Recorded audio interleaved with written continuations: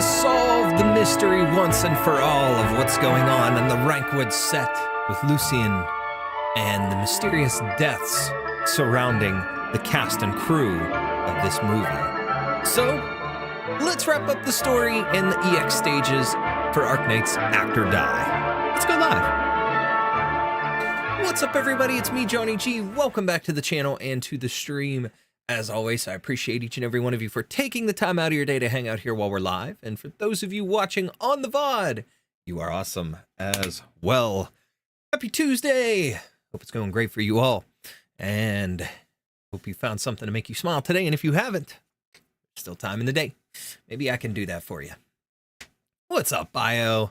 Early as always. Appreciate you being here. Like I said, we are diving in to finish up the Act or Die event, and we got close to the halfway point as far as the story last night. So we're going to kick things off with reading the next part, and then we'll go into the EX stages again and tackle that as we can. And we're going to try to do this as quick as we can. I started a little bit early tonight so that we could kick off and just kind of get in a good groove and try to accomplish as much as possible. I got plenty to drink. I got my water bottle. I got a soda and a half to finish up. What the hell is on my bottle? Dirt of some sort. But yeah, I got plenty to drink. Got my throat drops again to keep me going. And we are going to attempt to get through this as best as we can. And then over the next couple of days, we'll be rolling through with more Fortnite streams here. But starting tomorrow with just a full-on family squads action night. So, but tonight, let's get this story wrapped up. This is going to be fun. I'm anxious to see how this plays out. And it was pretty good yesterday. I enjoyed every little bit that we read through. So, without further ado, let's not delay. Let's jump into this. Make sure I have everything up and running first, but whew, there we go. If the left sword drops first, we donate the wineries to the city. If the right sword falls first, now, then the wineries offer free admission to everyone. 727. I didn't really collect anything that I know of off of this, so this will give me tomorrow to farm while I'm bored, because tomorrow's going to be probably a very boring work day. I'm going to pick up this skin first and foremost, but I'll farm the rest of this stuff while I'm just kind of sitting there, but that'll be nice. Okay, 227. We'll just leave that for now. But we'll farm and get the rest of the stuff. First, though, we need to get into the story. We left off, we finished 3, so we got 4 through the end to do. So we'll try to do 4 and maybe story 2 before we go back to gameplay. Let's do before. Boss you saw from the game I played is a creature that is made from multiple creatures that feed on negative gossip. Ew. It did have a really wicked design. I really liked the design of that creature. The artwork was neat. And you could tell it had a bunch of different stuff going on with it, because it had that like bulbous head, but then all like the little limbs and stuff below. That was pretty cool. I'm all for awesome creature design like that. All right. Let's kick things off. Excuse me. Mr. Dalton, you really got that extra scene for me. And it's a wire stunt to boot. How did you get Director Quay to agree so easily, when he wouldn't budge when I asked him? Greta personally recruited me as lead actor. Steven wouldn't dare turn down my requests. Ah, so the director was involved with that too. This is my first time in a wire rig. I'll never forget this opportunity you gave me. Okay, I have to go prepare now. Sure, go on. Now you're acting all humble. Might have even fooled me if I didn't already know you were trying to get Steven to mess with my role behind my back. First time in a wire rig, huh? Good to hear. Rookies should know their places. Now you'll be a good sport and take it, right? Buddy, phrasing. You are not allowed to say it that way. You'll be a good sport and take it. To a young girl, nonetheless. Just phrasing here, okay? We need a little bit of humility. You're talking about her being humble. How about you be humble with how you're wording things? It's just... Anyways, Be a good sport and take it. We see where his mind is, chat. Even if you're left hanging for hours.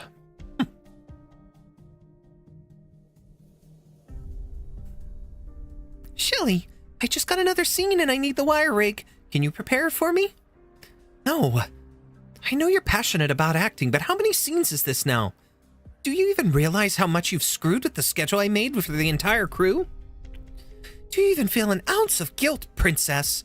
I'm not changing the entire schedule again because of you. This crew doesn't revolve around you. I'm sorry, Shelly. I'm not trying to increase your workload, honest. But Mr. Dalton said the director signed off on it. Dalton did. All right, then. Thanks, Shelly. He was just telling me how you have no respect for your seniors in the field. No way did he do this out of pure kindness. The wire rig, huh? Oh, was that cool? The little mannequin head actually had ears and stuff on it, and you could see stuff on the hat there. That's neat. Attention to detail, and I love that. Hello, Laura. You look wonderful today. Not many actors would be so happy to do an aerial stunt. Well, I've never been so excited. This scene will be the only one in the movie that belongs entirely to me. I want to knock it out of the ballpark. Well, aren't you just adorable? Try not to get hurt, though. And if you're tired, you can always come find me in my room. I'll be there all night. Oh, Marion. Have you come to touch up Michael's makeup? Oh, she caught him there, too. I have to go prepare. See you later. That's funny. She caught him all the way back then. Yeah, see you in hell, bitch. Don't be angry with me, Mary. You look away for one moment and you're flirting with another woman. Are you tired of me already? You've been making eyes at her on the set, too. If you like younger women that much, how about you let her do the makeup from now on? Please, babe, I'm serious about you. I won't talk to her from now on, I swear. You swear? I swear. I'm familiar with your vices by now, but this is an important time for your career. Don't screw it up and don't let me down. That Laura girl is a loudmouth show-off. I'm sure she's up to something. You can do better. Keep your distance from her. No talking to her and no physical contact, even if she's dying right in front of you. That's none of your business, got it? Babe. You can tell from Marion's eyes that she is not joking. All right, I promise. Man, 5 years from where we're at in the present time, 5 years in the past, and he's still flirting with other women, and she's still angry with him about that. It goes to show you over 5 years' time, he's never changed. It's funny. He's never changed. They're still somehow together, even though she always has to nag at him for that. What a absolute failure of an attempt at a womanizer, mind you, because, you know, he can't get very far with her on his back. Good for her for sticking to her guns, but if I were her, I'd have dumped him to the curb a long time ago. Get rid of the sleazebag. It's still not my turn. What's going on? There's something on Mr. Dalton's end, and everyone on the set's gone over. No one's giving orders now. Look, we've even got that rookie still hanging up there. Oh, poor thing. He never struck me as the compassionate type. Trying to get her in bed? Hey, you know me. Let me go check on our poor little beauty. I promised Mari this morning that I wouldn't approach her, but we never said anything about her coming to me, right? What a perv. Michael looks up and sees Laura's slender frame hanging in midair. Her dripping sweat has formed a small puddle on the floor. She is tired, but her eyes remain strong, stinging Michael's frivolous heart. The wire rig is creaking. From experience, Michael can tell there's something wrong with it. However, all the better for me, yeah? She'll call for help once she realizes something's not right. I'll be her hero and have the perfect excuse for a little tete-a-tete? I have no idea how to read that, but okay. All without breaking my promise to Mari. I'll let her hang a little longer. Creatures are named Tongues of Deception and Tale of Rumors that form the boss. I thought, okay. Ew. Creepy names. Why aren't you calling for help, Laura? I'm right here, you know. It's been hours and the rope's sounding increasingly off. Where did this equipment even come from? How could it be so ancient? Is that a cracker on the belt? She has to have noticed that. No, I have to tell her. I have to. He walks forward, stepping in the puddle of sweat. The heat of the limelight is causing Laura to become dehydrated. Michael will never understand her determination, her passion. It is as though she is denying everything he is. Wow, I can't read. Ahem.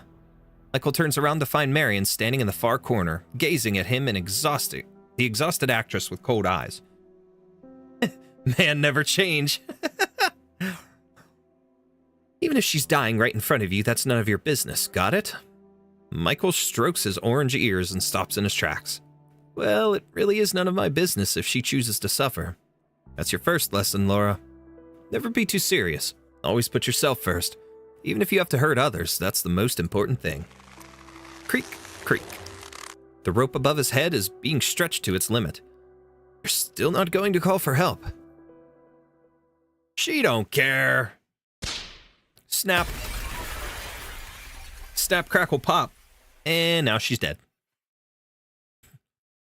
Ah! Michael! What's going on? What were you thinking about? I came with you to the makeup room for an explanation, not to watch you melt down. What did Moira mean when she said you wanted to leave the plate? We have to get out of here, babe.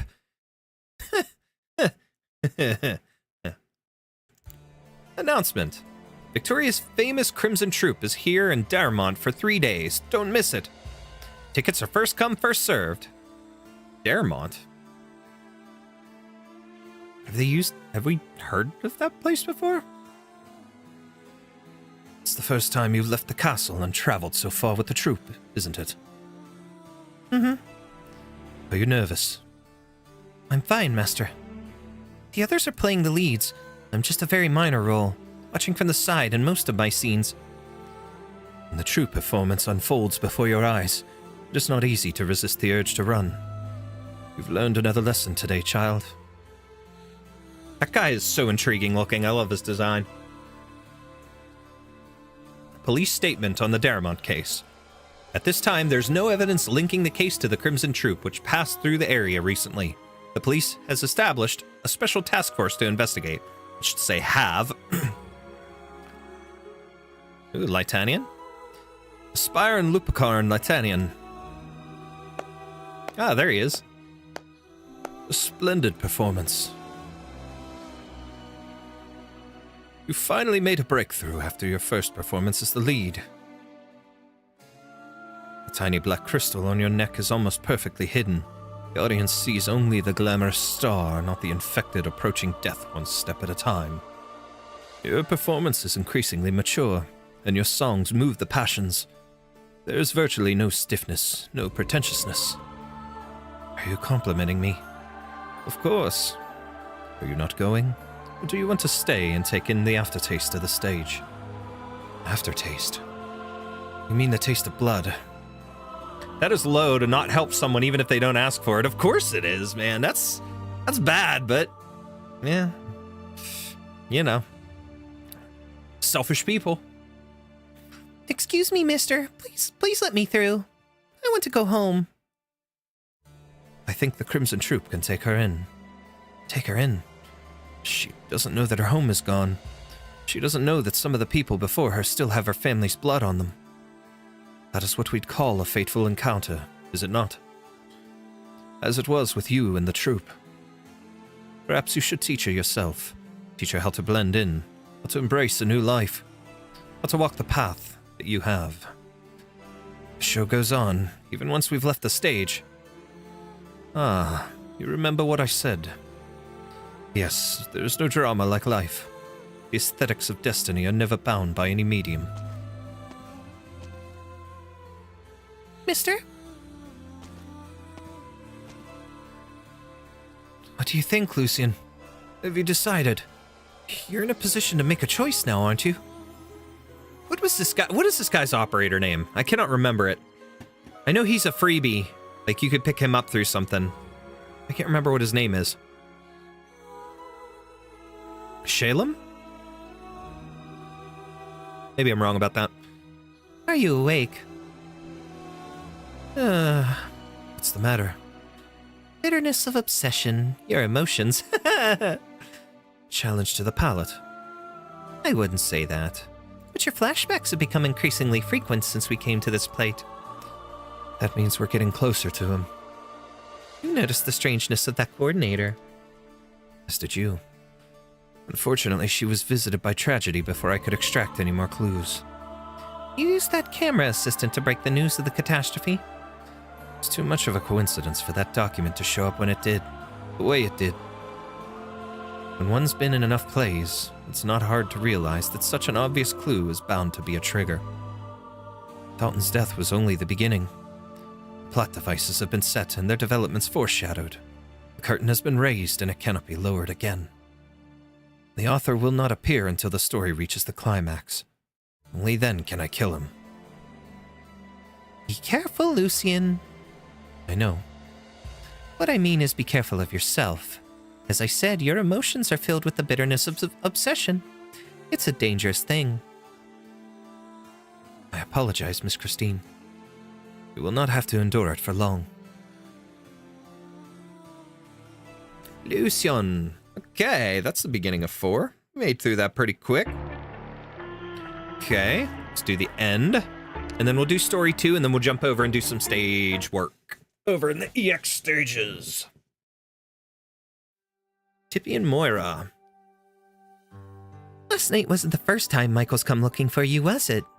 You haven't been in Wrankwood for long, and you're certainly not the type who would have meddled it with something so far outside the scope of your duties if he hadn't been pestering you. He came to me the day after Dalton died, and I took over the prop team. He wanted to leave without going through the normal process, and without anyone noticing. Without, telling Miss Stone or going through the contract cancellation and exit procedures. But he's the lead actor. Someone was bound to find out, and he'd have to pay the contract penalty anyway. Unless something here scared him more than paying the penalty. He said since the prop team had access to all the tools and was familiar with the structure of the plate, he wondered if you could think of a way. Yeah. I mean, I'm sure you could, but Michael's not done with the scenes yet. If you really got away and Miss Stone found out you helped him, she wouldn't let you off the hook easy. She could even end your career in Wrankwood. What would your sister think? My sister? Didn't you say the rest of your family was against you coming to Wrankwood, and she's the only one who cheered you on? You have to make it, and not just to prove your family wrong. I just don't want to disappoint my sister. I want her to be happy for me. So don't be mad, Tippi. Please. I'm just mad that you were hiding stuff from me. I know you'd never agree on Michael's demands. You just didn't know how to refuse him. I can help with that. All right, Tippi. I've never seen you so angry. Should we watch a movie together? Sure. Excuse me.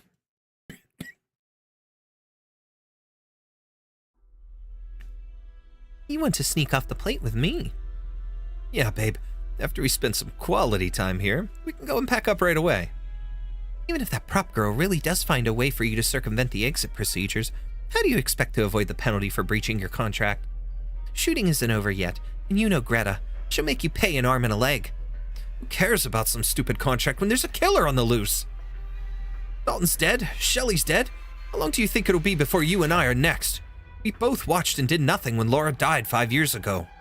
Whether the killer is her lover, her dad, or some self-righteous vigilante, he's clearly after everyone who was involved.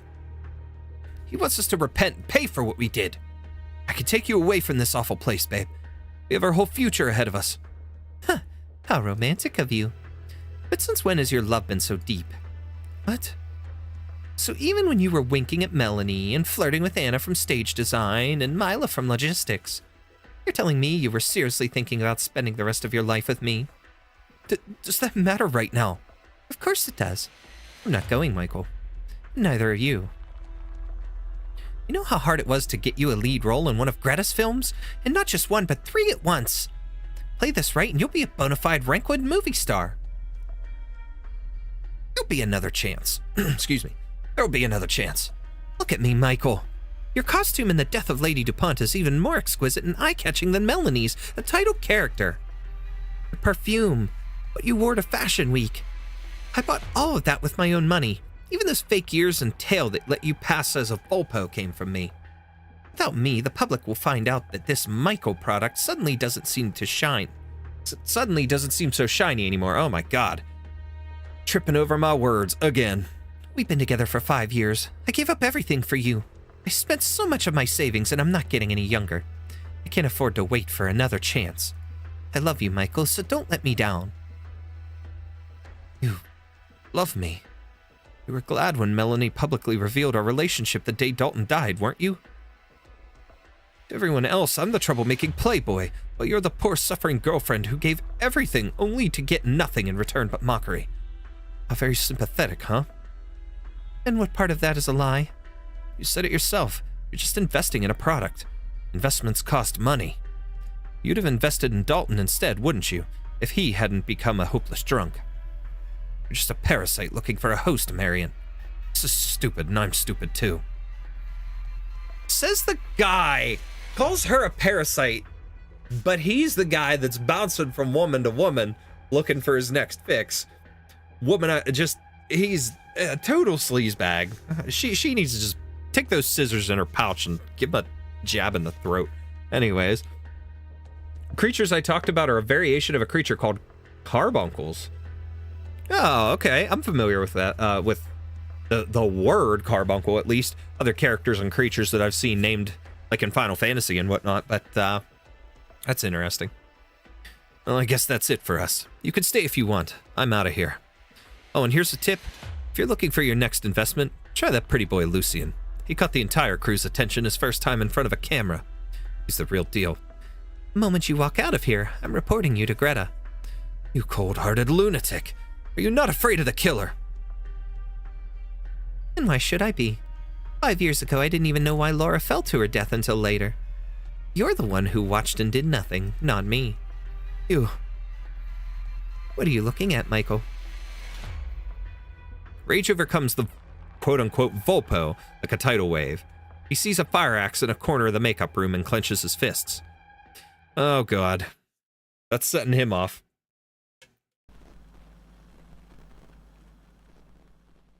Why would they go down into the power deck? Sure, there were mannequins all over the surface. There had to have been a better plan, right, Molly? I agree. There's nowhere to run from the wraith and tight spaces of a nomadic city's underground structure. In the end, it found them one by one and hung them from the ducts to await a slow death in the endless darkness. I went to one of the cast interviews, and they said it was inspired by the rituals of a certain Colombian wasteland tribes. Something about atonement and judgment. Well, how they got there was kinda dumb, but I did like the segment in the power deck. Why? Because it was all shot on location. Rumor has it that they ran out of cash, so they snuck into another film studio plate and finished the shooting there. Exciting, right? Wait, but I've seen this movie in the theaters. Why don't I remember any of these scenes? Because we're watching a copy of the original reel that was sent to the ratings agencies. How did you even get your hands on something like that?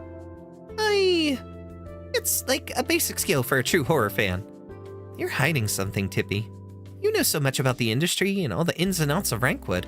How does a background painter get so much inside knowledge? How can you do this to me, Molly? I share my super secret treasure with you, hoping to make you happy, and all I get is an interrogation. Oh, don't cry. I won't ask anymore, all right? Let's just focus on the movie, so stop looking away from the screen. You noticed? Sorry, there's just been so much going on with the film crew lately. I'm a little nervous. Don't worry, I'm here for you, girl. You sure are. Feeling better now? No, not yet. Oh god. Popcorn! Yeah. Okay, listen up, Molly. No matter who I am, one thing's for sure. I'm your best friend on this crew. So if there's a killer on the loose, I'll protect you. And if work's not going well, we can do it together. We'll make our names on Wrankwood's golden horror duo. Tippi the spray painter and Moira the prop maker. And when we're really close, I'll take you to meet my family. Although I don't know if you'll be scared or surprised. Well, then I'll introduce you to my sister, too. We'll share stories of Wrankwood while she peels us apples. She can peel one without breaking the skin in under half a minute. I know you'll love her. Now there's an offer I can't refuse. The old TV lights up both the darkened room and their faces. Terrifying sounds echo throughout, but take nothing away from their smiles. They cuddle up against one another, fighting their fear with a much more familiar fear and dreaming of the future of their budding friendship. It is a rare, quiet evening. There's a third version called a Dementor. Harry Potter. Dementor. Dementor. Dementor. Why is the set so dark? I should have asked Moira. She's always here early and she knows where all the switches are. Prop room isn't that far, is it? Have I been going around in circles? Something doesn't seem right. Huh? Am I hearing things?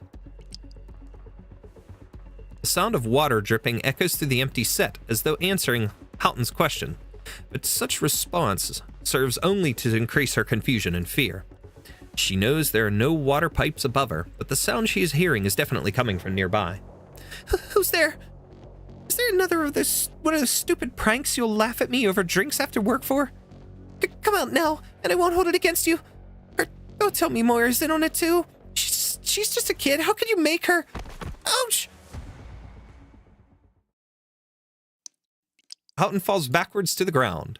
Only then does she realize that she is wearing a flashlight on her belt.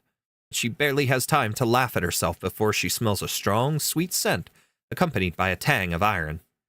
Frightened, she stands up and turns on her flashlight. Michael? And her! It's both of them! Whoa! And he's got the axe hanging in the back of his neck. And her scissors in her head! Whoa! Brutality! Ow! He spied the axe and obviously thought about going for it. I said that she should have taken her scissors to his throat, but man, he's got the axe in the back of his neck and her the scissors in her head. That is fierce and brutal. Well, the killer got them both and they couldn't escape. Sorry about their rotten luck. This is getting good. I love it. A breeze sways the ropes. Hanging down from them are two familiar and strangely quiet figures. The two lovers, Michael and Marion, subject to much of the crew's gossip, have met their deaths with their backs against each other. Through the faint light, Houghton sees their faces, their expressions, the way they sway through the air in dancing specks of dust. Yeah. It is indescribably eerie and somehow sacred. She remembers what Tippi said when she joined one of her movie sessions. In the rituals of certain Colombian wasteland tribes, hanging represents both judgment to the dead and a warning for the living. Until the scorching sun cracks their corpses open, until all believe they deserve their punishment, until the ropes can no longer bear the weight of their sin. Thump. Help! Somebody, anybody! The unlucky stagehand runs outside. As she does, a thought flashes through her mind. What an absurd morning. Well, they're gone. Done. That hurts. Wonder how painful that would be. All right, story 2, and then over to EX stages for a little bit. Then we'll come back to the story. 2 more deaths, so that's a total of 4 on scene. Dalton, Shelley, Michael, and Marion. On set. All 4 dead. Psst. Hey. That's right, baby! Okay, never mind. Psst. Hey, you saw Michael and Marion's bodies too, right? Dude, don't remind me. I've been trying to forget. It was freaking terrifying. My hands are still shaking so much, I don't think I can hold the boom mic. You're still worried about work? When there's an actual serial killer on set right now? So let's skedaddle. You wanna run? Did you already forget how Michael and Marion ended up like that? Michael even had a suitcase right under him. I heard he had been packing and ready to go for quite a while. Even found himself a secret passage to leave through. And he still was murdered right before he left the plate. No way that killer's gonna let any of us leave. It's just like the plot of Jack the LeBerry Ripper. Oh my god! What a pun. Jack the LeBerry Ripper. Wow. LeBerry, the race, but Jack the Ripper, the murder. That's funny. That's an interesting crossover. I didn't expect that, but the set is now his hunting ground, and any one of us could very well be his prey. Oh, that's creepy. Very, very creepy. Ow. Abner, how long has it been since you inspected your chest rig? Look, there's a bunch of loose screws on your mechanical arm. One little slip and that camera's gonna be shards of glass all over the floor. If it breaks, it breaks. At least let me take a look at your camera lens then. I'm good. I'm your assistant, you know. Don't think I don't see what you're actually up to. You best stay away from me, kiddo. Dalton's death was no accident, right? The same goes for Shelley, Michael, and Marion. There's no way the victims were chosen at random. All of them were involved in that incident 5 years ago. You should be working for one of those gossip rags. Not behind the camera.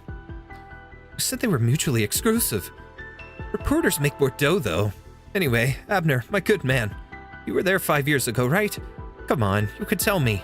Not like we'll be doing anything else today. Didn't realize you were streaming. Yes, I am, Gothic. How you? Carbuncle goes through the stages of tongues of deception and tale of rumors.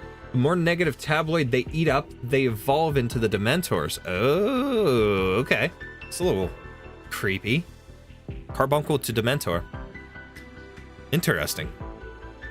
Miss Rutherford, you have no lines in this scene. Then do you suppose I could simply stay in my room researching which exact foundation shade Lady DuPont should be wearing before she dies? That will be decided after we finish the climactic scenes at the end, which are still... I'm sorry. Ah, so that god of yours is running tardy. But I'm in no mood to blame your god right now, my dear.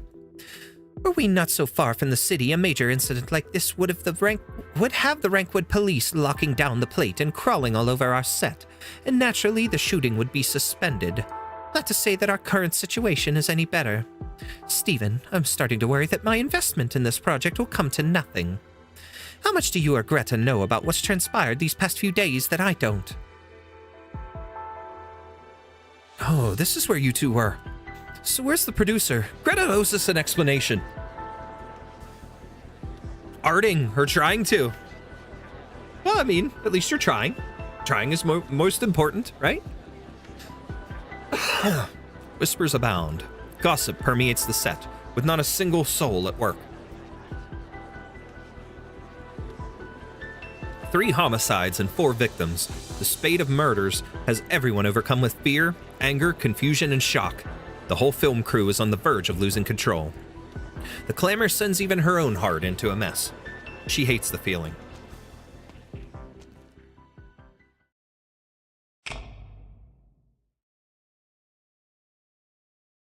Greta struts right into the center of the studio and switches on the brightest bulb. The piercing light stuns everyone into silence, and everyone's attention fixes on her. She takes a deep breath. I have some announcements to make, everyone. I've never received any training as an actor, so you might have to come closer to hear me.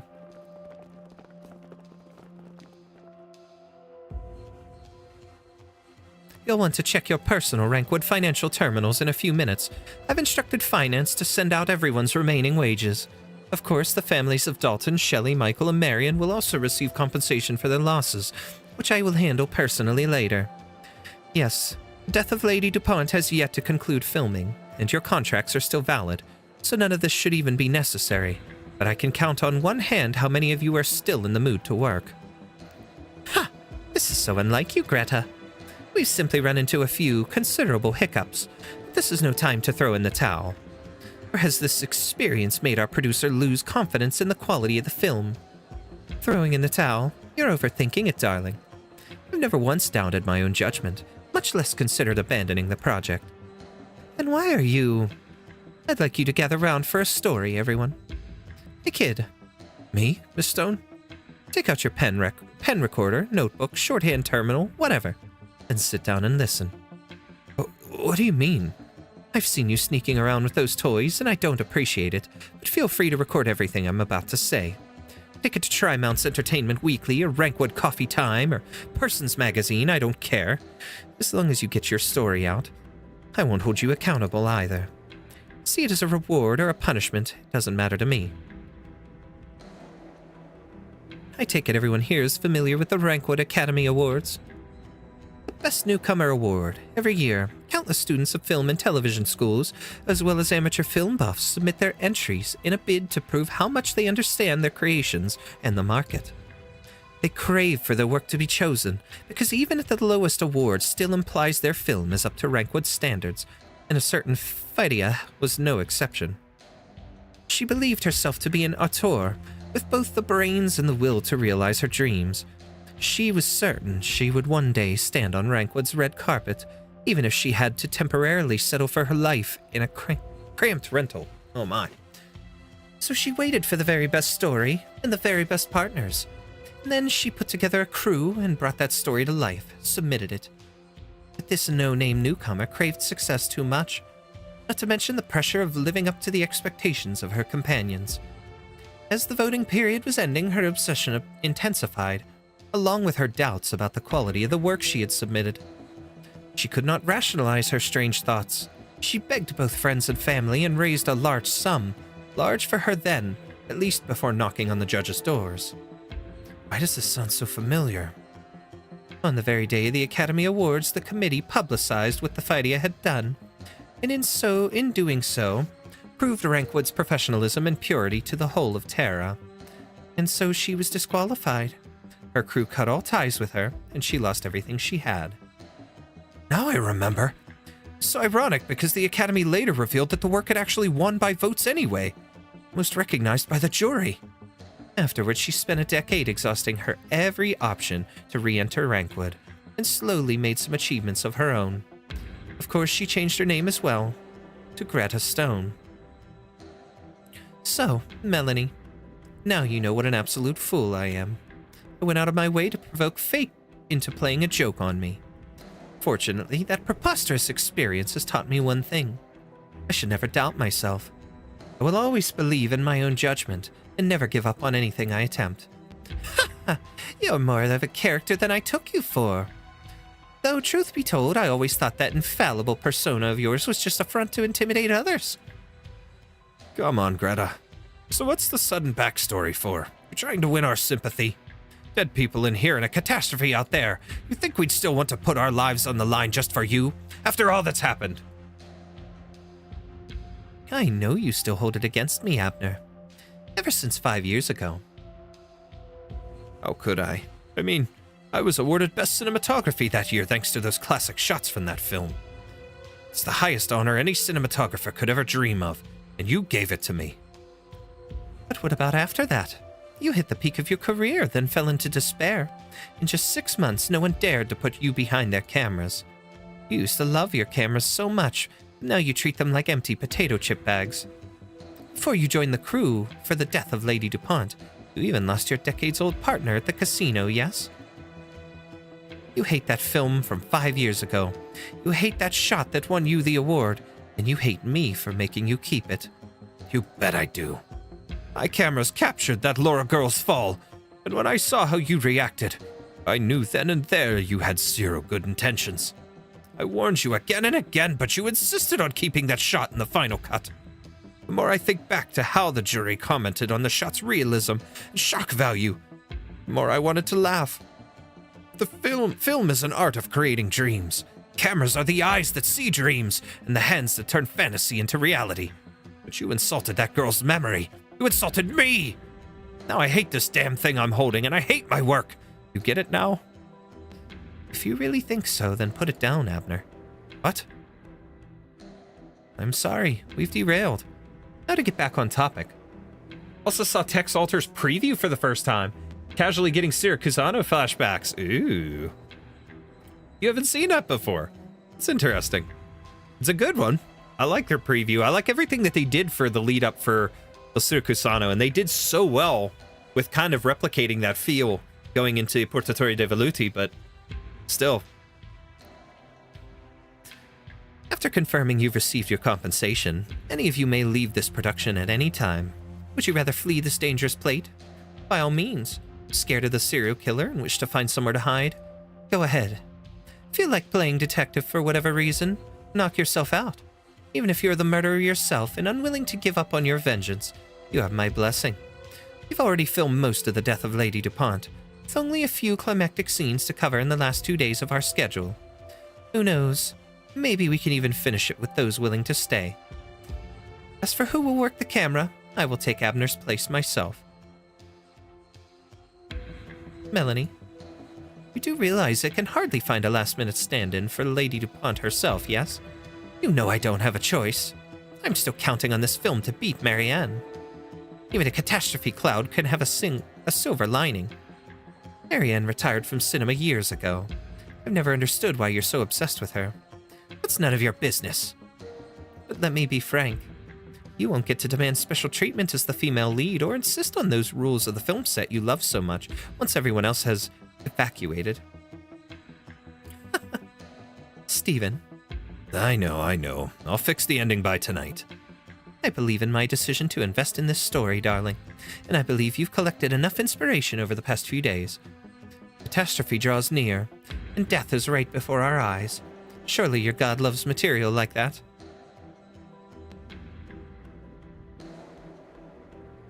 All right. Thank you for your time, people, and I wish you well on your future endeavors. That's all from me. She just future endeavored them like they're WWE superstars. Damn. All right. So we got 5, 6, 7, 8 in story 3, but let's take a quick jump over here and let's do EX5 before we move on.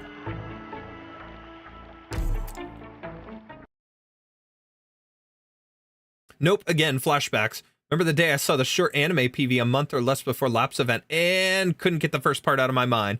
Texas turning to see Zara manifest before her. Damn it haunts me. That's an awesome scene though. Very, very well done. Ooh.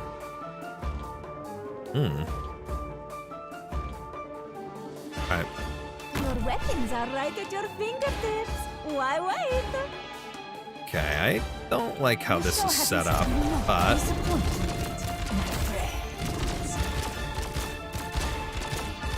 When were the seeds of this tragedy planted?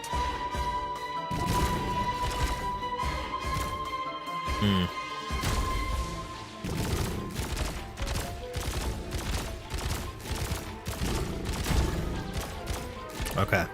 So, that said, let's point that upward. No. This one, too. Point that one upward. And... there's that.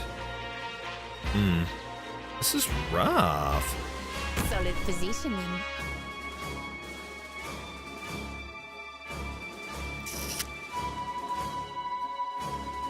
Ooh. Got the situation down crystal clear. Okay, serious face. No, it wasn't easy learning original mind's automation. It's like boiling blood turning the horizon red. Spring breeze, timely rest. Okay. Be gone. So it's a rough one. Got it. Shut up. Okay. This show has We'll let Pookie fly. The curtains are about to Clear skies for team. Rain clouds for green. Okay. She can go there. Boom, boom, boom, boom. And taste my fireball power! got an idea enough to me. Only nightmares come to me. Okay. Want a candy? Take like water. Got it. Shut up. Okay, the two of them are whittling him down, which is nice, but this guy's gonna walk right through. Okay, so we're gonna have to restart that anyways. That's bad. Okay. If this is not the ending in your heart, then rewrite it. Lunacy is high. This one took a couple of tries for me. Also, kitty. Point them up because of one enemy, the one that freezes the mannequin. Yeah, that one's a pain. I need to have something better on the ground down below. So maybe I'll use my both my defenders down there. Let's try that again. We'll use both defenders down there, but I need someone else to be able to attack low. I got an idea. I got a different idea here. Let's do her here. This way. Do that. And long range with Narantuya. Okay. So this will help me get some DP out. Want a candy? Take like water. Okay. We're gonna put Pookie this way. At your fingertips. Why wait? Look, Zaro. The only sound they will hear is my blade slicing through wind. Texas can help that. Moving to designated location. Okay. Roar. Shoe here. A word I've not heard in a long, long time. You will go down here. Get what you deserve. Okay. I mean, So that covers that much. I bet Branch and bone bear weeds. Mounds and ruins bloom All right. fields. Her there. The spirits And- have been so long, they're falling apart. I'll make you shriek so loud the stars will hear you. They're not within range for her. Relax. Now they are. What do you fear most? The good news is, come on, let's see what tricks you jackasses kept up your sleeves. Pookie up here. Hiya. Oh, wishes. I beg you coalesce. Okay. This show has And keep working her here. Nope, not what I wanted. quickly. I'll put this Texas up here. No, I don't want to put her up there actually. Because I don't have any other DP, so I need to be able to deploy backups just in case. I've got an idea. Oh, hold on to her skill. Making good progress here. Want a candy? Moo moo. Like water. You ran into me. I've swallowed up the sun. Moving to designated location. Okay. Laughlin's almost recharged here. This will keep you quiet. Okay, these should be the last ones. This show has Yep. to be spotlight shines on us. Boom. This will finish them. And done. Let's go. Poof. That's good. Job's done. Be sure to rest up now. Anyways, that hecking scene is the biggest reason why I felt Ordinary Day from Attack on Titan fit too well. Yeah. P.S. You isn't giving Lap burn damage. Oh, I know. I wasn't worried about him giving burn damage. I was mostly worried about them being able to cover the bottom and point those things up. So that works. That's no problem. Let's go start challenge again. Let's do the challenge mode of it and see if we can't tackle this. Film screening room. Okay. The road So, kind of rough. ooh, this one's a little Careful, different. trip. But we're still gonna do it the same process with them.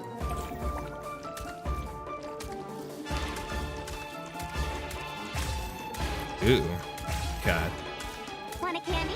Take like water. Your weapons are right at your fingertips. No, buddy, you ain't getting through there. No. Annoying people, annoying business. Let's do what the rules say. Moving to designated location. And aren't you there? No, not Miss Christine. Roar.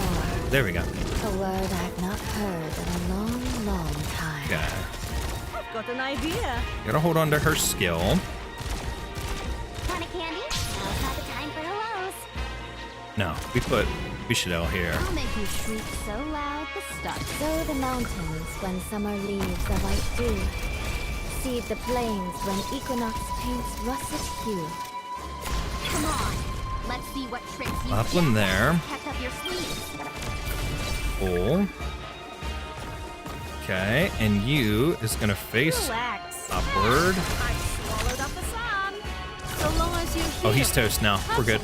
Let's go. Want a candy? Now's not the time for hellos. Okay. Now, these guys here. Let's do this. You ran into me. Look, Milano. Activate her. There's some stuff out here.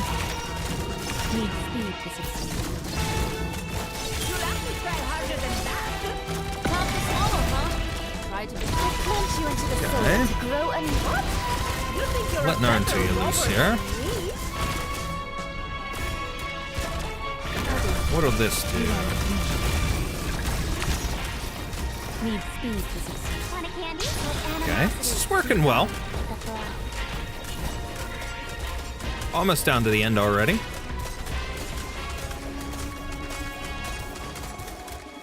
Pass on your last words. Okay. Okay, so we've got them. Aren't to you? Skill activate. You think you're There a we go. better robber than me? And pokey time.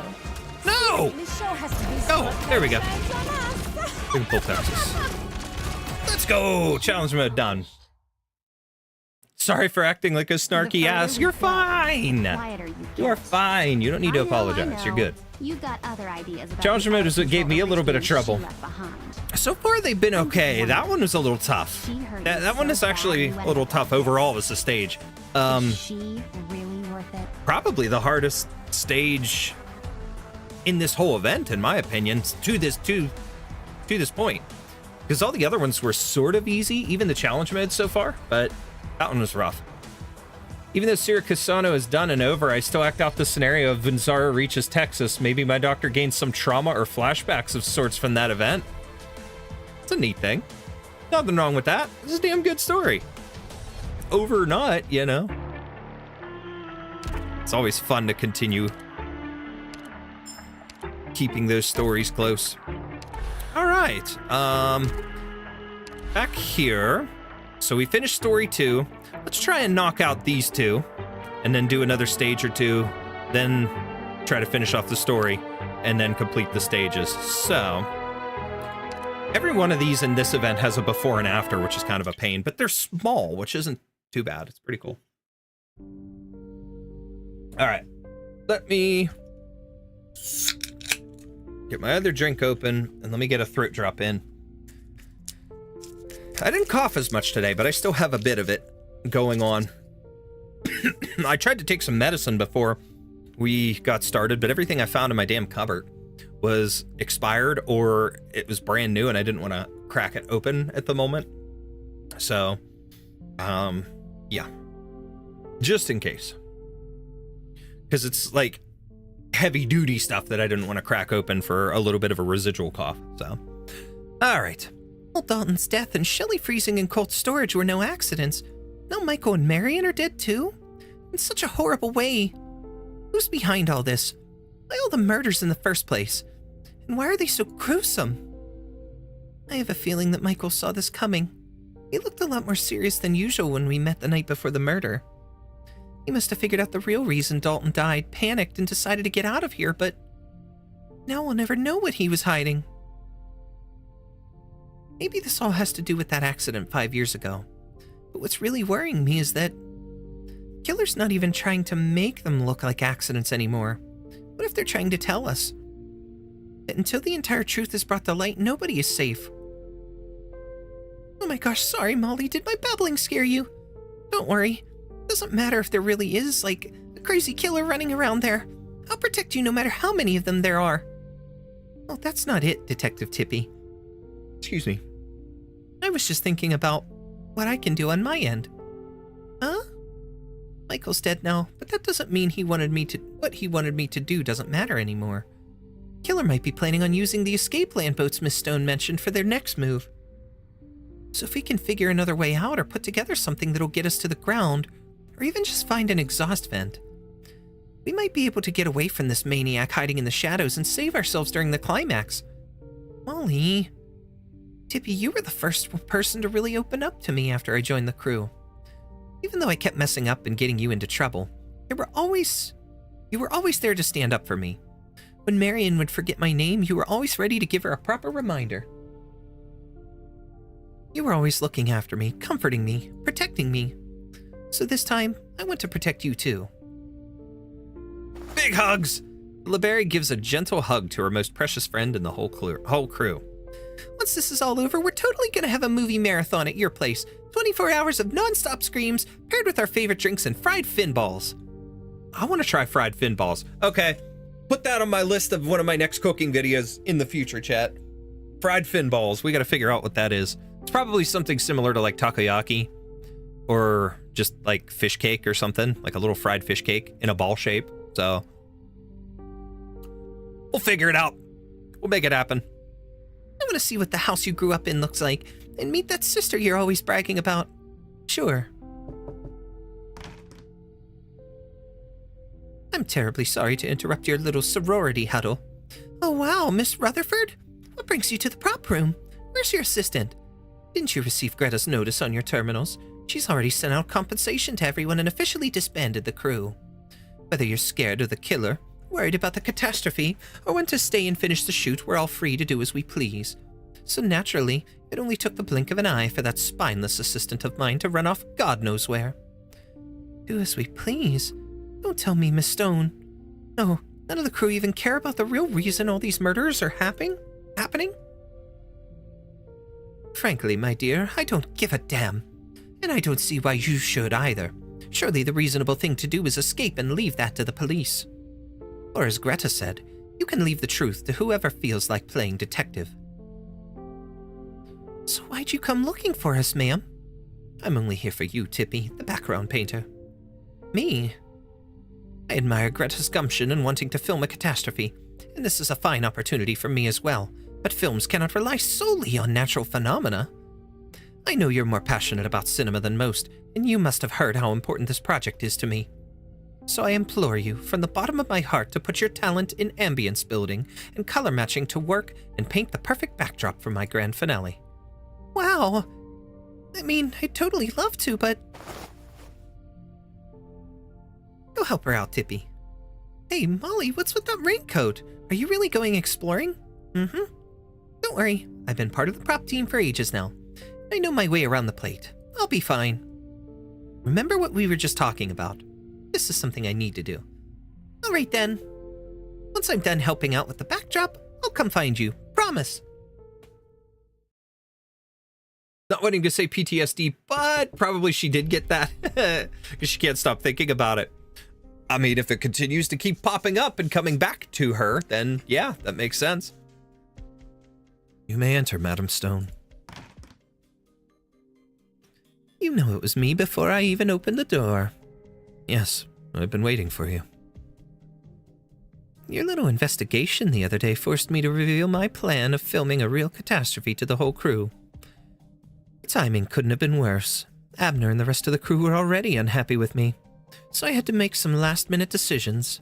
Big decisions. If I wanted to, I could sue you for damages incurred by your act of industrial sabotage, Lucian.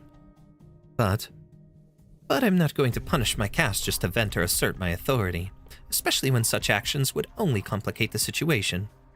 And then more murders. The killer even stopped hiding in their savagery. And everyone's losing their minds except you. You're the same as ever. Cool as a cucumber, watching the crowd from a distance. I suppose I can thank this crisis for making it clear that you have other reasons to be here. But none of that is important right now. The crew's been disbanded. You can leave or stay until the date specified in the contract. It's up to you.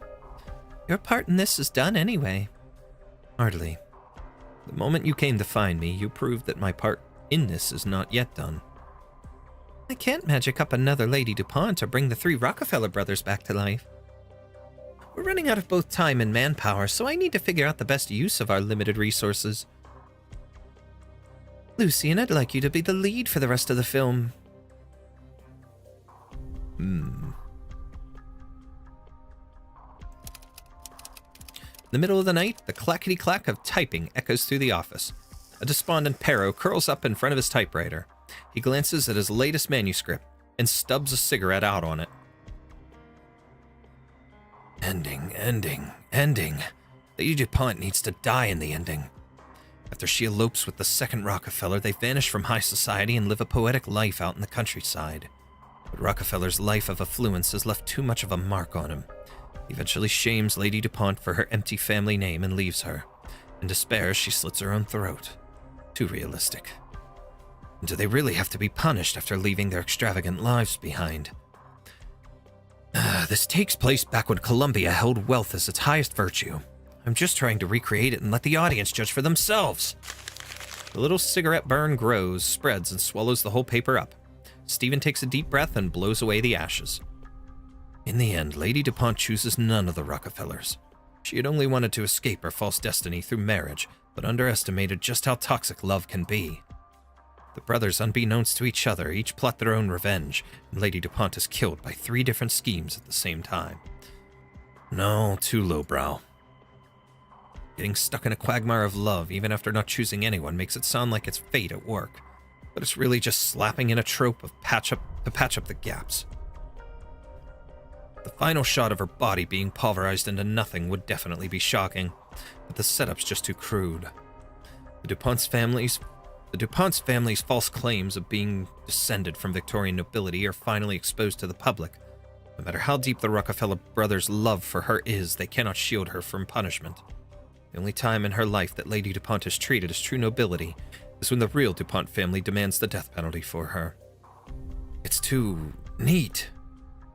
All tied up with a bow to show off how deep and meaningful it is, but it lacks any of the madness of or romance a film called The Death of Lady DuPont should have. Out of draft paper. Let me fetch some more from the filing cabinet. Whoa! Stephen slips on a wad of paper he threw to the ground earlier, falling flat on his back. Only now does he notice that the entire office is filled with discarded drafts. There's nowhere left for him to stand. He lies down amidst his aborted ideas, covering his face with his hands as he yells in frustration. Get a Kubrick and grip, Stephen Bio, you made the remark yesterday about him being the Stanley Kubrick, and he says get a Kubrick and grip. You called that, did you not? At least the reference. Bringing up Stanley Kubrick, and of course, Stephen bringing that up here. That is funny. Man. Full circle. Full circle moment there. From chat to story. I love it. Been messing with the ending for 2 whole months now. Don't even have a shitty half-baked scene to show for it. This is your baby. You wrote every damn line in this story. Tell me you don't even know what you want to write. If you need to suffer to make a classic, then this must be a goddamn masterpiece, right? You've got the time pressure of the shooting, the shock of hearing about filming a catastrophe, the fear of some maniac going around killing the crew. You got it all, man. What more could you want? God of inspiration, my ass. That was just some stupid excuse to get Greta off your back. Your god ain't coming. He lost his fucking contact detail. Oh my god, the puns. The actual Hollywood puns are so good. Who's there? Oops. Clicking on the wrong stuff. Well, honestly, I don't care who you are, as long as you can help me figure out this ending. Uh-oh. Is he next? Is Stephen next? He gonna get his Kubrick and grip. And then die after. Whoops.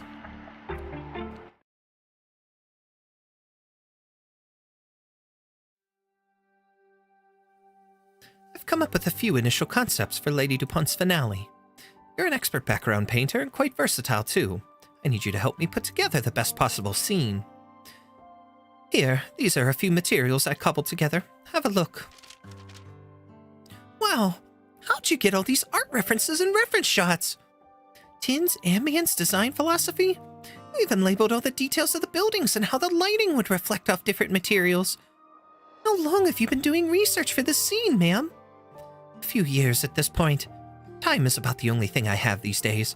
It takes a lot more than reading the words off a script to make an excellent film. Director Quay's not even done fixing up the script yet, and you've already come up with so many ideas for the ending. That lad's certainly taking his sweet time with it, yes. I believe that both as the leading lady of the death of Lady DuPont and its investor, I have an obligation to take responsibility for this film. As I said before, the revival of my career in Wrankwood will begin once Lady DuPont gets a good, proper death. Upacar and Holiday, the portrait of Aaron Daz, the bridges of County March. These mood reference shots are all taken from films starring Marianne Blake, aren't they? Do you like her work? She retired long before you were born. My dad really loves her films, Besides, the classics are classics for a reason, right? Somehow I predicted it. Let's go. You did indeed predict it. That's funny. It's a good reference. Also, I'm probably sooner or later do the EX and S stages for Sirakusano. They're not too bad. I didn't do it on this account yet, but I did do it on my other. And they're okay. They're not too bad. It's the only one I truly don't understand the mechanic quite. I didn't have too much trouble with their stages, but they're best way I could put it, and I mean, you kind of experienced this in the main story stages, is the fact that they're very, like, the enemies are very tanky. So they take a lot of damage for early on. But I mean, with the more modern operators, obviously would make it easier. But under the circumstances, it's just, they were tanky back then. So both her acting chops and taste in projects were impeccable. It's kind of surprising to hear you say that. I could have sworn you hated her. Everyone's been comparing you guys for years. Indeed, all those years.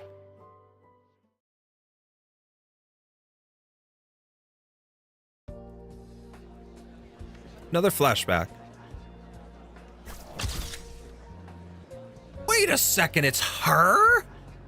She's the retired actress. She was the one that popped up in, with Ryan Lab in... What's it called? Oh,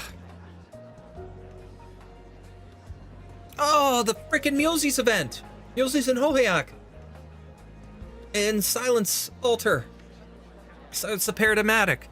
Oh my god, my brain. My brain is failing on this one because of the fact that I still need to do the story narration for you guys. I filmed it when the rerun was in. I filmed the gameplay, but I didn't do the voice acting for it. So I still have the video. I didn't finish it up. Lone Trail, exactly. Thank you. Thank you. That is it. That is it. Yes, she popped up at the beginning of Lone Trail. Damn, that's an interesting connection too. Wow. Because that's all they really mentioned about her at that point was that she was a retired actress, but she was working with Ryan Lab on stuff or whatever, so it's weird. Once again, going down the Sirakusano beginning spiral again, want to act it out again, blast me into chaos. Speaking of tanky, that apart from the boss fight in Chapter 11...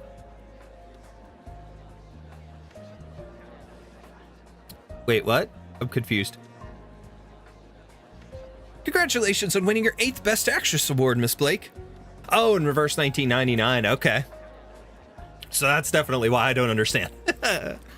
Ever since you started your career, you've been at least nominated for an award practically every year. The industry sees you as an insurmountable mountain for fresh new talent to try and climb. Are there any particular up-and-comers you think we should keep an eye on? I appreciate the flattery, but I'm hardly an insurmountable mountain. I'm still climbing my way up myself. There are always plenty of new faces streaming into Wrankwood, brimming with talent, and it's hard for me to pick any specific name. How about Melanie Rutherford? I tip my hat to you, Miss Blake. Today I've received the award for Best Supporting Actress, 2 years slower than it took you. I've seen all your films. As our reporter friend here said, you really are a natural-born performer. Tallest peak in Wrankwood, but only for now. Give me some time and I will overcome you. Well, I'm looking forward to it. Chapter 11 takes place in World War I. Ooh. Always like that. Always like when some things take on World War I a little bit because of the fact that most media tends to go for 2. Whether it's, you know, like your war games and things like that, most of them take place with World War II. And once in a while you get one, like Battlefield 1 and stuff like that would jump into it. But there just hasn't been as many. There's been some cool, like, airplane games for World War I, but not as many because most go for 2. So when a story takes place in World War I like to check that out. I like to respect that a bit. Wow, Melanie and Marianne are really duking it out in this scene. Time to get out the popcorn. They've been rivals for a while now, haven't they? It's like they're always racing to get the most awards, so why'd they agree to be in the same project? Shh, did you forget everything they taught you when you joined the crew, you rude little shit? Go apologize to Miss Rutherford right now. I'm really sorry. Let's not be too harsh on the fresh meat, Melanie. Our films are built upon rules. You've been in the industry longer than I have, Miss Blake. You must have experienced why they're so important firsthand. Courtesy towards the leading lady is something we've had to fight for, role by role, film by film. It's what allowed me, a young girl from the middle of nowhere, to stand in front of you today. And without rules, there will be no standards. How else would we know which of us is the greatest film actress of all time? Which reminds me, I still haven't congratulated you for the Best Actress award you got at Litanian Spire Film Festival a few days ago. That was just a small award ceremony. Meanwhile, your latest film swept every single major award in Wrankwood once again. I still haven't truly overcome you, Miss Blake. Also, Targeted Love is going to get a gothic style. Ooh. Well, I'm going to assume you mean gothic style as in, like, the stylization, but there is a pun with your name that, you know, it's going to get your style of a gothic style. Gothic style of a gothic style. Gothic of a gothic. Gothicness? Ooh. Gothicness. When you draw thick characters, you gotta say you've drawn them with gothicness. Anyways, I'm done. I'm done with the horrible puns. I'm done. I'm fat. What is this? Elden Ring. On sale. Roller Coaster Tycoon. Oh my god. Anyways, game takes place in multiple eras, so it's everywhere. Yeah, you mentioned that before, I think. Consistent story, but different eras. Meh, that makes sense. You mentioned that much before. Gothic style of a gothic style. I would like to thank everyone for coming to this press conference regarding the Eternally Shining Star. Actually, just an audition for a thing called Shining Star. So, a voice acting project. So, it's kind of funny. We appreciate your care and concern during this difficult time. The rumors are true. Our film crew really did run into a catastrophe during our shoot. I was injured and I'm still recovering now. Thankfully, we didn't return empty-handed. We managed to hold on to some of our precious footage. But I believe this is heaven working in mysterious ways, trying to tell me that it's time for me to bid farewell to the silver screen. As both the lead actress of the Eternally Shining Star and its investor, I'm hereby announcing that neither the film nor my performance will be submitted for nomination for any awards. It will remain as one last gift from Marianne Blake to her cinephile friends and nothing more. I won't be leaving Wrankwood immediately, of course, just moving into more of a behind-the-scenes role for now. But I doubt I'll be content with that for long. I'm always eager to seek new opportunities, to start a new chapter of my life as Jara Booker Wilson.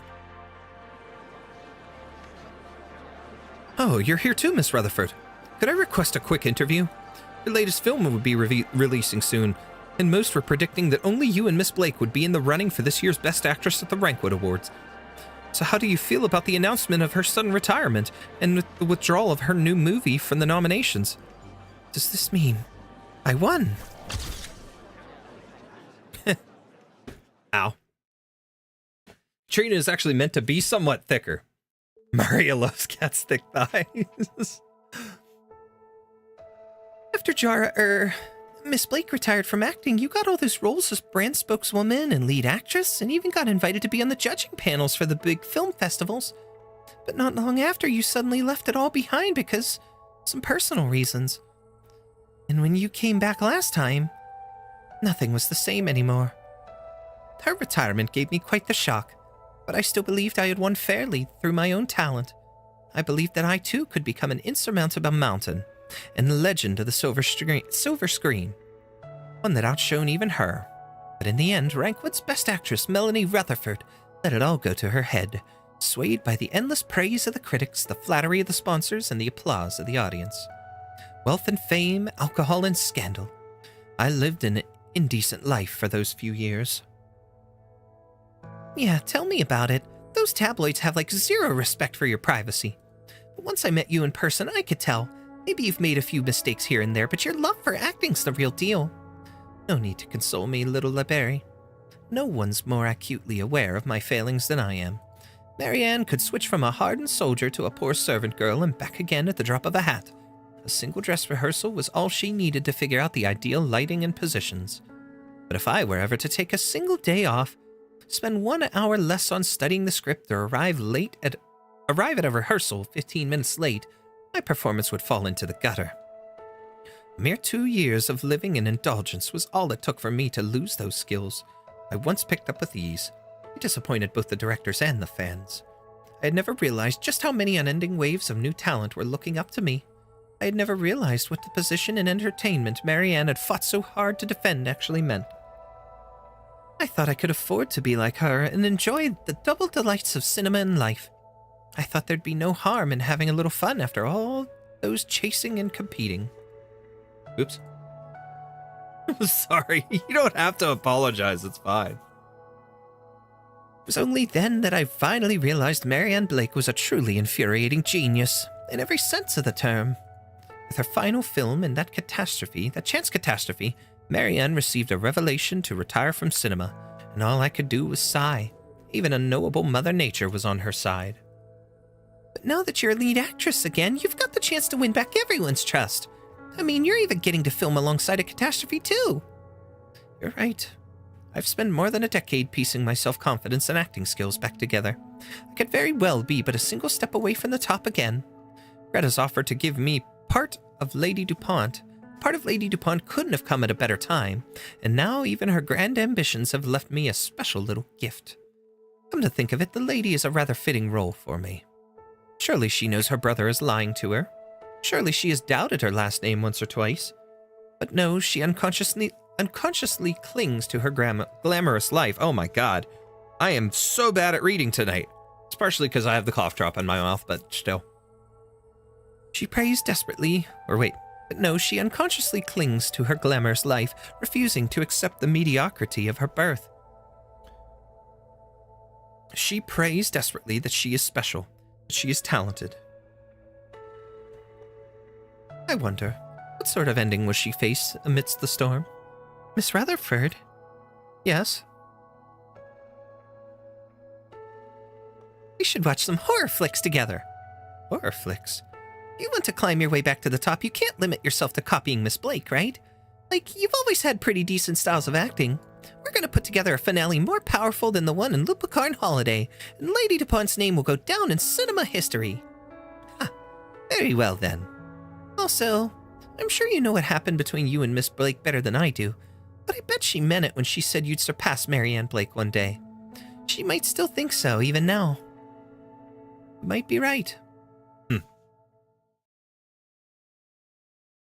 Basically, now the problem of Katrina and Maria's outfits not matching with the other non-wealthy characters is finally coming to an end, as they're finally getting more similar styles. Nice! Figured that out, that's awesome. Also, this morning, for whatever reason, I cuddled the hell out of my Texas plushie. Nothing wrong with that. She deserves it. A. B. Cuddle away. Are you real? Or just a figment of my imagination? Am I really being visited by the god of inspiration? Don't tell me I've gone crazy from working on this script. Madness can transform ink on the page into sweet fruit, or allow a stiff mind to freely wander across the wilderness of time and space. You cower in the corner of a dark room, forced to chase a deadline even after witnessing a string of brutal murders. Yet for all your soul-searching and brain-racking, you have come up with only 3 endings for Lady DuPont. Hardly the work of a madman, no.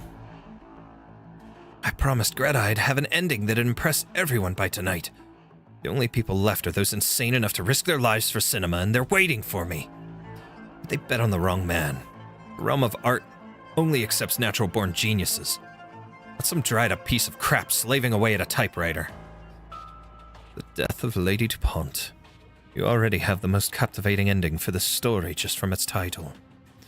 While the shocking brilliance of her death will certainly fade after the film is copied reel after reel, but Wrankwood, after all, is a factory hawking such fantasies all across Terra, is it not? You're a nation of liars, fooling even yourselves. Even the Colombian dream was born from a promotional film for the Pioneer Project, after all. Just to be clear, I care for neither political metaphors nor realities. Only that you have deeply misunderstood the essence of performance. Drama can change lives, but it would never use such a mechanical way. But by settling death as Lady Dupont's ending, you show you still possess an intuition for drama. Intuition? No. When I was a student, I hated dragging death into the stories I wrote. I thought of it as a cheap trick, only good for plugging up holes in the plot, or squeezing the right emotions out of the audience. Actually, talented writers could give a film a proper climax without it. Then what changed you? Shocking memory, or perhaps some phantom pain you cannot recall. I had the same problem 5 years ago when I was working with Greta on another project. No, not Zara's music. Dear God, it's him. Yes. She didn't mince words. She told me the back half of the script was too dull, and audiences would be falling asleep. If I didn't change it, it'd bomb at the box office. So I shut myself in the office just like I do now, pushing my mind to the brink of collapse, but getting nothing out of it.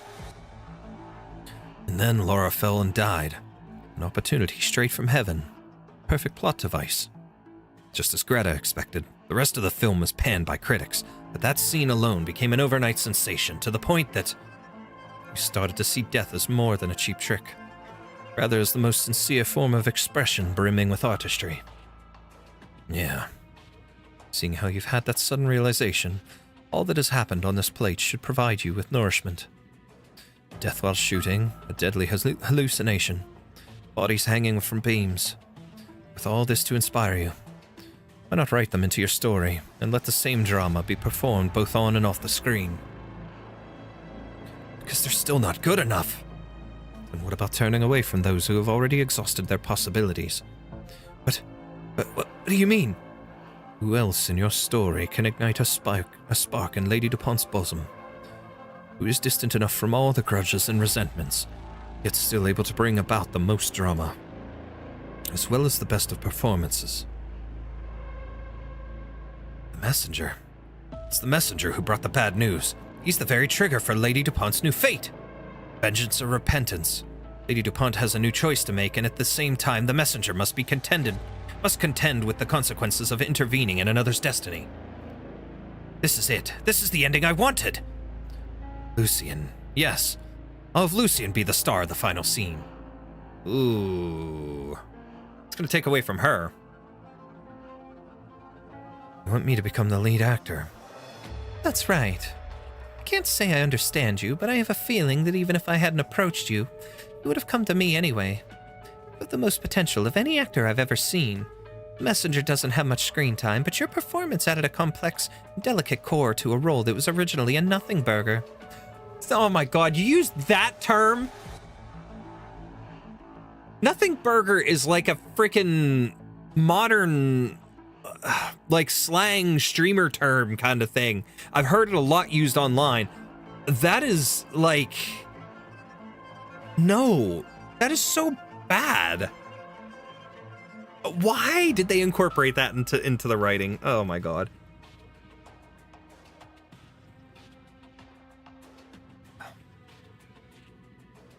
And I'm sure that whatever your goal is here, you won't be leaving before the shoot ends.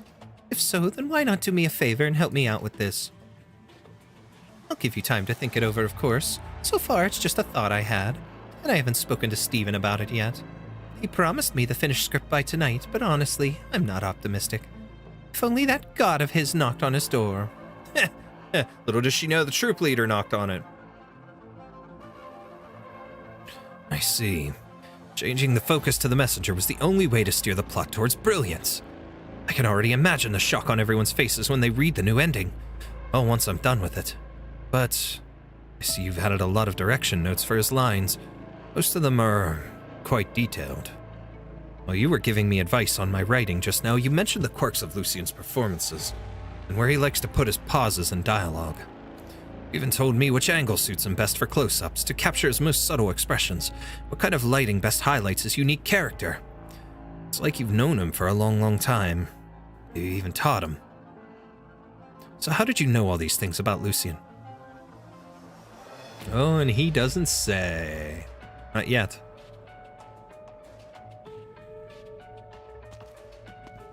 Oh! Called for me, troop leader. Come with me, playwright. Final act is underway, and as always, the entirety of the audience is enraptured by the performance on stage. It's rare for White Flower to return to the stage. Will you not toast to her once the performance is over? What of Blood Diamond and Abyss? They are merely supporting roles this time. All their scenes have already concluded. The rotting stage mechanism has spread the blood of the magician's assistant and the chosen lucky audience member all over the stage. Their corpses have been stuffed into prop boxes, set afloat on the river to disappear forevermore. The magician herself completes her final show as she treads on the stage yet slick with blood. Blood Diamond and Abyss should have chiseled their way out of the boxes by now, and be on their way back to the stage for the curtain call alongside White Flower and the magician. Should they now? And here I was thinking those two children have turned performance into reality, disappearing forevermore. As I recall, this was a new scene you added half a year ago while revising the script. During a night you claimed to have had a revelation. Leader, come with me, playwright. The show is far from over. Holding Texas right now because of the damn song. Damn it, Sorrow. He's my favorite leading man. He once left me, but in the end, we shall be reunited. Ah, interesting. Okay, let's tackle 6. Let's do the story for 6, and then we'll go back to the EX stages. Because then we'll have 7, 8, and the end. We'll do a stage or 2 next, and then bump out to the next part of the story. A petite Salic gropes around in the darkness as she traverses the pitch-black plate layer. Wow. I see how it is. The structure and systems look complex, but once you figure out the theory behind it, even a prop maker can operate it. For example, here, adjust its direction first. Then set a time, pull down the lever, open the gate, and done. Good, just like I thought. This way I'll have nothing to worry about, even if something unexpected happens. Now, there's just one last thing to do. I need to go find her. Who's she gonna go after, Greta? Or the actress? I'm sure you have your reservations, Lucien. The plate's in a crisis and everybody's in danger. I wouldn't trust a cold-hearted producer who's demanding the shoot go on either. We do not need to trust each other. You're not wrong. In my 20 years in Wrankwood, I've never trusted a single person I've worked with. I trust only in my own judgment. I invited Melanie right when she most needed an opportunity. I saw right away at that auction that you were an acting genius, and I was sure Abner would join the crew, even though he hates my guts. I even still believe that Laura's death 5 years ago was the only way to save that movie. You had nothing to do with the accident, but you still made use of her death. She was a talented rookie, eager, hardworking, and full of passion for cinema. It's just that sometimes that enthusiasm got to her head and made her break a few rules. Steven was still green back then, and the shoot wasn't going as planned. Halfway through the project, I knew that film would burn through all my assets and leave my reputation in tatters. I needed an external factor to help me solve that crisis. Laura's death. Oh, wow. I burped, and it went right through the middle of my nose. That hurt. Anyways, using the media to hype up the accident would be too predictable. Those busybodies would just sigh and forget all about it the moment they moved on. So I used a lot of money to squash the police investigation and media's attention, along with a healthy amount of hush money to Laura's family. I got the editor to keep the footage of the fall that Abner captured on camera and turned it into the climax of the film. Even now, there are some people who still think she was just an acting genius who retired early. Covered up her death. I immortalized her in film. Someone will eventually notice what you did. Every year on the day of her sacrifice, I go visit her. 5 years, and I'm the only one who brings flowers to her grave. Do you not feel guilt? I'm certainly to blame for it, but now's not the time for repentance. Right now, there's only one thing on my mind: finishing this film. Once the death of Lady DuPont is screening, the murders on set are bound to get the media's attention. I'll take that chance to officially release the truth behind Laura's death. When that time comes, there will be a lot more people grieving for her, and that's when I'll bear the blame. I hope you realize that I didn't confess all that to you on a whim.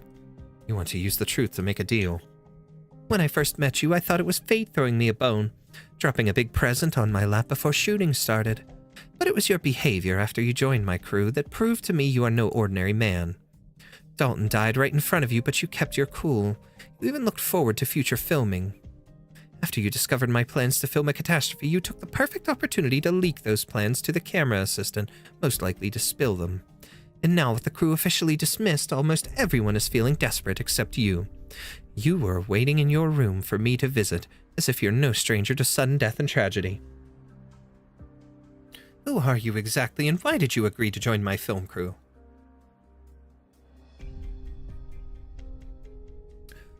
I was enticed by your script. No more, no less. I mean, that's not really a lie. He saw the mark of the troop in the script, so he joined. That's, again, not... He didn't lie. Sure. The way things are now, interrogating you about your history isn't going to help my shoot, but I was hoping you would repay my honesty in kind. I still believe in my vision, Lucian. No matter what I find out about you, no matter how suspicious, I will never withdraw my invitation for you to be my male lead. But if you really can't explain why you're here, you've got your sights set on something way over my head. If you think Laura's death and everything it's caused 5 years down the line are the real story being filmed on this plate, and you're here for that, then I, Greta Stone, would like to invite you again. Please be our next leading man, Lucian.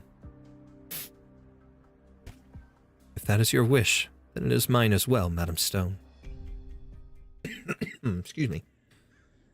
Greta sent out compensation to everyone and officially disbanded the crew. Whether you're scared of the killer, worried about the catastrophe, or want to stay and finish the shoot, we're all free to do as we please. Finish the shoot? Greta's still thinking about her movie right now? She must have noticed the connection between the murders of the crew and the one 5 years ago. So she's doing it on purpose. Frankly, my dear, I don't give a damn, and I don't see why you should either.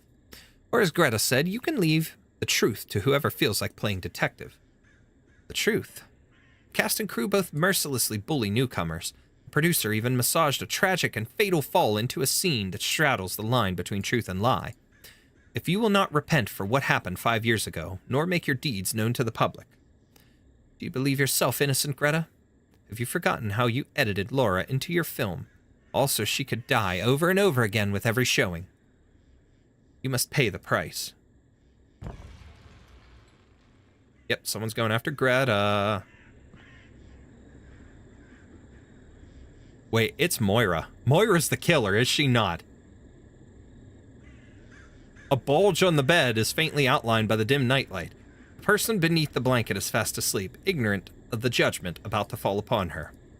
Fast asleep, the desecrator of the dead, forgetter of sins, ignorer of warnings.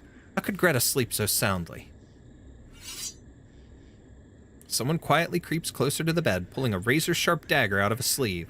Slender fingers grip its hilt tightly, lifting the terrifying weapon high into the air. I don't even want to hear your confession. I don't want to hear your screams. Just go away already. You must pay! This feeling. It's not right. The blanket is lifted up. There's nobody under it aside from a black shadow.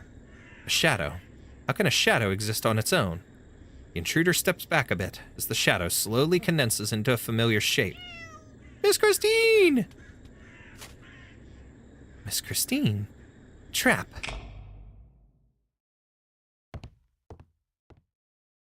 So we finally meet. I welcome you, my elusive guest. Is it really you? Ah, caught it! Let's go!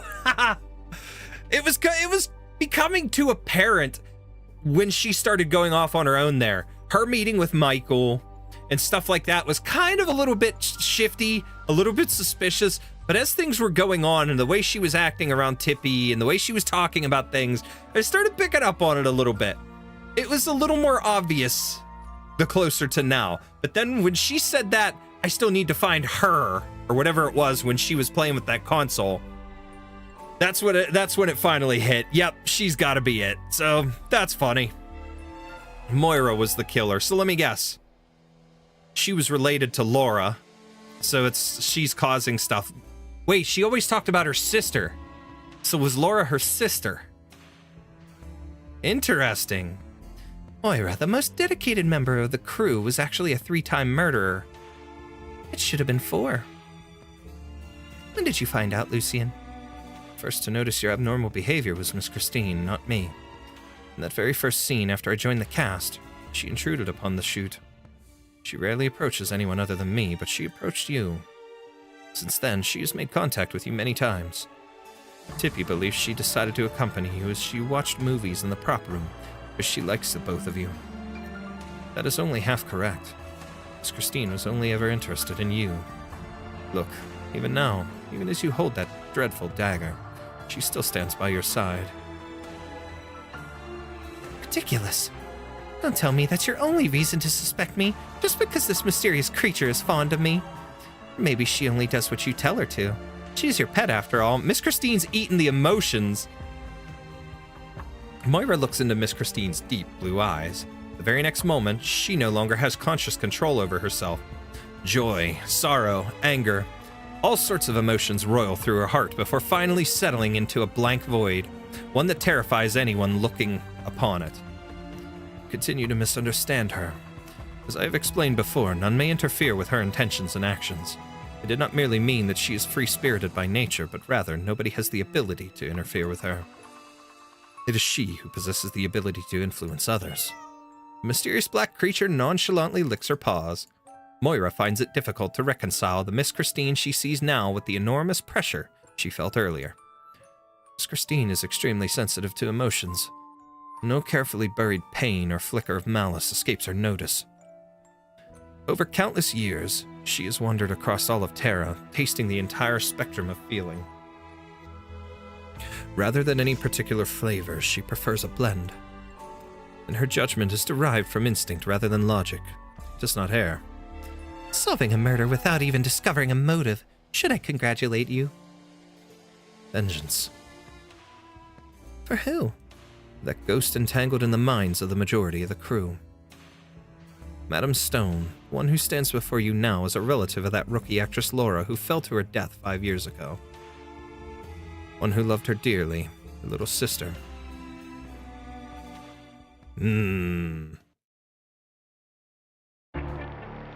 Okay. So that was the before, so now we do after.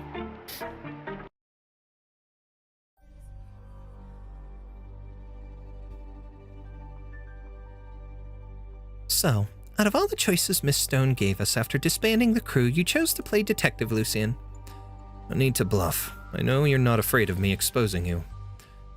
If it would let more people know the truth behind Laura's death and the conduct of the film crew, you would have gladly exposed yourself given the right opportunity. But not right now. It's over, Moira. You hid yourself well. Simple identity and an innocent facade were the ideal cover for you. During nearly all of the murders, you were with Tippi. That painter trusts you deeply, and was always happy to provide you an alibi, even as you left your meetings partway through. Looking back, every accident has involved you in some way. Dalton's death was caused by a prop knife being switched, which led to the former prop master being dismissed. You naturally took over his work, which afforded you an even greater opportunities for crime. As for the second accident, when Shelley walked into cold storage. No, she had intended to kill her before that, but failed. Do you remember how Shelley had a hallucination and interrupted the shoot, Madame Stone? While she was rooted in place, unable to move, a heavy container fell from above. You saved her. Moira single-handedly held onto the rope, preventing the two of you from being harmed. But it was not out of the kindness of her heart. At the time, everyone was focused on Shelley's antics. Very few people noticed the dangling container, let alone rushed to the other end of the rope. Right, only the one who tampered with the rope in the first place could have reacted that quickly. Huh. Failed attempt revealed to all that Shelley suffered from hallucinations, which you took advantage of. I knew her deepest nightmares. She mistook me for my sister Laura and babbled all her sinful secrets to me. But even to the very end, she never repented. Instead, she began to blame Laura for crossing the line. She had to die. As for Marion and Michael only ever treated me as an innocent little errand girl. He never figured out I was after his life. even entrusting me with the most important matter of sneaking out of the plate. And Marion, she never felt the slightest guilt for what happened 5 years ago. She had to die. Huh? Escape? Nobody can escape. Do you know just how much suffering and malice my sister had to endure? Yet all she ever talked about was how much experience she was getting and how happy she was to be part of the cast. Whenever I was worried I wouldn't make it as a prop maker, whenever I silently shed tears as the crew ostracized me, she would use herself as an example to comfort me, to encourage me. But it was only after she died that I learned what that experience you gave her really was. How dare you look at me like that, Greta? Are you doubting what I just said? Surely you haven't forgotten how you bribed the police and the media and suppressed the news of Laura's death. You even turned her accident into a mockery of the truth in a movie. How could she possibly rest in peace after that? No, Moira. Madame Stone has not forgotten her deeds. Rather, she is doubting your identity. My identity? A prop maker, an unremarkable Zalek, an avenger of crimes unanswered. Laura had no younger sister. She was never a part of your life. What are you saying? What kind of interrogation is this? 5 years ago, after that accident, I gave Laura's family compensation. I even hired people to scour her entire family history and their circumstances. Also, I could guarantee that none of them would leak the truth, not even her most distant relatives. After Lucien told me the truth he had deduced, I still was in disbelief, so I pulled out the list of Laura's family members and checked it again. I regret to inform you, there was no Moira on that list. You're lying! Oh, so wait, the sister she'd been talking about the whole time, she's been brainwashed. I mean, the look in her eyes kind of gives that, but she's been brainwashed into believing that she was related to Laura to carry out the deed. Ooh. Interesting. The plot thickens. I can explain everything that has happened to you, but you will need time to accept it. So put down the dagger, Moira. It should not be yours. Put it down? It's far too late for that. What an interesting plot twist. What was that? The catastrophe. It's here, is it not? Rumble, rumble.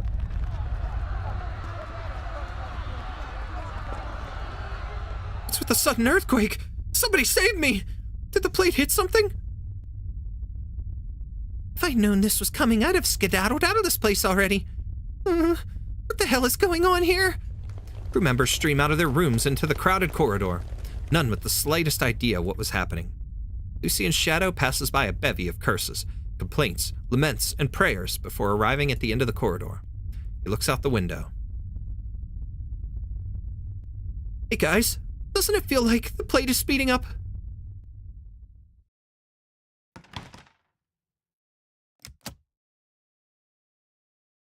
Moira locks the door. She does not know if the man named Lucien will catch up to her, or how long it would take. The room shakes violently, letting her know that the sabotage she performed had taken effect. The cockpit is destroyed. The engine's output is locked to its highest setting, and its route is set. The studio plate speeds up as it approaches the nearby catastrophe and shows no signs of stopping. In a few hours, they will find themselves with the misfortune of facing a storm. No, a trial. The vast majority of this cast and crew had to answer for the accident 5 years ago. For the death of her sister.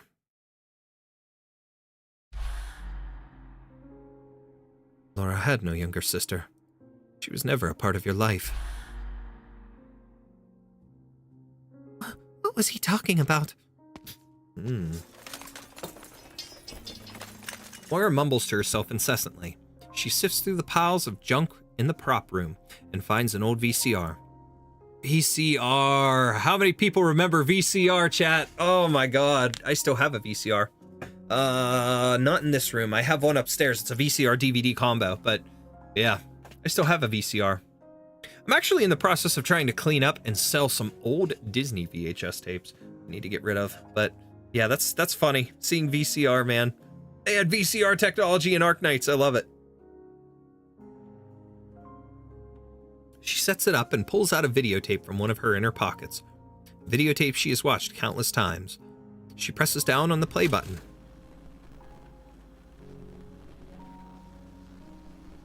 The smile of a young woman appears on the screen.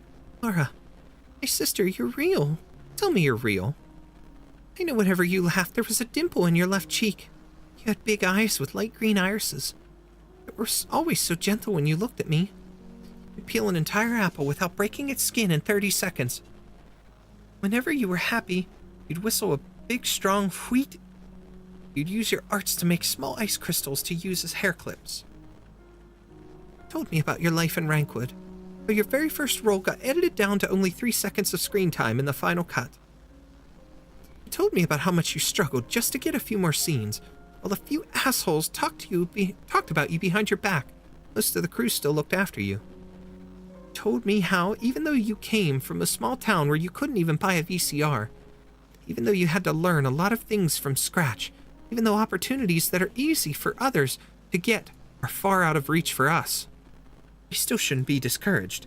You never mentioned how much bullying you had to suffer through, how much pain you endured. You would go on and on about how beautiful the sunrise in Wrankwood was, looking towards the future and with such firm eyes. You also had times when you were sad, even though you only ever mentioned how homesick you felt at night, when all was quiet and the only ones kept you company were the twin moons low in the sky. Wait a second, what if she is Laura? That would be interesting. You told me how alike we were, and how you had my back and would support me forever. Ever since we were little. Moira suddenly stops. She shakes her head like mad, trying to force more details out of her memory. But she can say no more. She finds her memories of Laura have an unusually distinct cutoff point. They'd never run through the grass together hand in hand. They'd never fallen asleep in each other's arms as their parents sang to them. As she trawls further back through her memories, every image to do with her sister is simply blank. The videotape ends. The television screen goes dark. Moira sees her own face reflected in it. Tears silently stream down her cheek. You were never a part of Laura's life. Laura was never a part of yours, but if that's really true, then what do you even have left, Moira? Who are you? A clone? First the serial murders, now this morning's mysterious explosion. The hell's going on here?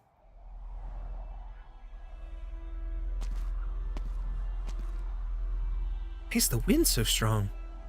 Alright, according to the schedule, today's the day we're filming the catastrophe.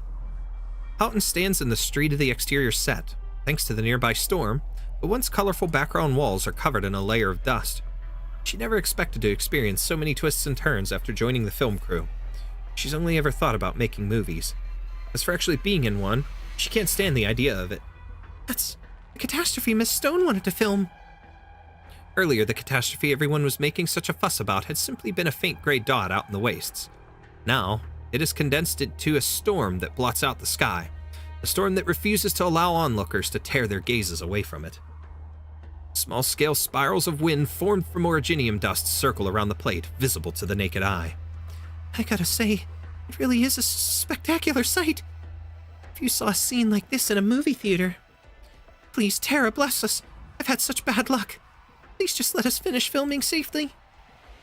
No, who cares about the shoot? A safe return to Central Wrankwood is good enough for me, please.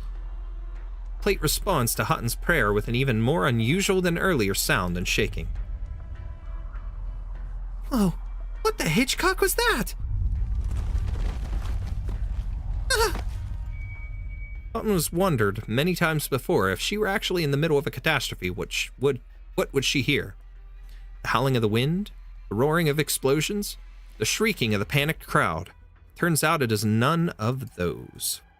It is the sound of walls and metal structures being squashed as flat as an empty can, one after the other.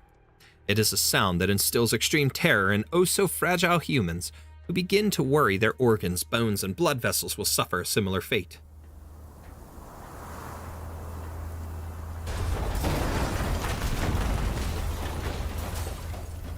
The turbulent sky licks against the edge of the plate, tearing sets that once starred in classic movies to shreds with the wind before flinging them out into the wasteland. Houghton moves aside the scaffolding that had fallen on her, but finds her legs too weak to muster the strength to move. She looks at the devastation in a daze, barely able to believe her eyes. My God, How did we already get so close to the catastrophe? Because Moira set it on full speed and said, go! You're moving fast. All right, 7-8 in the epilogue. So let's go do some stages. Let's do 2. And then we'll do 7-8. We'll do the last stage, do the epilogue, and then that'll be that. All right. Ugh. Here we go. Mobile self-service bar. I could go for a good drink right now. No need to make a scene.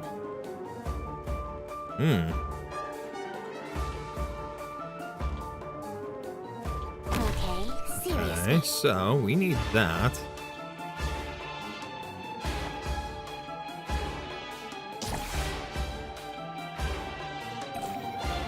All right, and this is going to need to point this way, I bet. So let's put her Illusion there. and intimidation are my tactics too. Want a candy? Let animosity be gone with the flow. Awaiting orders. You can't stop me.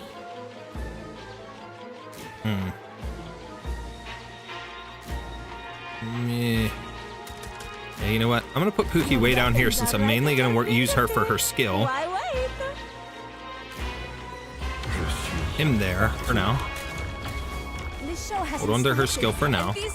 See what happens here. I hear you, meow meow. Miss Christine, let's put you this way. The killing urge doth seize your flesh. Hiya! Take like water. Now we use Pookie's skill. The curtains are about to fall. Relax. Turn to you to help. Them to pieces. Oh, baby. Let's go. Love it. 20 to go. Let's do this.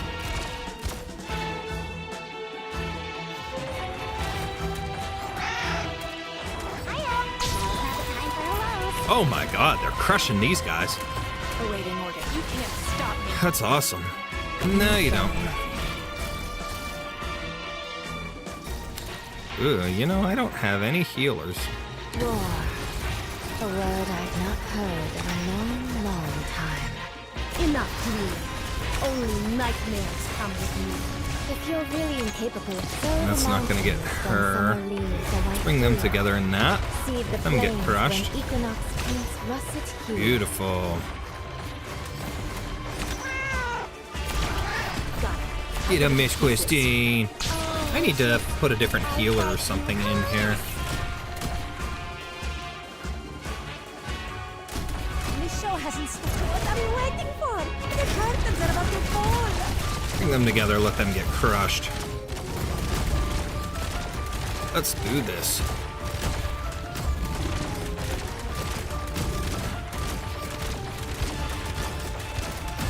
Boom! That one wasn't bad. Okay.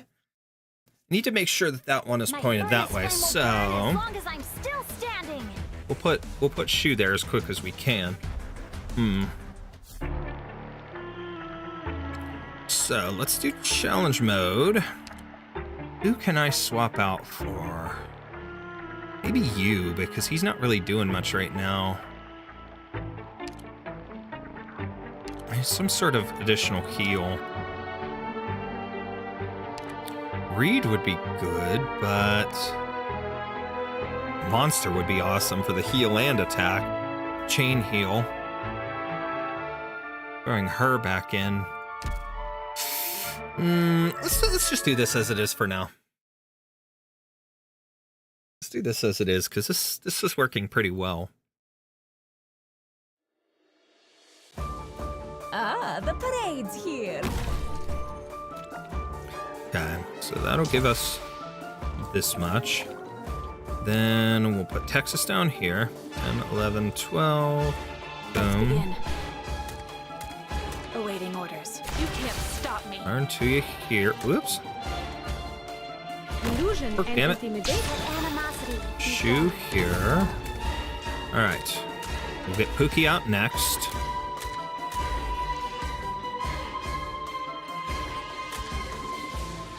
I'm gonna put her up a little bit. Not that it really matters, but... Why wait? 13, 14, I wasn't 15, supposed to act, 16... but I know the seeds of this Alright, tragedy. Lucian. Got it. Cut them to pieces. Okay, Miss Christine. Her purse. My friend. Her purse. Her purse. Screw it. We're gonna add some extra damage dealing over here. Listen. I've got an idea. I've swallowed up the sun. Oh, baby. Wishida's just a little added touch compared to what we did last time, and she is doing awesome. Drag them together. Get some boom booms. Boom, boom, boom, boom. I want you in my room. What? And bone bear weeds. Alright, they can fight, which isn't gonna hurt nothing. Bring them together. Relax. I'll always help you out. Ooh, baby. No big deal. Relax. What do you fear Pookie. most? Come on. Release. And there we go. You can't stop me.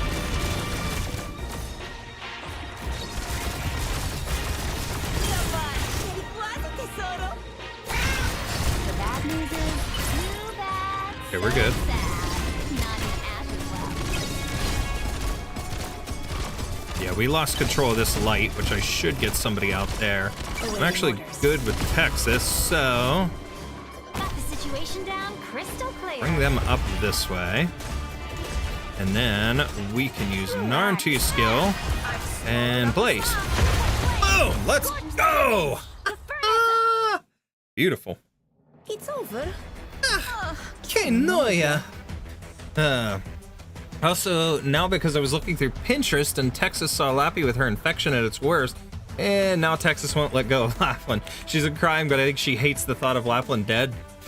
P.S. That's why I always have 2 medics. I usually have 2, but I pulled Monster off the squad when I threw Tragodia in Miss Christine. I pulled Monster and someone else, I forget who it was, but I usually have Shu as my main, and then Monster, it used to be Calcit, but now I use Monster. And I've been wanting to work with Ifiola's altar and get her out there for a second medic, because I thought, you know, number one, she would be awesome, but I've always seen people using her. I have her, I just haven't built her much yet. Actually, come to think of it, not squads, I meant to go operator. I think I I have regular Ifiola built, but her altar, I think I started but didn't complete yet. I think I have her like E0 maxed and that's it. If I even have her on this account. No, I have, oh yeah, I do. Whoops. I have her because I have the skin too. I have her cakey skin. I need to promote her. Oh, I actually have the stuff. That's cool. Let's do that. The flowers will not wither, and the sunlight will be forever warm. Adorable. If only we could stay in this moment. I want to give her a hug. Like, she just seems like she would give the best freaking hugs ever. Alright, I can't build her further right now, but I'll have to work on her a little bit farther.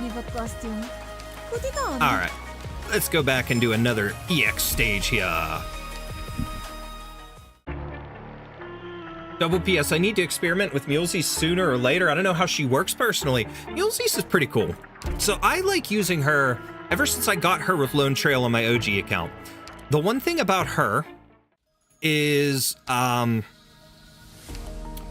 Mulesy's is she's a summon and she generates DP the same way Texas and others do, but she's got her 3 different skills, like here, gradually recovers 12 DP while the skill's active. Mulesy's in her flowing shape gains plus 35% attack, plus 35 attack speed, whatever.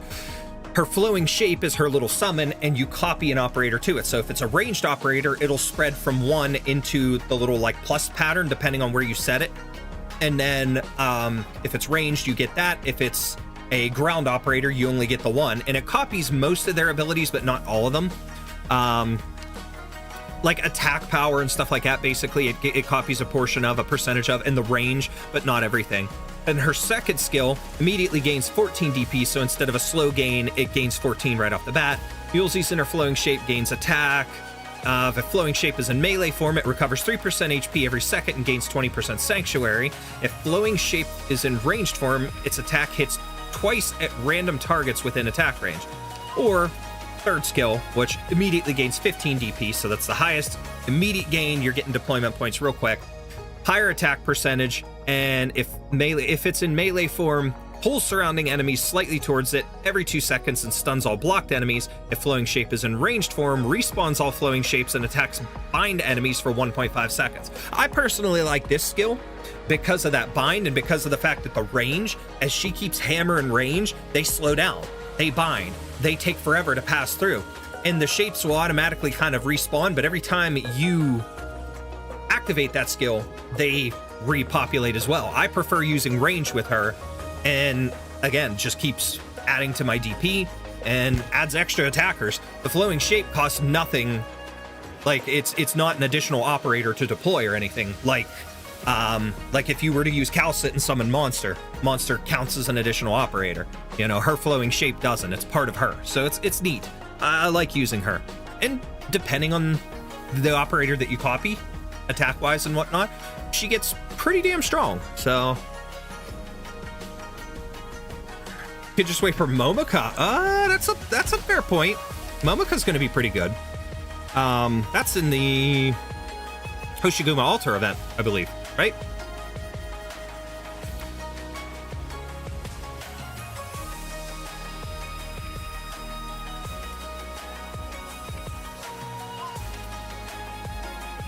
Or is that Haruka? No, she's an Abjurer.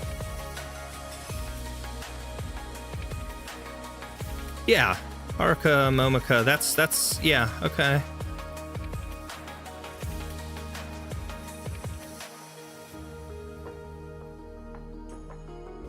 Okay. Actually got Mulesies during Lone Trail 2, back when I had some beginner's luck. That's awesome. 15 DP, might want to bring her in one more than Myrtle. And one thing is when you max her skill, like at first, if you don't, if you have this just like skill 3, M0, whatever, it'll take a little bit for her flowing shape to charge up to allow you to copy something with it. But if you max it out, it does it like immediately. I think if you max it out and you get her module, something like that. Yeah, I have the TAC X module. Which, yeah, summon a flowing shape. Flowing shape can partially copy an undeployed operator's attributes, max HP, attack, defense, resistance, block count, attack interval, attack range, damage type, ability of obtaining a special trait depending on whether in melee or ranged form, gains 5 SP immediately after deployment and will respawn 25 seconds after being defeated. So it's a pretty darn good summon compared to a lot. Like Vigils is good. I like his for the fact that it can be up to a block 3. His Dogopus, as I still dumb call him for whatever reason, but I love Mulesies. Fun fact, Mulesies was my first limited and first 6-star elite too. That's awesome. She's a good one. I had to spark for her over here. So I got her on Lone Trail on my OG account. And then on here I didn't have her because I didn't start this obviously till way later. All right, let's do EX7.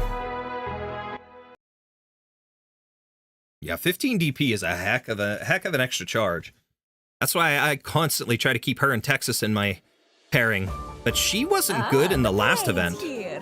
When were the What is seeds this? of this tragedy planted?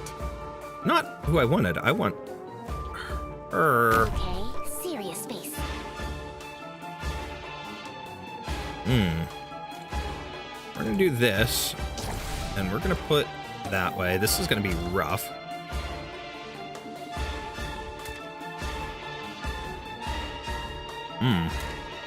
Let's begin. I don't like the way this is working. Got it.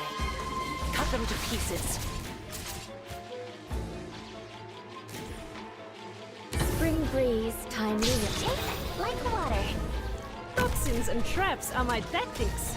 Ugh. Not good, not good, not good, not good, not good. Bad luck. You ran into Yep, we're gonna lose Narn to ya. We've at least got her flowing shapes, which will kind of give me a little bit of a reprieve here, sort of. But I need Pookie out here, like, fast. We're gonna put him here. Okay.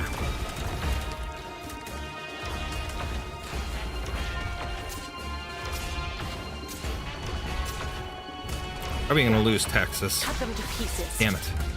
So let's get Pookie here, and let's get her attack deployed. Pass on your last words. No.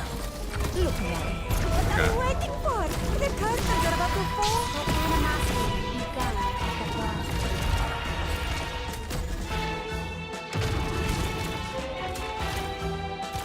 solid positioning.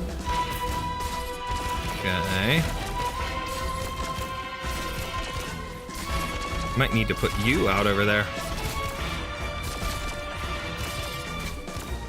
Air's burning my lungs. Come on, Cherry Quad, tesoro. You know, at least her, she won't die right away.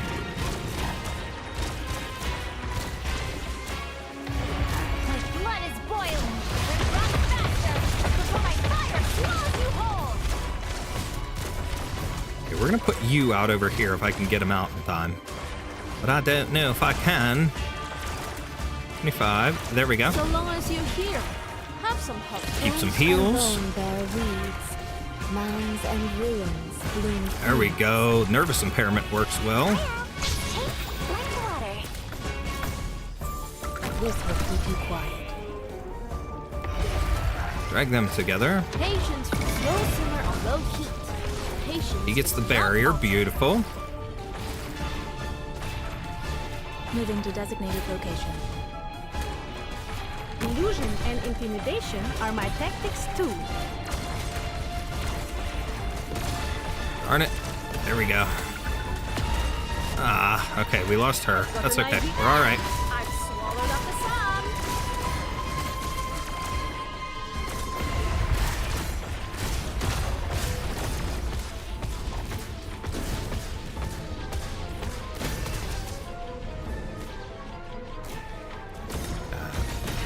This will keep you quiet. Okay, got rid of that one. This show has Cookie, been enough disappointment. go help out.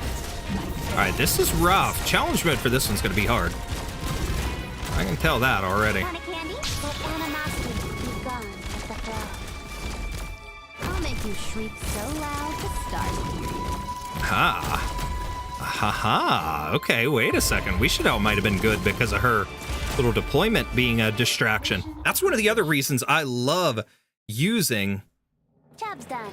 Mulesies as well as Wishadel because their little summons are like absolute distractions for everybody. All right, let's try that on challenge mode. Let's see if we can maybe focus on using a little wish access or action, whatever. I can't talk. I'm dumb.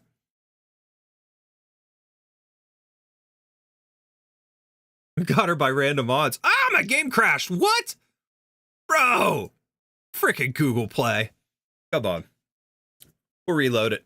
1 second here. Boom.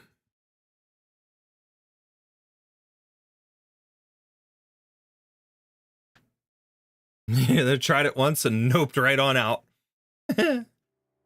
Posted a plushie pic on the server.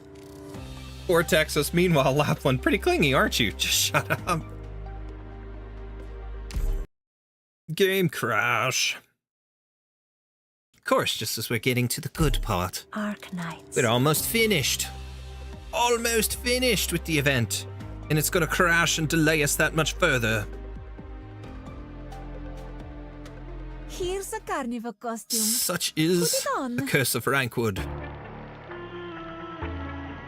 Okay, alright. X7, challenge mode, start and start. Woof. Extras gathering area. Okay. Ah, the parade's here.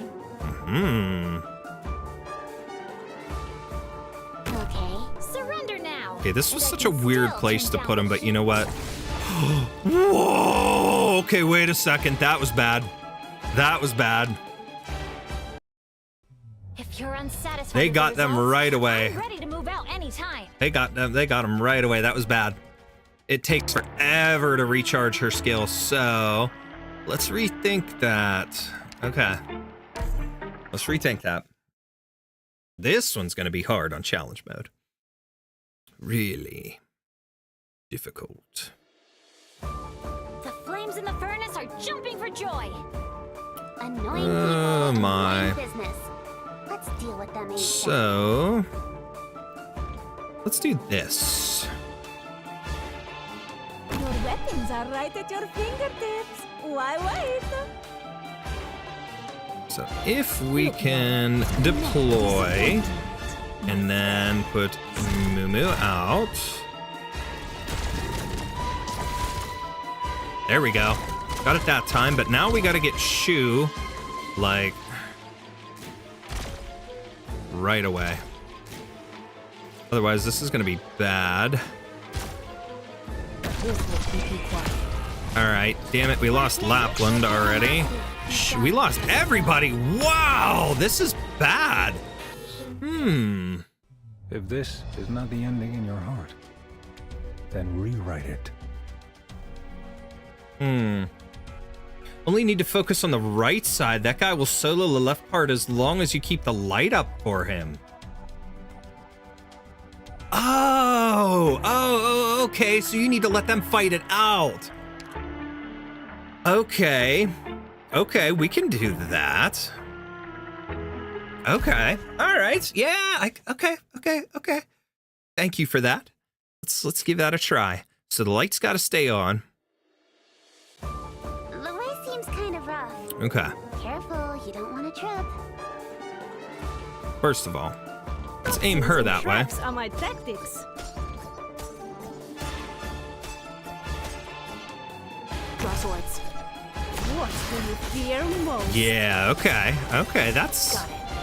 I get it now. War. A word I've not heard in a long, long time. Easy peasy. Okay, now I did kind of use her already, but that's okay. Branch and bone bear weeds. Mounds and ruins bloom fields. No need to cover up. Take like water. This show hasn't been yet. Disappointed. Shut up.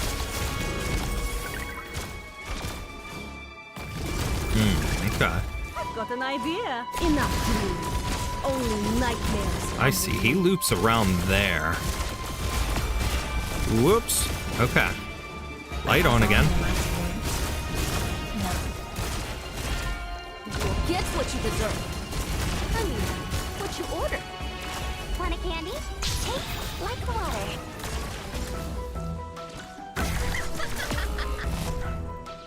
Tough to swallow, huh? Uh-oh. Try to behave yourself next time. If you're really in clear skies for two, We gotta get the light on again. What? You think you're a better robber than me? Whoa! We no sooner put her out there and poof. Done. Not a good thing. Okay.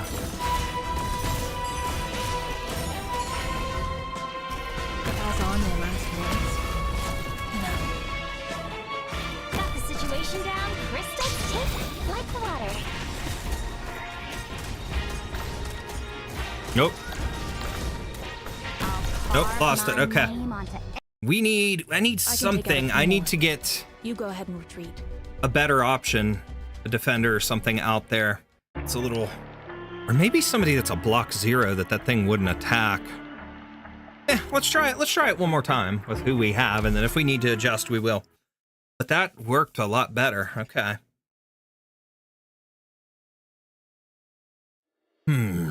Okay. Malheureusement, le parfum du conflit m'est familier. We're fighting you guys. Then please do your best this job, or I'll be really bored.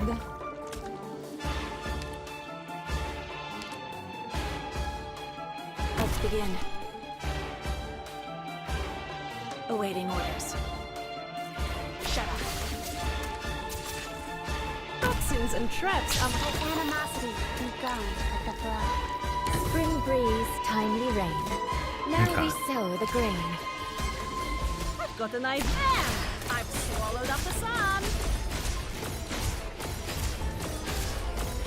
I wasn't supposed to act. I plant you into the soil to grow anew.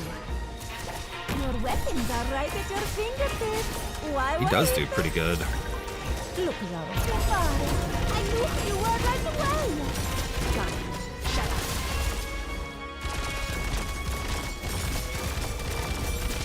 I wasn't supposed to act. Hiya! Now have the time for hellos. Okay.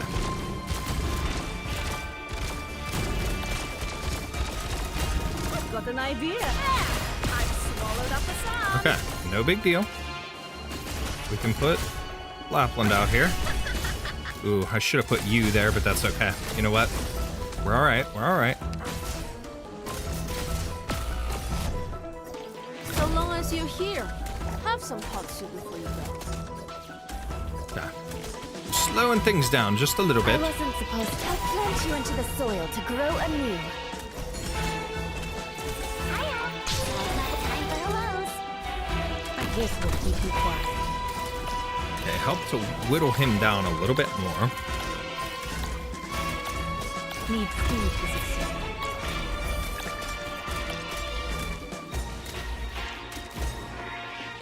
I'll carve my name onto every little bit of Originium output. You think you're a better? No sooner a low key. Patience is not optional.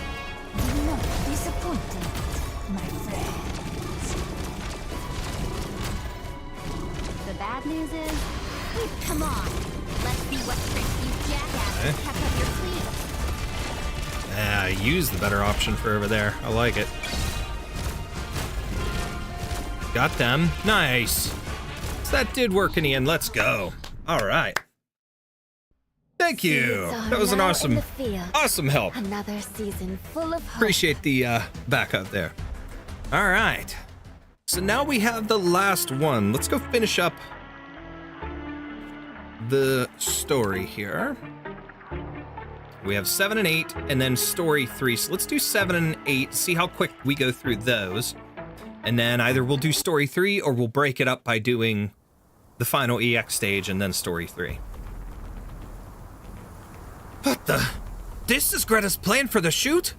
The Originium storm's right in our faces. What are we, some sort of suicide squad? No, no way.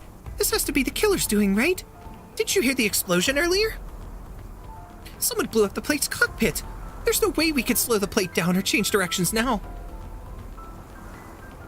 Right now, we're only barely in contact with the storm, but once we hit its core, you're not gonna find even a single brick from this plate.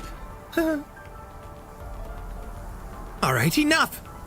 So who on Terra was it? Their revenge wasn't enough for them, so now they're gonna take out the rest of us too? The murderer is Moira of the prop team. What? Who's talking?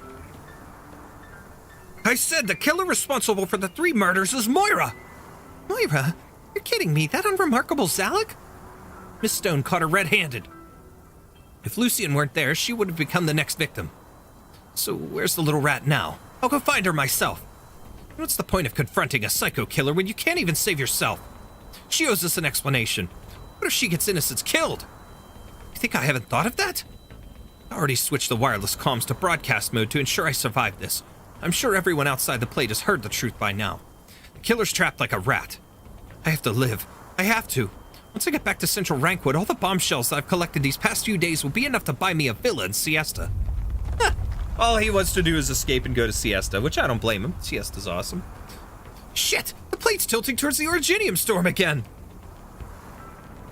Right. The land boats. We can use them to escape. They're gone. What? I went over to the emergency escape cabin earlier, and they were already wrecked by the storm, every last one of them. There's no way out for us now. If I'm going to die anyway, I might as well take the chance and jump off the plate. Cut that shit out! Just move! Anywhere safer than the film set. Let's go hide underground in the engine layer.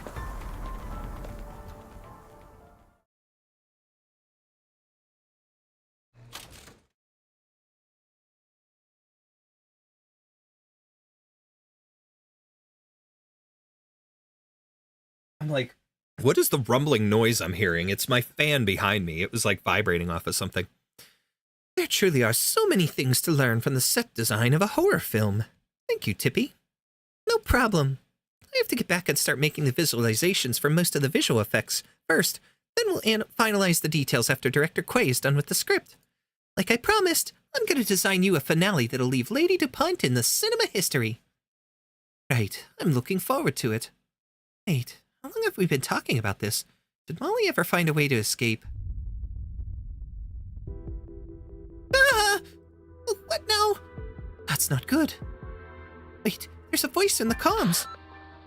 Catastrophe. This control cabin. Destroyed. Why is the signal so bad? It sounded like Abner's assistant. What kind of trouble is he getting into now? Control cabin has been destroyed. The plate is rushing towards the catastrophe. Killer. It's Moira. Tippi grips the wireless walkie-talkie and turns the volume knob as high as she can, but it stays silent. She must have misheard, she thinks. But if so, why is Miss Rutherford looking at her with such a sullen expression? No, there's no way. Tippi, I can't imagine anyone would joke about that in these circumstances.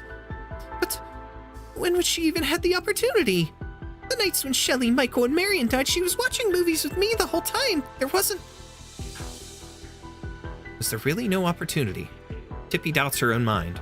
Was Molly really right next to her the whole time during the movie nights? No. We always watched multiple movies back to back, so sometimes she'd leave when I was switching out the tape. Sometimes she'd say Miss Stone was looking for her. Sometimes it was to pick something she'd forgotten in the set. I'm sure you know how she's like, ma'am. She's still new to being the prop master and under, like, a ton of pressure. But she's super committed to her work. Darling. Oh no, that only explains how she could have done it. It doesn't prove that what she did. A motive. Why would she kill all those people she had nothing to do with? Why don't I know anything? Darling, maybe you don't know your friend as well as you thought you did. Let's just try to focus on the movie, so stop looking away from the screen. Sorry, there's just been so much going on with the film crew lately, I'm a little nervous. Don't worry, I'm here for you, girl. No matter who I am, one thing's for sure, I'm your best friend on this crew. Or maybe she never even thought of me as a friend. Maybe she was just using me. The Liberry girl's head sinks. She speaks no more.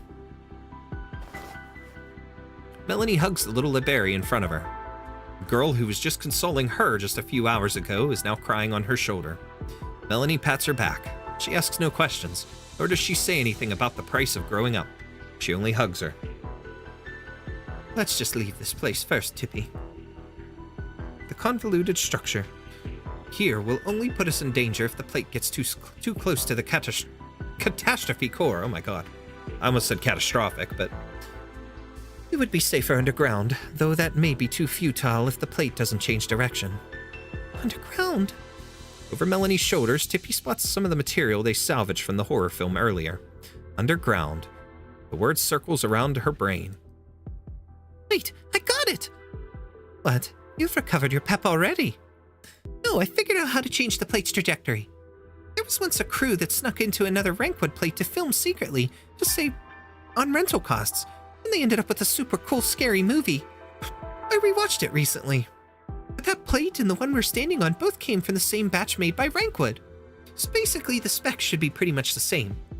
If my hunch is right, there should be another control cabin at the bottom of the engine layer. What are our odds of making it there? To be honest, no idea. But never tell me the odds, I gotta try. There's no point in mulling over something I can't answer on my own, only when we're out of the crisis. Will I be able to get the truth from her? Smart girl. Way to go, Tippi. Gentle singing, cheerful whistling. So this is where you were, Lucian.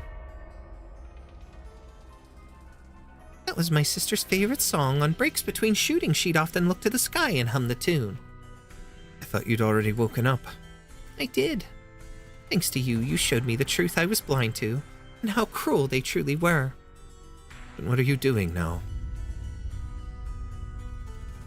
A rumbling comes from beneath their feet. the Wrankwood plate rushes towards the catastrophe as the crew panics. No one would think to enter the prop room now, when they should be escaping. But it is at this very moment that the prop master gets to work. She goes around the room, fiddling with one mannequin after another, dressing them in clothes, correcting their postures. Her earnest focus is fully on them. I only just remembered how I recognized Laura.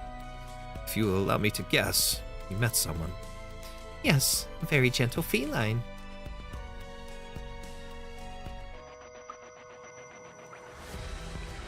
The weather was terrible that day. I was sitting on a bench for a long time, and there was water on my face. Probably rain, but maybe tears.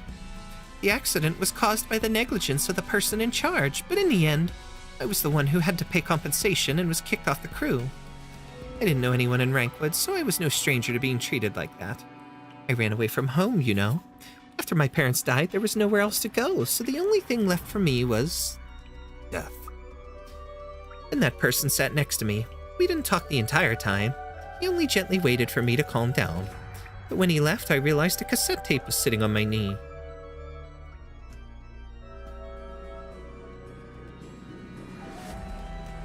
That man brought Laura into my life at a time when there was only darkness.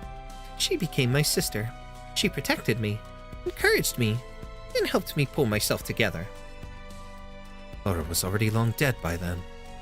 Her background, experiences, and even appearance all resembled yours. The man gave you motivation when you were at your lowest, as well as anger, confusion, and a deep-rooted thirst for vengeance. No doubt that was no better than before. Was that grief I saw flash through your eyes? Or pity? No, that's not it either. More like understanding, sympathy.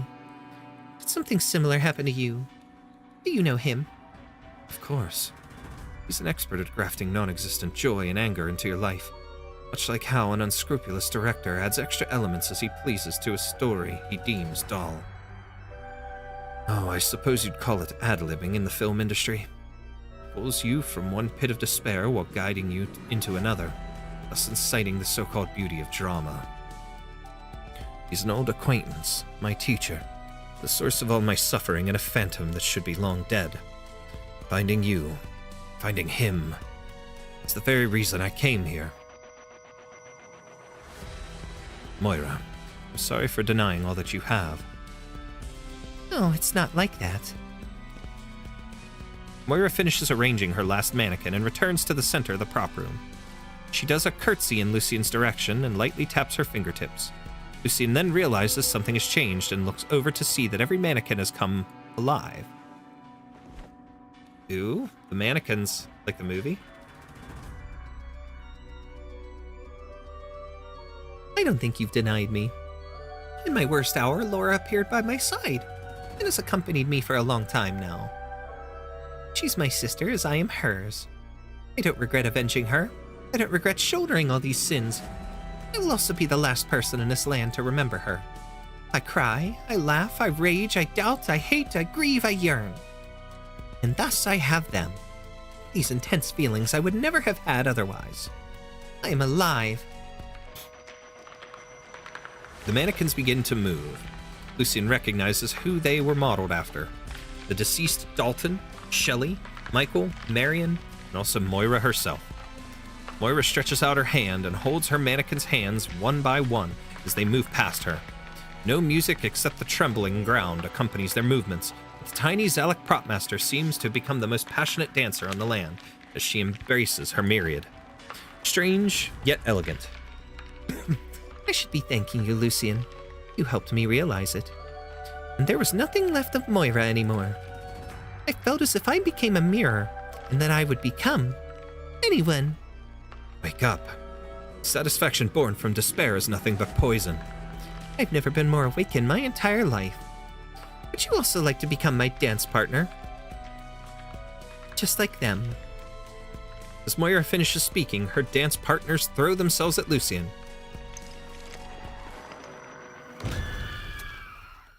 Jump scare! Jump scare! Doo doo doo! Alright, after story!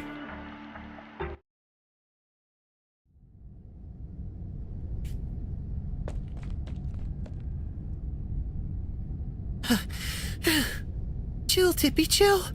Deep breaths. Remember how the plot went in that movie? The heroine had her friend pick up a weapon and hide in storage room to the left. She herself ran the other way. Storage room. All right, the route matches up. Down we go. It's kind of dark in here. Well, dark is good. There should be a hidden door around the corner. Straight ahead and at the end of the corridor, there should be a backup control cabin. She knew all the mannequins chasing down the squad where her friends work. The whole squad pointed her fingers at her friend. She was mad too. Gotta get moving.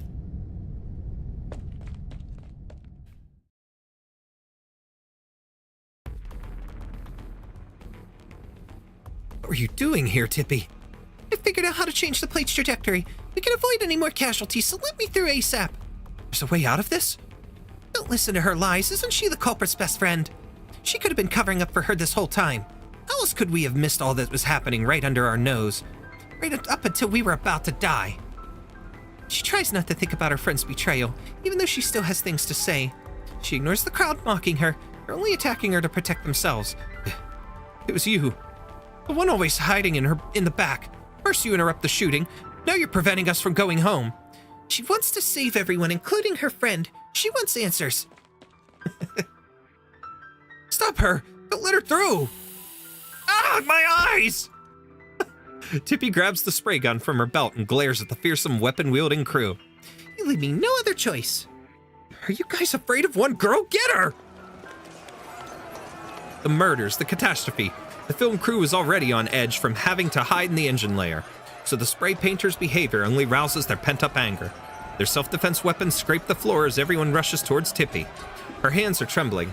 There's no way she can take them all alone, and she prays the hover unit on her back will work. Her final trump card. Miss Christine! A black creature shows up at the corner of the corridor. Nom. That face. She's adorable. It is as if the noise drew her here, but also as if she is merely passing by. No one notices her as they rush by, their heads filled with all sorts of extreme emotions. Miss Christine takes a sniff, and the rushing crowd slows down in her eyes until they freeze in place. Anger. Extremely spicy, but without a little sour envy to balance it out, it tastes a bit off. Panic. Bitter and hard to keep down, but a little dash of sweet comfort will turn it into a nice dessert. Grief, a salty mix of tears and sighs that brings unnecessary trouble if too much is added. Must be carefully paired with the other flavors. Pain, the most complex and ever-changing emotion. It used to be my favorite, but after meeting Lucien, the pain of ordinary people is almost flavorless to me. Well, there's another one over there. She seems to be that little Zalek's friend. At first, I only took notice of that girl who seemed so similar to Lucien, the lead actress that man chose for his latest play. Yet I didn't expect your ties to make you even tastier than her. Miss Christine shakes her tails, her eyes moving between shadows on the ground until they lock onto Tippi's silhouette. The lady's twin tails twist into strange shapes, as if a woman is wiping her knife and fork before diving into her meal. She's so elegant. Licks paws after a meal.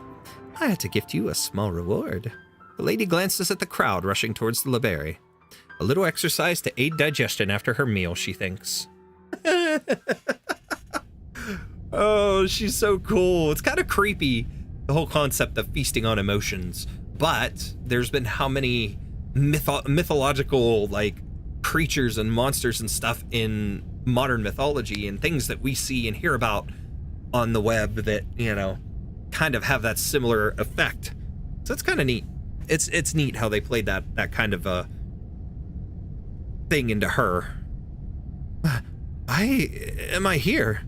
The catastrophe's about to hit us, so we came down here to hide from it, but what's with the wrench in my hand?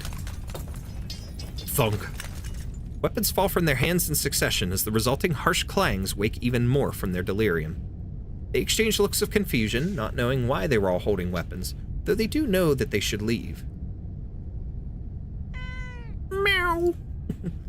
Miss Christine? What are you doing here? How come they're leaving? When they were rushing towards me, I suddenly felt my whole body go cold and lots of different feelings woke up in me at the same time. They were fighting. Then a breeze blew by. I heard their weapons drop and my body thawed out too. Like some kind of irresistible force pulled something out of me. Miss Christine tilts her head.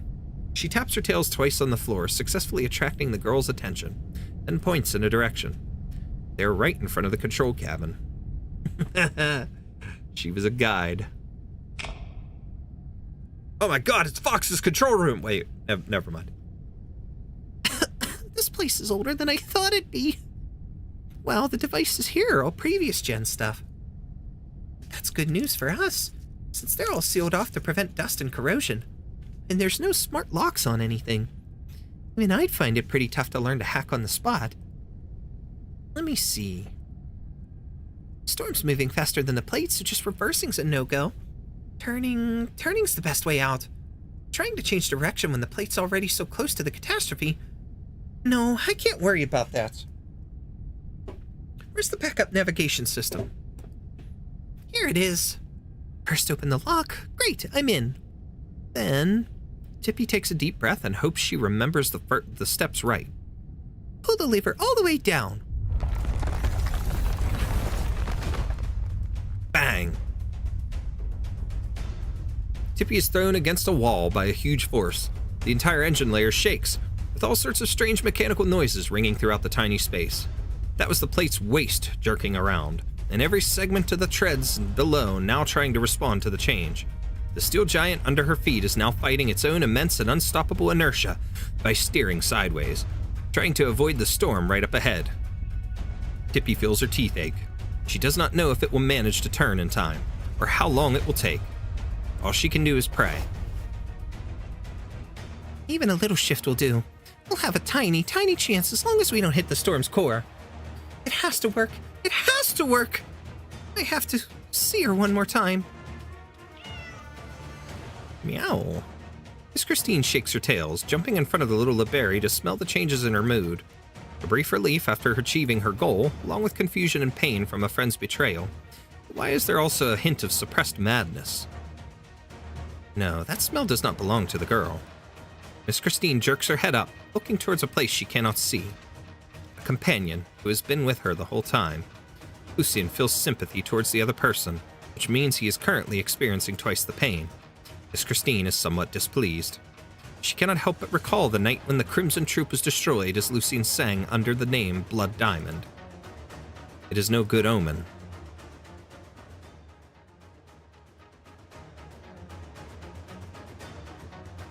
How are you so calm, Lucien? Are you disappointed? Unmoved by what I've done? Ow, bright flash, my eyes! The mannequin pounces on him. While it is an inanimate object, Lucien feels a strong depressive aura that suddenly turns into elation and ecstasy. As Lucien touches the mannequin, the emotions turn into energy, forcing him backwards. Dalton. There's no doubt these are the feelings Dalton had right before his final rehearsal. Why don't you fight back? Do you have that little interest in me, babe? But ever since you played the part of the messenger and spoke those lines about fate, I haven't been able to take my eyes off of you. Michael. The mannequin passes on Moira's emotions and she turns into Michael, the excessive yet artificial man who always wore his heart on his sleeve. What kind of emotions are you hiding inside yourself? You let me feel fear and danger, so much danger.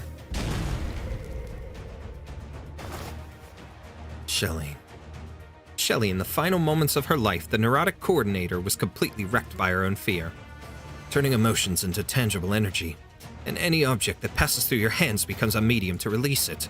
So these are your Originium arts. I see why he chose you, why I led you to become what you are now. Prop master, strings, puppets, all images born just for the stage. When you forget yourself, a person becomes a play. Come, join in our performance, Lucien. If you're right and that man roused my abilities, then as his real student, you will make the best dance partner. Moira laughs and cries loudly, 1,000 expressions flash across her face, filling the prop room with a suffocating energy. There's nowhere for Lucien to run. Fine. What? Moira, I will sing for you, as you wish. Blood Diamond's song is kind of a misfortune. For both himself and the audience. It will rip my throat apart, sending pain straight into your ears, and you will either die or spend the rest of your life with its melody reverberating in your mind. If you willingly ignore the truth in your hands, if you're satisfied by such falsehoods, If you can only approach him by destroying yourself, then allow me to relieve your pain and enter the stage once more.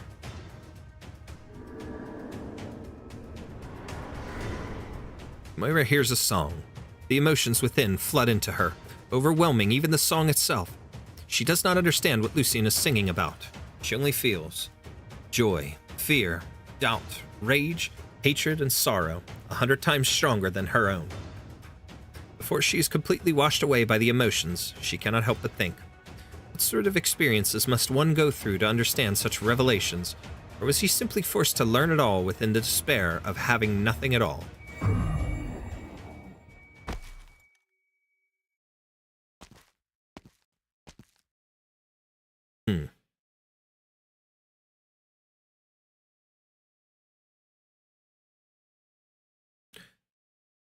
Troop leader, Wayflower is still waiting for us for the curtain call. Why have we come here? This is just a river. There's nothing here this time of night. I'm afraid Whiteflower will be upset by tonight's sparse audience. This river here is the final stage. Tell them, playwright, what does the revised ending look like?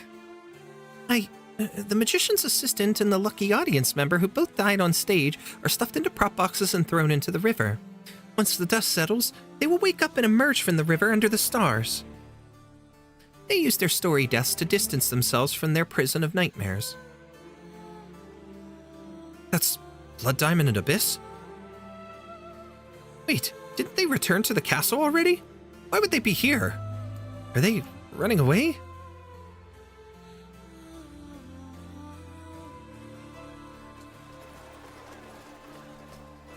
Seems our travel plans have been interrupted, Abyss. What? How? The magician's assistant and lucky audience member came back to life.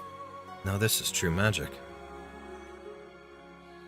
With this crowd looking on, it would seem he's a fan of this new improvised ending.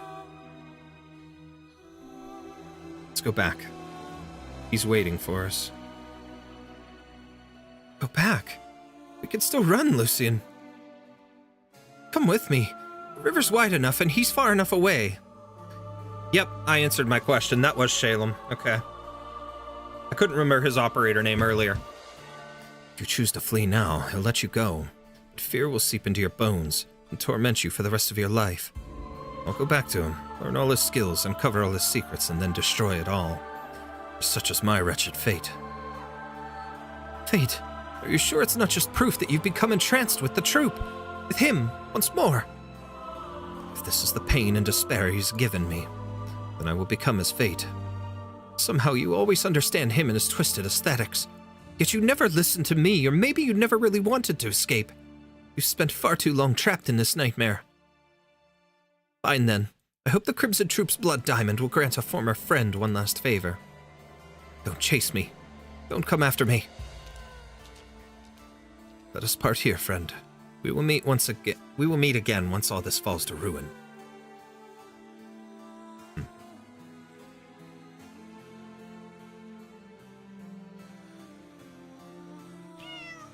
Meow! At some point, the black creature appears inside the prop room, nimbly avoiding Moira's body as she goes over to Lucian.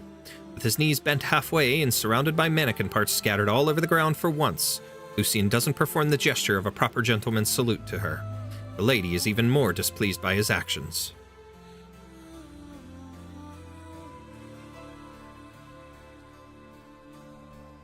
You haven't sung in a long time, Lucian. Apologies, Miss Christine. Did you hurry here as soon as you could? Flicks tails without comment. What a terrible scent. Miss Salic compelled you to use your arts as well as the skills you were so determined to abandon. You do know what sort of situation you've put yourself into, yes? Chaotic, disorderly, uncontrollable, like a ball of unruly yarn I've yet to sort out. And you wish to face him, even end him as you are now? That is why I've come here, Miss Christine. When I stood up from the river as Shalem continued to sink below, my mind was already made.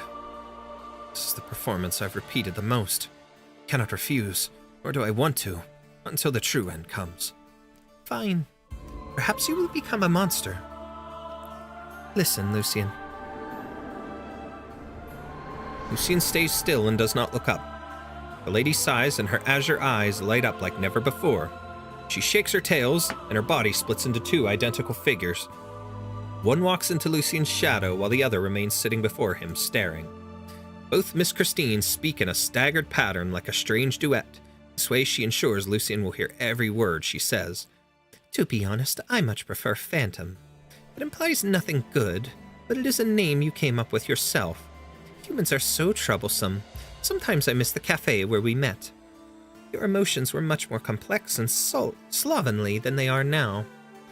But still far better than today. The bitterness of your obsession is making me want to sneeze. Go, meet him if you must. If you turn into a madman, I will devour all your emotions, no matter how hard they may be to swallow. If you cease to exist, I will haunt him and figure out a way to make his life miserable. After all, he can't do a thing to me. Break a leg, Phantom? Meow. I love it. I also did a redo of Maria's scar, sent the sketches in Discord. Alright, I'll have to check it out later. Hurry, hurry! Let me into the underground passage. Hey, did the storm blast your eyes blind? Do you have any idea how long I've been in this queue? I ought to teach you a lesson. No pushing or shoving, people. The passage can only fit 2 at a time, so don't clog up the entrance and leave space for those behind you. There's still time to get everyone in. Stone, the plate's western paths and outer guardrails have been destroyed by the storm. If this keeps up, we won't be able to hold out for long, even in the engine layer. I sent people to move supplies in. If we could survive this calamity. No, I'm sure we'll make it through. Miss Rutherford, you should hurry inside. The storm will tear your dress into shreds. So this is the wind she felt. Huh? What did you say? Nothing. Did you go looking for Tip to discuss the backdrop earlier? Where is she? She seemed to have figured something out and took off. I couldn't catch up to her. We're supposed to be the adults. In the face of the catastrophe, not one of us is as cool-headed and as brave as her. Because she doesn't know what fear is yet. Only by experiencing it, hoping through it, and getting crushed by it will she understand just how idealistic it is to keep going. Is that not the difficulty and charm of film production itself? Don't tell me you want to finish shooting this damned movie even now.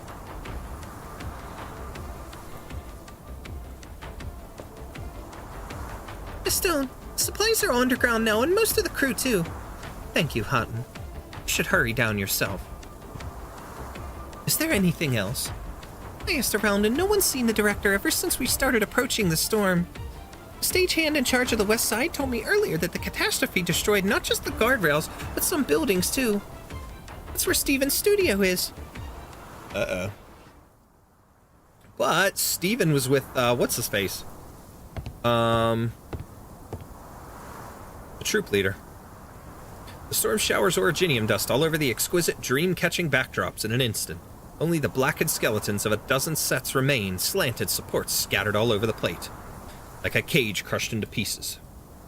Lucien pays closer attention to the wind, and it brings more voices. Shouts and sobs, scolding and cursing, sincere prayers and subconscious wailing. The hands of fate and the play staged by nature will not allow everyone time to take their positions. Lucien walks into the ruins. He sees a figure that absolutely could not have showed up right here, right now.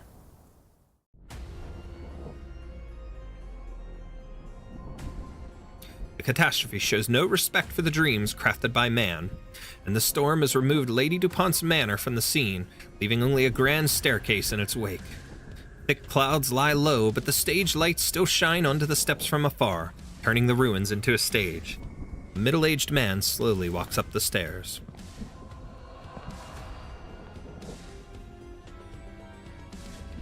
He tugs on a curtain torn apart by the storm, trying to restore its neatness and beauty. Finally, his efforts pay off as the dirt and dust fall off the cloth, revealing its original shade of red. He grips a bottle in his hand as usual, but is not at all a listless drunkard. He checks the stage right before the show begins. There is no one more dedicated to the work than him. Your habits haven't changed. Do you require assistance?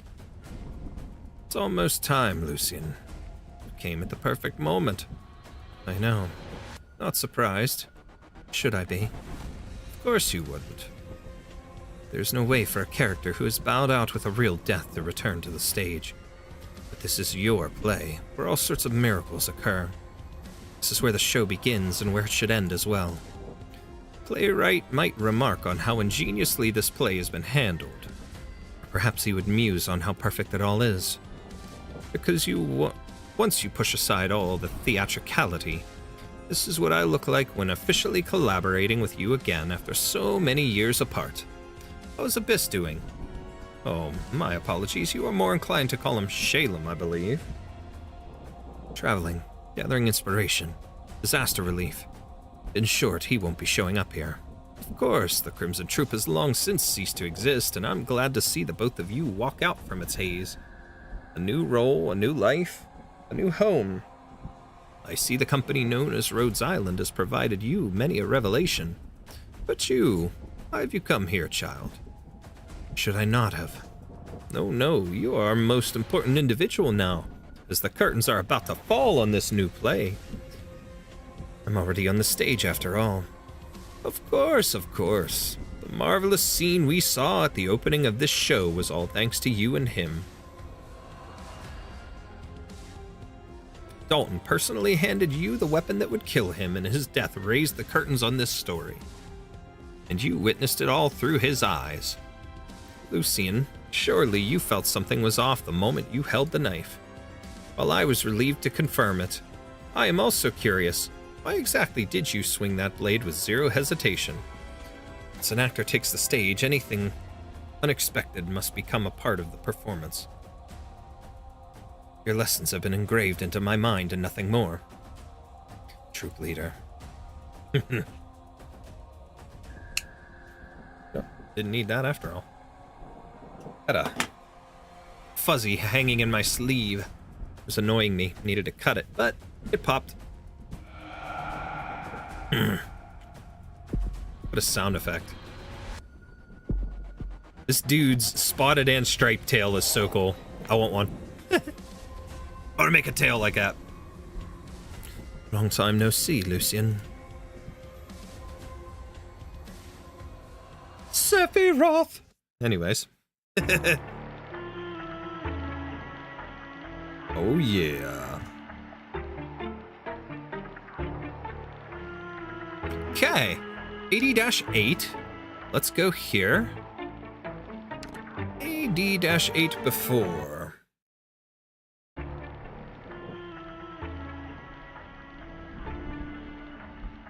My deepest apologies for ruining the play.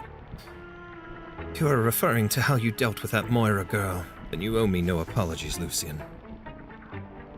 With your intellect, I can only assume you figured out the original ending of the story.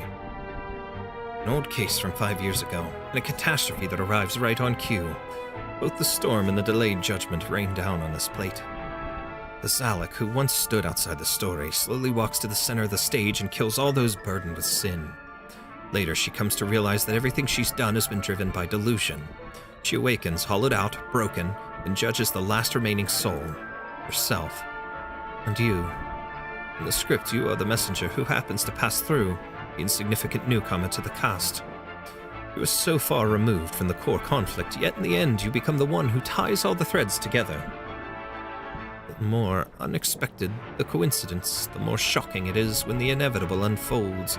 This is the allure of drama, something you and I have experienced countless times. So you haven't ruined a thing, you've merely added to the performance. Just like what you've done for the troupe. I've suffered all manner of tragedy in my quest to find you. Naturally. The troupe's mark at the auction was insufficient proof of my existence, I suppose. Thankfully.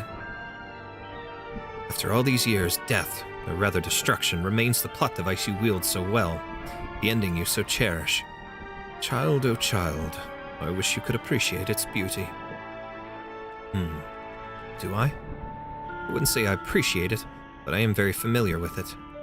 I've acted in so many plays, I've killed so many people, my hands are drenched with blood.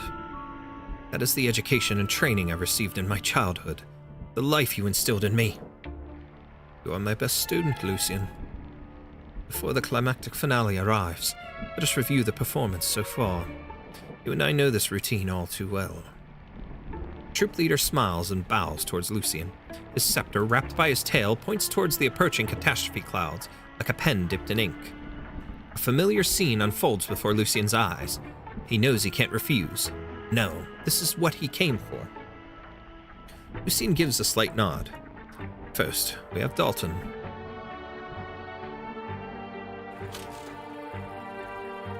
Originally, this middle-aged actor, who resembled nothing more than a walking corpse, didn't feel this scene was all that significant.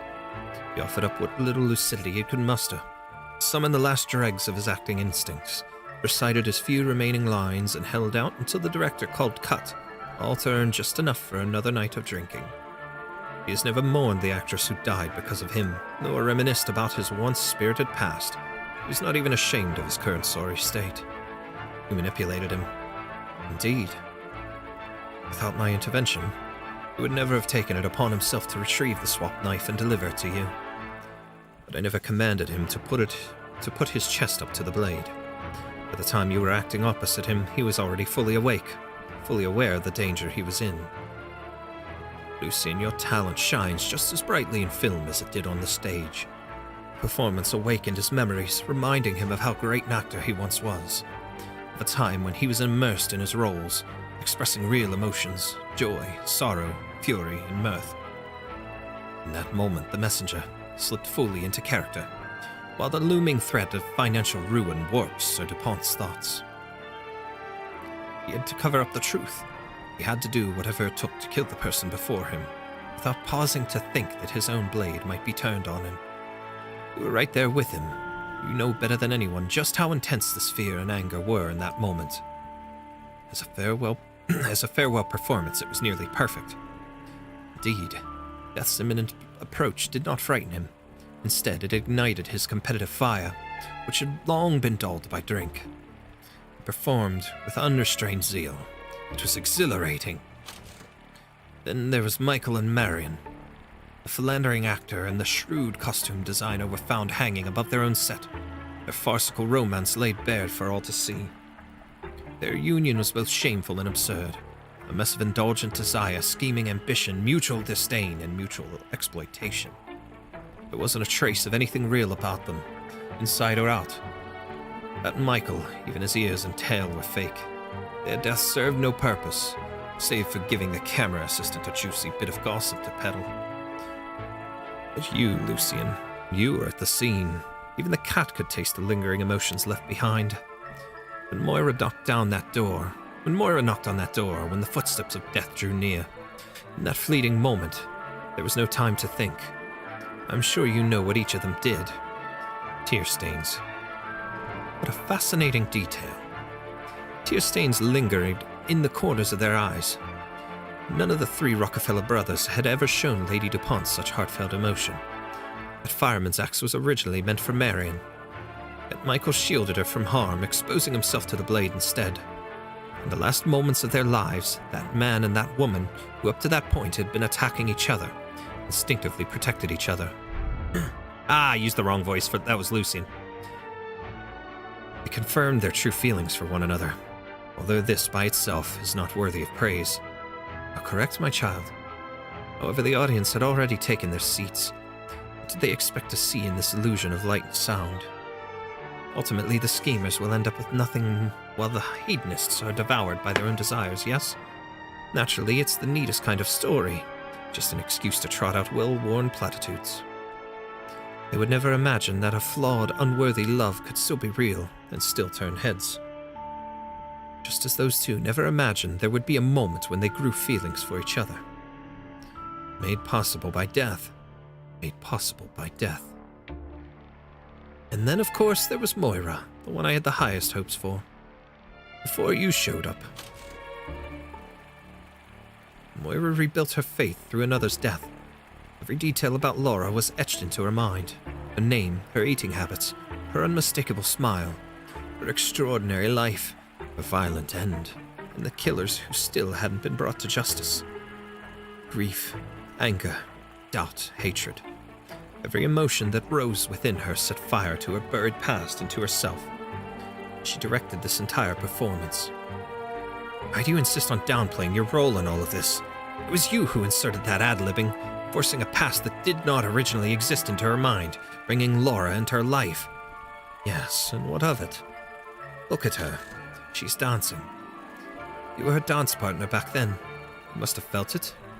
She isn't like the children from the Crimson Troop, who've been receiving White Flower's training since they were young. But when you look at her dancing, her physique, her tears, her smile, she is acting out a version of life, or perhaps crafting a kind of truth. Or perhaps she no longer has any constraints, and can be whoever she wants to be.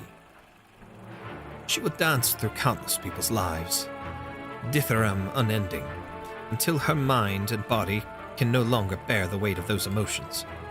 Or maybe she will finally encounter you, or some other fool seeking the truth, and one night finally awaken from her dream and end her own life. Regardless of her ultimate fate, her soul will be rich and fulfilled. Regardless of her ultimate fate, she is already no longer just a nameless prop maker from the frontier. No longer a Zalak with nothing and no one to hold on to. You're as talkative as ever, troop leader. It's been a long time since you've spoken about someone with such passion. Not since you, Lucian. I don't deny that I've exerted my influence on Moira. I encouraged her, just as I once encouraged you. My child, have you forgotten? If not for your thirst to perform, you would have died long ago. When that catastrophe drove you from your home, when you lost your parents, when you found yourself adrift in that towering castle amongst strangers, you said. Only when I'm in character on the stage. That's the only time my loneliness disappears. The only time I feel like I belong. You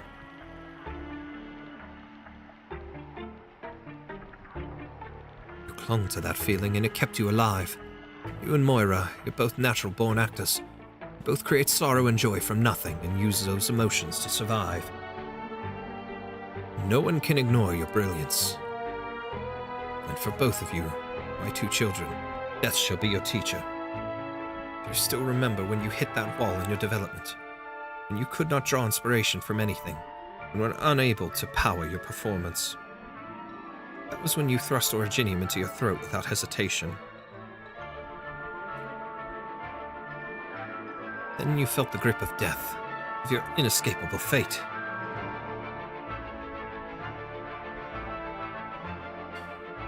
Gave you fear, jealousy, sorrow, anger, shame, and greed, emotions once foreign to you, and after witnessing all of these things, your heart has become a mirror.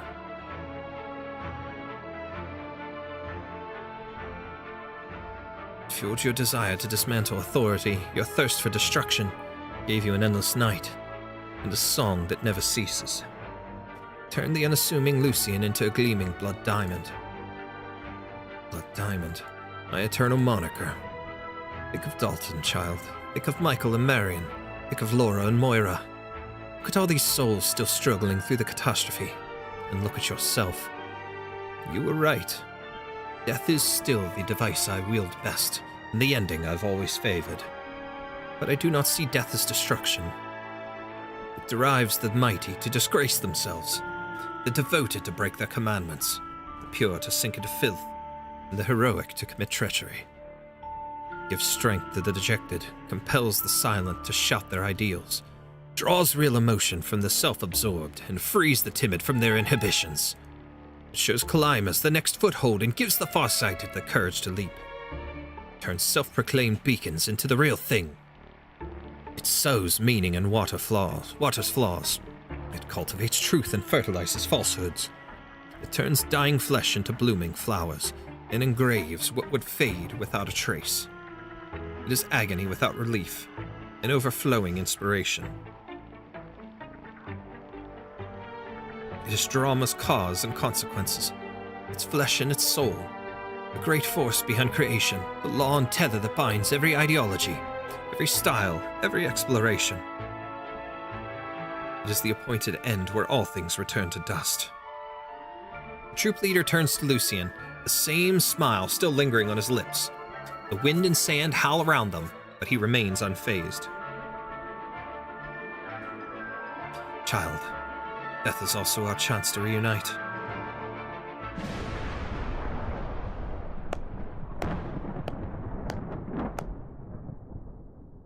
What a shame.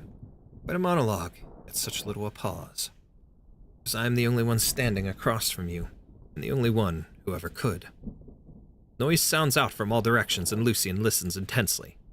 The catastrophe rages as Christine lets out a low howl, something she would normally never do. Their newly acquainted companions scatter in panic, crying out for help in vain. As the troop leader said, death is unfolding on stage. What began with a few intense scenes has now taken over the entire production. You say death is our chance to reunite. I completely agree. So I won't waste this opportunity. If I may, I'd like to share a few thoughts of my own, now that you've finished your analysis. After all, both you and I know this routine by heart. The storm snaps off part of the scaffold, sending a shower of sparks. The nearby rug catches fire, and the flames leap dangerously close to Lucian's side. But he does not even flinch. He stares intently at the person standing before him and removes his hat. Ooh! What a brutal-looking image of him! I love it! Very, very, like, intense, yet still elegant. Very, very handsome man. All this time, ever since you reappeared, you haven't even mentioned the many times I've betrayed you. Why? Because that is unimportant. Because you are still you, child. Getting lost in madness, then returning to clarity, leaving only to later return. After all the trials and tribulations, a hard-won reunion is all the more precious. In the end, time can forgive all grievances. Is that so? I used to think the Crimson Troop was your quill, your canvas, and your trap. I thought that in this chaotic world, your audiences sought solace in your performances. I thought you were omnipresent, and that no one could ever escape your grasp. Which is why the plan that I, Shalem, and the playwright came up with failed. Back then I was young, naive, and full of pride. We believed we had seen the troop for what it really was, but our carefully planned escape turned out to be just another act in your grand play. In the end, Shalem fled from you in fear, while I came to you. You returned to my side. That was the moment when you decided to learn all of my techniques. You resolved to learn everything you could about the troop, then use that information to destroy it. Your plan was to use death to stop death, and to use destruction to stop destruction. My God. White Flower, Blade Dance, Shadow, the teachers you once learned from all died by your hands. As did I. I remember my voice, wild and cracking with rage, and the sudden warmth that surged from your chest the moment the blade went in. I thought I had destroyed the Crimson Troop for good, and despite all that, I still failed. You didn't die. Because death is ever-present and drama is eternal. Eternal, yes, but after that, I devoted even more time to studying all your greatest works, including myself. I wore down your eternity, as any slow-witted disciple might. And at last I arrived, once more stepping into your proud creation, a theater of death, of tragedy, of art. Now at last the catastrophe has finished setting our final stage. Troop leader, my dear teacher, or perhaps I should call you Tragodia. I'm going to destroy everything that is yours. Lucian unfastens the inhibitor at his throat. The exposed originium crystals gleam as if already rejoicing at the song to come. He offers the troop leader a deep bow as the clouds behind him come crashing down.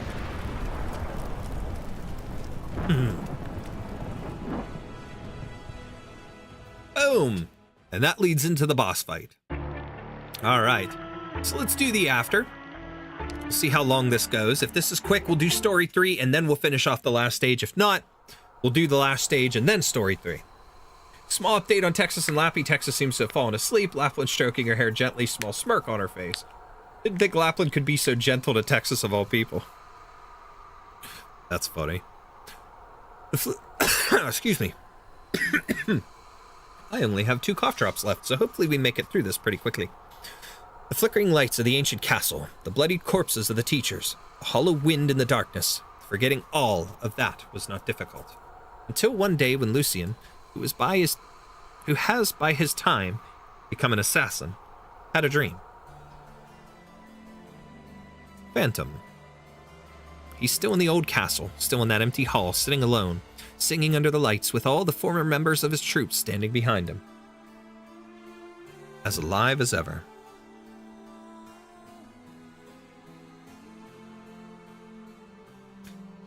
Child, we cannot truly erase our pasts. There will always be traces of them. Do you think I'm scared? No, I've simply finally confirmed that I've yet to fully tear out the ad-libbing you inserted into my life. In other words, you are still here. But you're correct. We cannot truly erase our pasts, and there will always be traces of them. So to bring your story to an end, I've been walking the same path you once did. For all this time, I traveled across the entire land.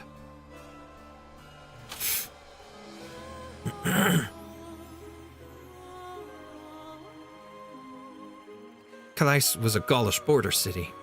When the allied nations suddenly turned on them, Calais was thrown under siege, yet thanks to its powerful cannons and the general hailed as the imperial standard bearer, Calais held fast for months. The general stood atop the wall, refusing sleep, refusing rest, refusing to give ground, with their banner still flying high. Even the weariest soldiers held the line. Till the unthinkable happened. The general's most trusted lieutenant opened the gates, a clear act of betrayal. The Emperor of Gaul had given up on Calais, as by then its fate was sealed. The imperial standard-bearer had refused to surrender out of honor, and the trusted lieutenant believed he ought to stand by his general. After all, they had already braved so many life-or-death situations together over the decades. But he knew that holding the line would only lead to more bloodshed, that the city was doomed to become a graveyard. Perhaps that battle-worn soldier simply realized that although there was no perfect choice, there was a way that would allow him to atone for his sins. He persuaded the general, who had long since become exhausted, to take a 10-minute break. Then he seized his opportunity to open the gate. Before the allied forces could enter the city, he drove his sword through his own heart. That traitor ended up being the most tragic casualty of the war. That is ancient history now, Lucian. So ancient that many of the details have been long lost to the river of time. Victoria, Itanian, I spent months traveling between more than a dozen cities across different nations, and at last, I found an aging vanguard on the brink of death. The guard had seen the towering flames of Calais with his own eyes. He had found a badge on the traitor's corpse. Two faces turned away from each other, one smiling and the other weeping. We all know what that symbolizes, dear teacher. Then I suppose you made other discoveries as well. Even earlier in Laterano, over 200 years ago, a brilliant cardinal was struck down by gun knights in the plaza in front of the basilica. He was intelligent and compassionate, known as the Sancta closest to the Lord. At just 30 years old, he was already widely regarded as the Pope's heir apparent. But then he changed. He grew radical, unyielding, unwieldy. He started preaching, rallying followers, and reaching out to foreign envoys, all in an attempt to check the Pope's authority. Until the situation deteriorated into a religious coup that threatened the entire city-state. The Pope was critically wounded, and the gun knights were deployed. The would-be usurper became the only cardinal in history of Laterano to die during a coup. No one knows what exactly happened to him. At some point in one of the ecclesia required him. He had a chance encounter with a passing feline, but of course, that is hardly a lead-worthy chasing. It must have taken some effort for you to uncover all of this. Indeed, it was quite troublesome. I merely offered that Sancta a bit of truth. He was already terminally ill, you know. Unlike the incompetent Pope, who knew only how to interpret scriptures, his own zealousness knew no bounds. But with limited time, he might not have been able to put his ideals into practice, to hear the church bells ring in the new era. But in truth, the moment the cardinal struck down the Pope, he came to his senses. He realized that death had never caught up with him after all.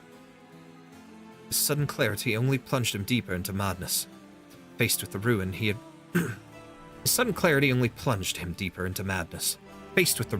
wrought, did he choose to walk willingly into the gun knight's sights? Microcosm of political tragedy, in which many of the troops' plays took root. Quite a pity, isn't it?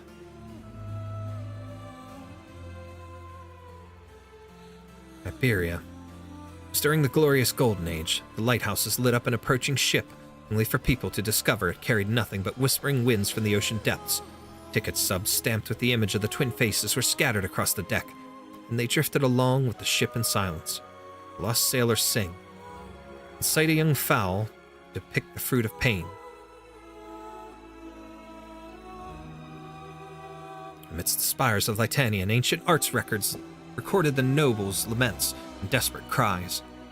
Exile an infant to arrive at joyful death. An encampment covered in thick snow. Reeds walk their own path. Their own path. City in the depths of the sands. Through tears, falsehoods, and riddles, he leaves the bed of withered flowers. Sargon.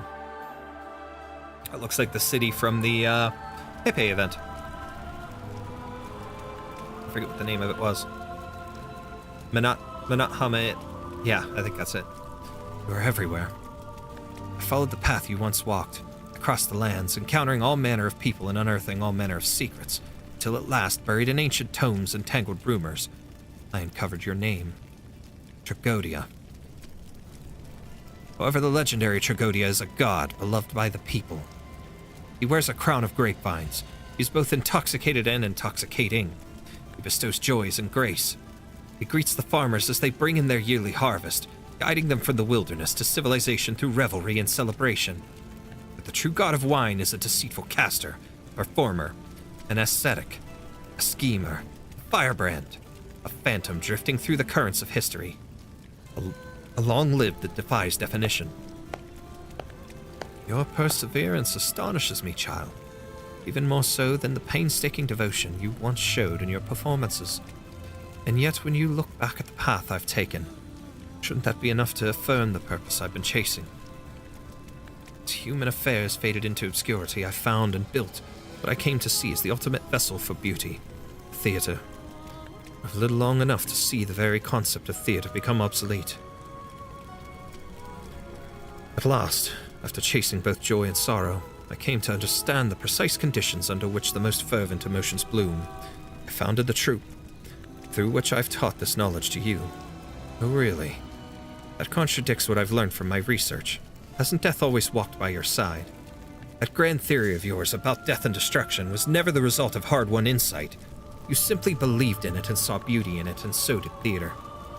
Set aside for the moment the brilliance of or depravity of human nature that emerges in times of desperation, and turn to some more fundamental questions. From Laterano to Gaul, from Iberia to Sargon, from the old castle to his catastrophe-stricken land, you've directed so many performances that shook the soul. So why have you allowed them to be lost to history? You don't want them to be remembered. You exalt the irrational and unpredictable, so why must every story have the same ending? Ruin. Well, what do you think the answer is, child? Tell me. Because it makes everything and everyone unverifiable, both within the theater and beyond. Because it grants you authority, lets you justify yourself and turn your so-called beauty into the only possible resolution.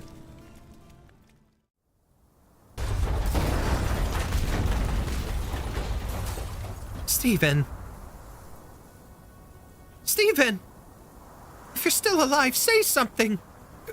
Greta. You really did lock yourself up in your office. What happened outside? It's too much to explain right now. In short, the entire plate is on a collision course with the catastrophe, and everyone else has evacuated to the power deck. Are you all right? Yeah, something's wrong. Ceiling came down on my leg. I can't move. I'll rescue you. Damn it, that broken column has sealed the door shut. It's really heavy. Just wait a moment. Stay with me. Keep talking. Stone. Only now do I understand that I am in no way, shape, or form a genius. Huh? But God came to see me. He hasn't abandoned me. He's shown me a new way of thinking. Actually, he's always been teaching me. I like to think I made good use of my characters' deaths, every desperate situation to nourish my stories. I did try that, after all, in the death of Lady DuPont. Why else would it be called that?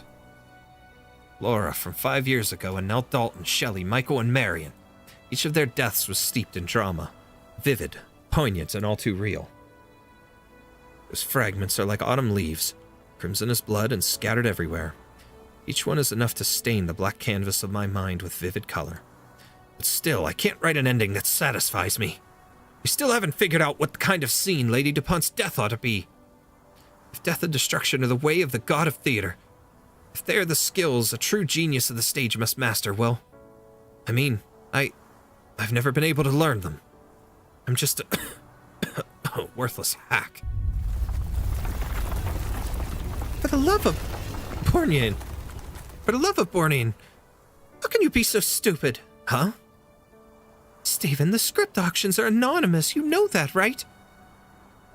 Dalton, Abner, everyone in this crew has been shaped by what happened 5 years ago. I brought them together on purpose. But you were the one exception. When I approved the outline for the script, I had no idea it was written by you.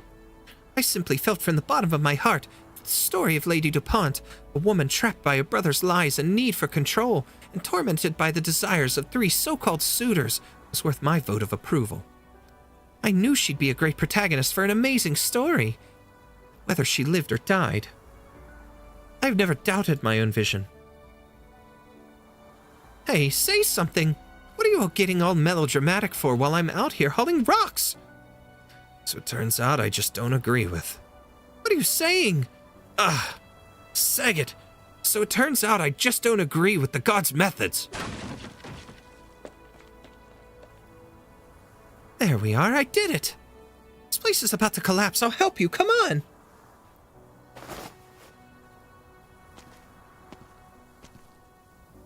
I love how he used Saget, which is like the Bob Saget spelling. And I wonder if that was the intended pun there, or if there's another, like a director type figure with all these other, like Hitchcock and Faulkner, or not Faulkner, Kubrick and the others that they mentioned, if that's another pun. But it's funny that that's used this way. He used that as like a profanity. Wait, Miss Stone. What now? Greta helps hold Stephen as steady as both come to a stop, and he looks to the side. There's a wall, only half of it still standing. Faint remnants of vivid graffiti stand out harshly against the grimy, dim surroundings. It is the giant promotional mural Tippi had painted for the crew, and by some stroke of luck, the title card remains unscathed amidst all the wind and flying debris. The death of Lady DuPont. Stephen raises a blood-stained arm, and with considerable effort, wipes away the first 3 words.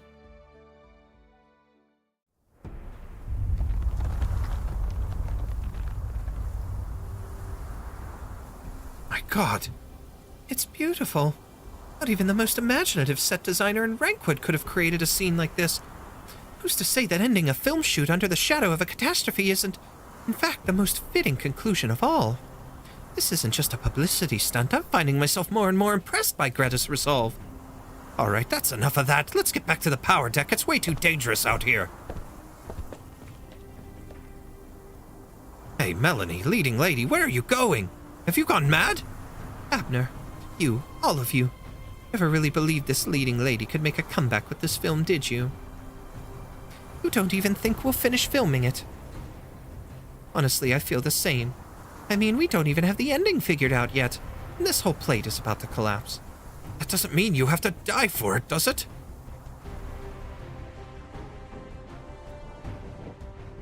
Ooh. The catastrophe is closing in. The howling wind is nature's roar, its fury written across the face of the clouds. But Melanie still walks forward to face it. Oh, wow. Who said I have a death wish? Who says Lady DuPont has a death wish? Who says Lady DuPont is meant to die under her brother's oppression, felled by the swords of the 3 Rockefellers, the hands of those onlookers who sought to curse her, humiliate her, drive her out? Must death be a symbol? She should instead, on a night no one could have foreseen, walk straight into a storm, just as wild and chaotic as this one, leaving that prison of a castle behind. She shall not perish because this storm is the chariot that will lead her to freedom.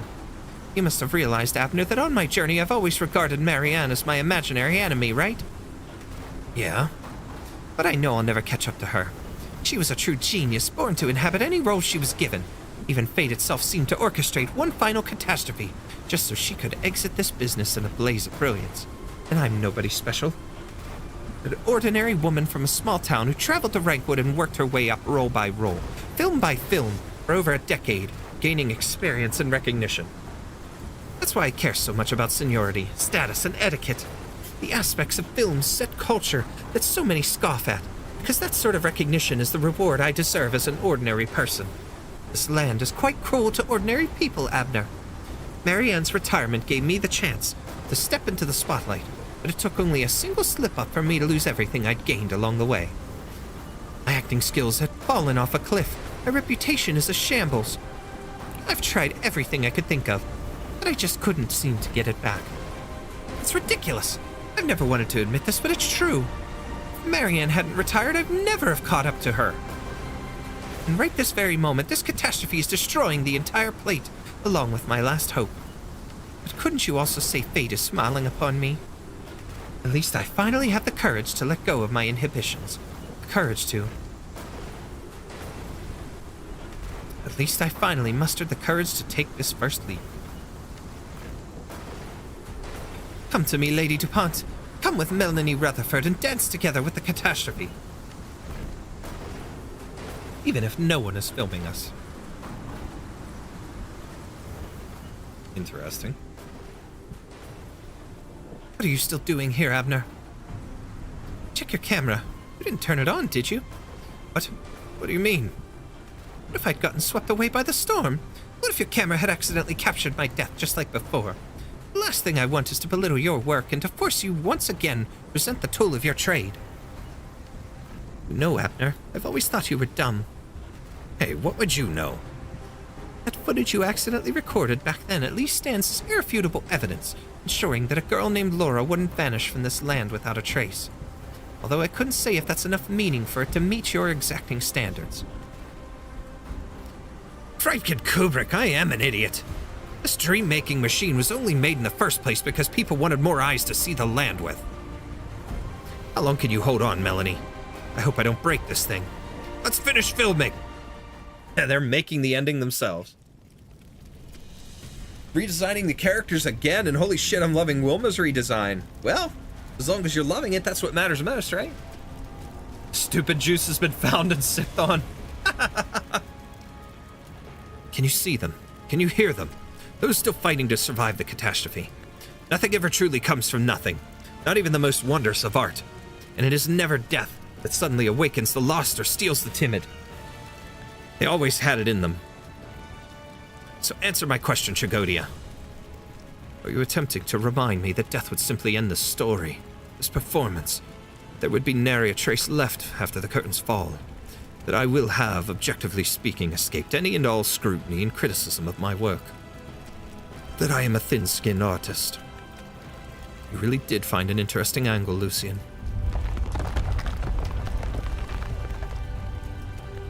Perhaps what you say is right, but how are you going to change the ending that has already been written? That child, Tippi, really did adjust the path of the mobile plate, using only techniques she picked up from watching film reels. The shift in its trajectory was insufficient. Nearly half the plate remains on a collision course with the storm. Lucian, you faced a catastrophe when you were young.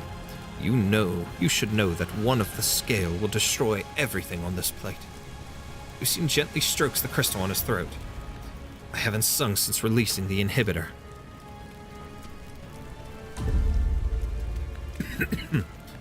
Singing, it is Blood Diamond's song. A song that once lit up countless stages before dying out amidst the darkness of that old castle. That old castle. Today it echoes once more. Sound passes through cracks in the ruins and the catastrophe itself, ringing clearly in everyone's ears. Singing with such total devotion. No, it seems that dreams can also be used as barriers. This is the first time I've ever seen you use your arts in reverse, Lucian. Are you trying to protect everyone with the voice that once brought pain to yourself and disaster to others? Are you trying to face this catastrophe alone? Alone? No, you're here with me. Hold your scepter steady, Tragodia. From the moment I rose from that river and walked back to your side, And the moment I returned to the troop and stood before you once again, I have only ever had one motivation. At the climax of every tragedy, there is always a fierce, cathartic battle, be it inside a palace, atop a tower, or beneath this ever-shifting sky. Let us finish this drama, where the student kills the teacher! Ha ha! My favorite student, my best actor. Everything that is headed for destruction shall serve as your backdrop. I am so glad you can enjoy this moment. Even I can't help but be swept away in it. I've forgotten all other matters. Ew. But you should know that killing a long-lived is meaningless. You just told me that I found an interesting angle. But it's not interesting. Far from it. You aren't a thin-skinned artist. You've just been left with no other choice. It is not us who need to die, not the audience, not the common folk, bound by the laws of ordinary reality. It's you, Tragodia. You've walked through history, you've founded the troop, you've created dreams from darkness, you fed both me and Shalem with despair. You've drawn in lost souls one after another, and lashed actor after actor. You taught us to feel pain, to learn evil, to be stained with blood, to sing of destruction. You taught us to dress for the stage, to wear a mask in life, to believe in what you called rebirth. You built the story and drew in the audience.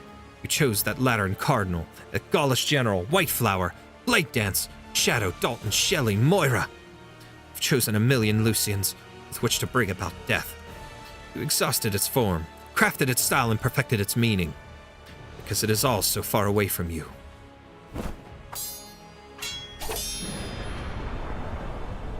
So far away. Long live death is the one shore you will never reach. Director, death is the one performance you can never take part in. Tragodia, death is the one art you will never embody. All your aesthetics, your insights, your experiences, everything you pushed us to pursue has done nothing for you in the end. I once thought this brought you joy, but your sorrow has always outweighed your sense of accomplishment. If you yourself are the theater, then your very existence is a paradox. The ending is nigh, isn't it? Do you feel resentful or helpless? Do you find this funny or confusing, or have you simply ignored it? Have you never felt the same pain that I have? Tragodia is uncharacteristically silent, his eyes fixed on the face in front of him that is lost in emotion. Lucien shouts loudly. The raging storm does not even distort his voice in the slightest. He sings and chants while the originium crystals creep visibly along his neck. Does it hurt, child? Yes, of course it hurts. If you keep using your arts without restraint, it will kill you, child. Are you jealous? Perhaps. But your performance really is moving. Lucien responds to Tragodia with an even greater fervor. His surging emotions give him newfound strength, and at last he seizes the upper hand in their clash. In an instant, he plunges the scepter into Tragodia's torso. Pain is my blade, and at last I have driven it into the one who caused my pain in the first place. You!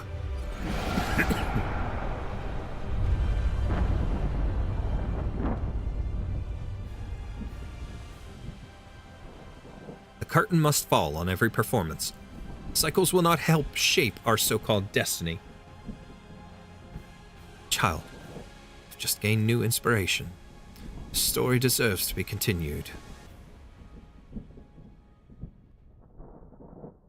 The plate beneath their feet is swaying and shaking, but it is starting to stabilize. People start to poke their heads out from the ruins and look at the receding disaster. They can hardly believe the catastrophe they have just experienced. Hundreds of broken masks drop to the ground as Tragodia slowly falls to his feet. Lucien is sure that he has pierced Tragodia's heart and completed his grand murderous drama. However, he also notices a change in himself. These clothes, this scepter, this crown. Have you given me a new ad-libbing? The silver white hem of his robe flutters in the wind, brushed by grains of sand yet spotless as ever. Lucian silently studies the elegant garment. It is flamboyant and exquisite and fits him perfectly, as if it had been tailored just for him. He could walk into any festival or onto any stage in it, and it would suit him perfectly. It is as if this is the catastrophe's gift to him, his reward for slaying his teacher. The theme of this murder was clearly betrayal, yet at the last moment it became a passing of the torch. Lucian is silent. Fallen Tragodia has disappeared. Where he once lay, there is only blood and his mask. The dark red carpet extends upward along the steps without end. This is the path he was meant to walk, and it is now free of all obstacles. These thoughts spring to Lucian's mind from nowhere. Also finally found a way to incorporate fluff into Corey's design. Cool. Goodbye! Hey Rosa, how's it going? Made it to the stab, yes you did. Just in time. So he climbs the stairs without lowering his head or looking back. Just then, he hears Tragodia's voice. Lucian, you are the finest actor in all the land. You have honed your craft well, and you use your powers of reason to grasp hold of the mask of emotions. You know well my origins, so it should be clear to you that you have not ended me by merely killing me. You shouldn't pin your hopes on a scene that was once performed in an ancient castle. Or is it that you were certain I would think this way, make this choice? It's all so interesting. Maybe you were right. Death is the one shore I will never reach, one performance I can never take part in, and the one art I can never embody.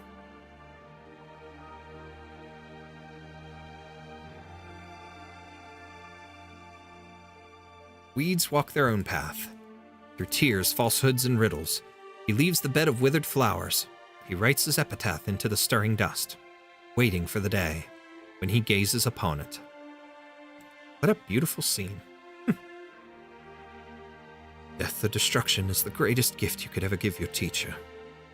But have you considered that what you now reject, and what I've left behind, is only one of theater's countless possibilities? One of the many ways beauty can be defined. And therefore, that what you've just killed is but one of my thousands of existences. Go on. Life rushes by, the theater endures. The theater will never perish, and the aesthetics will always change, so therefore I will always stand by the pinnacle of everything. The theater cannot be killed. It can only redefine it, replace one theater with another, overthrow old aesthetics with new. I can become the new one, the new you. If that is the only possible fate for the two of us, then I accept it. You see, Lucian, once again, you've entered into a tacit agreement. Continue forward. Climb to the highest point on the stage. You shall wear the crown of performance. You shall wield the scepter of inspiration. You shall wear the years of performing and being performed. This process will only add to your pain, but you must accept it. Child, you shall walk from here with both my blessing and my curse. I fulfilled the promise I made to you when we first met. I will never be an obstacle to you, or an obstacle to theater. This is my final gift to you. How much further can you walk? What other answers can you come to, Tragodia?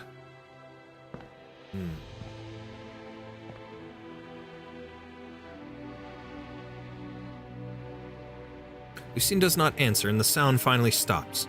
He stands at the top of the stairs. The storm is far away now, and blood trails behind him. He loves the desolate scene. He loves the unformed arts in his body. And he stretches out all his pain. Then the new Tragodia sings his song. Ha! Wow. Can I just say how appropriate that we have this event on the 10th anniversary of Hamilton? Ooh, interesting. And the last part of the After EP is in reference to Hamilton. I don't know anything about Hamilton. I've never been a guy to know much about musicals or anything like that. I don't inherently go for them. I mean, like, certain things I'm okay with, but I've never really been like one to specifically go for musicals, but I don't dislike them. I just never said, you know, hey, I want to watch that right now. You know what I mean? I was never into that kind of thing. People always ask me why I didn't do theater and stuff for school. I don't know. I never had an interest. Even though I loved to sing and do stuff and perform, I never had an interest in that kind of thing. It was weird. Again, not that I disliked it. I just don't know anything about it. I've never looked into it, but yeah. Oh well. I guess the closest things that I've ever seen to any kind of musical was back when I was a kid watching Grease on VHS. And then, of course, now, stuff like Has Been Hotel, but that's about it. It's the closest I have to experience with musical. Need to make an L&L of Phantom, but I'll finish the Age Squad first. Ooh, I'm looking forward to that. Curtain shall never fall. Let's do the last story, and then we'll do the final stage. We will do the last EX stage that we have after we do this. Uh-oh. Prison. Columbia, Wrankwood outskirts, federal nomadic prison.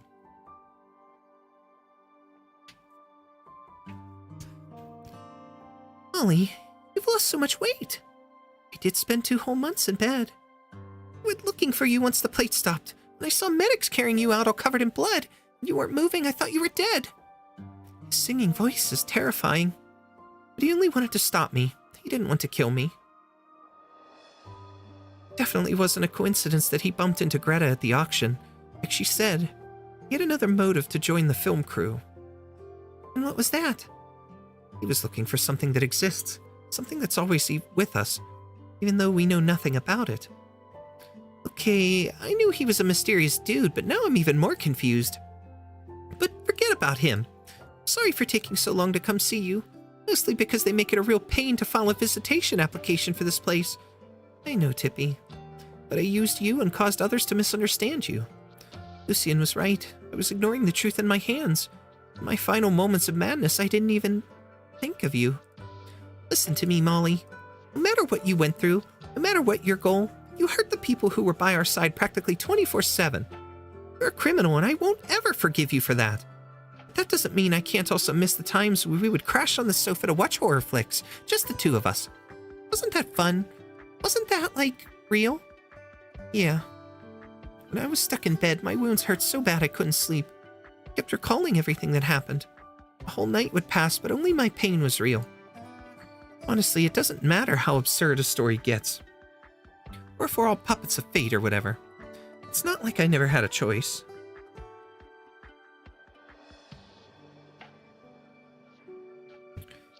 If only I'd focused more on the movies we were watching instead of thinking about the truth I thought was real. Hatred, madness, blood, and puppets. Oh my. Maria is a big theatric, kind of like Little Miss Lappy. Like Miss Lappy over there. Grease, loved that. My first musical was The Sound of Music on VHS. Oh, okay. Okay. Alright, I missed it, but the image of Molly wearing the clear raincoat is in reference to Moira, not Molly. Whoops. Well, I mean, it's Moira, yeah, but Tippi calls her Molly, so you got it. I'm sorry, Tippi. If I'd met you earlier, maybe you wouldn't have even needed Laura. Final day of your trial's in 2 days, right? I talked to a few lawyers, and it seems like... Don't let my ending bother you. The warden's nice here. He let me stay in the prison's logistics department during these last few days to make stuff the prisoners can use. I'm not living like I was before, merely waiting in vain for the finale. Good.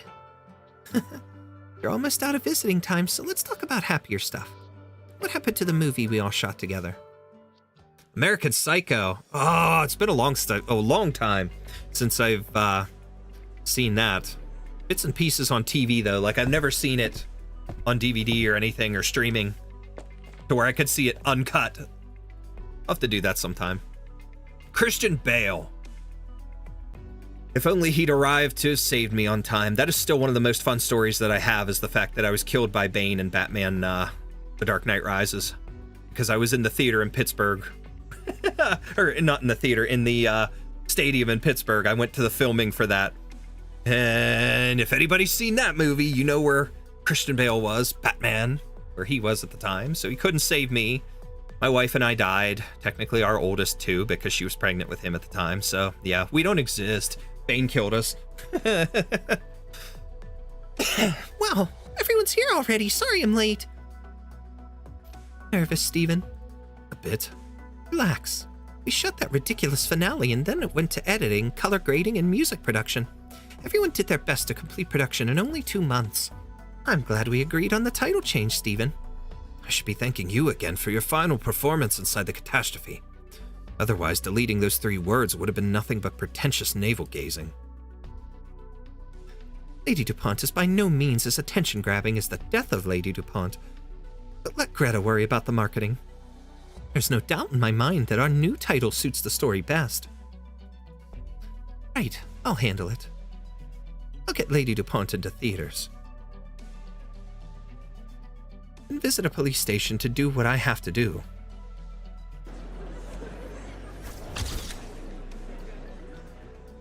Pinch me. I'm not seeing things, am I? Pinch you. Just snap your shutter already. This is guaranteed to go on the front page tomorrow. How did the niche AGFF attract such a distinguished guest? How much did the organizers spend? How many years has it been since Marianne Blake showed up in Wrankwood? Up.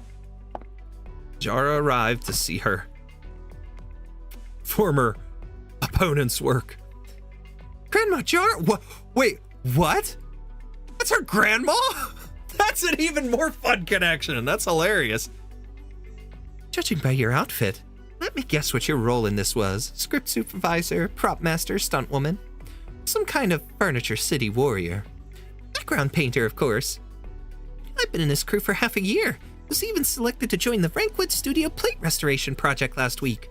The plate our crew rented got totally wrecked by the catastrophe, so the boss put me in charge of the design work once it's rebuilt, and I've been like so busy.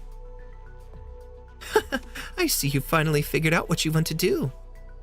I told you before, didn't I? I love movies, every last part of them. And now, I finally found out what my favorite part is. So you don't plan on going back? Think you could keep shielding me from the old man? Tip, your grandfather may be an old friend of mine who used to be my finest partner in the industry, but that doesn't mean he'll let me tell him how to raise his grandkids. Just tell him this the next time you have tea with him. Ahem. We're all retired, aren't we, old chap? Why waste our time worrying about the little things? Oh my god. I know Tip didn't use any of your contacts, nor did she follow your plan to become a historical film director. But isn't she living it up in Wrankwood? Who knows, half the backdrops in town might be spray-painted by your granddaughter one day. Alright, I recorded all that. I'll play it for him the next time we meet. Aw, Grandma Jara! Fine, but I might not have the time to see your grandpa the next time I'm in Columbia. Oh yeah, didn't you go all the way to Rim Billiton for some fresh air? Did you come back for Rhine Lab stuff? That's too many questions, Tip. Once the screening's done, I have to head over to Max DC to see the Vice President. So at least let me have a chat with an old friend, will you? What the? Damn, I forgot about that. They don't look related. Guessing adopted? Who knows? We don't know the parents. We don't know what the grandfather looks like, so you never know. It are a difference. It is quite a difference, but it's still funny. Long time no see, Marianne. Just call me Jara. After so many years away from the silver screen, Marianne sounds like a stranger's name to me. Either way, I have to thank you, Jara. I'm sure you know that given my current reputation, I don't have much of an influence in the industry anymore. So without your help, the AGFF would never have allowed Lady DuPont as a late submission. It was my pleasure. Though I must say, I had no idea that Tippi was actually... I would have helped you with or without her. I just watched the part with the catastrophe and felt it'd be such a pity for the audience to miss out on such an actress's performance. So I thought I'd do an old friend a favor. But even if Lady DuPont gets free marketing at AGFF, that doesn't always translate into box office numbers. Melanie, you know better than I if Wrankwood were a person. He would be the most forgetful and least tolerant person there is. It's no guarantee that he'd accept a lover running back into his arms. Besides, you did destroy an entire plate. Even if the film's a smash hit, you might not make enough to pay for the damages. At least I did it and I have no regrets. But rather than mulling over all that, I'd like to ask you a question. Go ahead. When you encountered a catastrophe while shooting the eternally shining star, the camera caught you as the storm nearly missed you. Was it just an accident, like you said at the press conference, or did you also move toward it of your own will? Is the answer to that still important to you even now? No. It sure is hard to say if I really did beat you in the end. A splendidly dressed female lead laughs heartily before every camera in the room, though she does not even know what she is laughing at. Tippi is a true Nepo baby. She's a student of Jetman from IS2. After a long time, she opens her arms towards her former rival, the genius she always thought she would never catch up to, the one she had always exchanged polite greetings with on camera for a hug. And it is returned in kind. Let's head in. Oh, they shared a hug! Once rivals, now friends, I guess. Melanie Rutherford as Lady DuPont. Michael as the three Rockefellers. Dalton as Sir DuPont. Lucien as the messenger.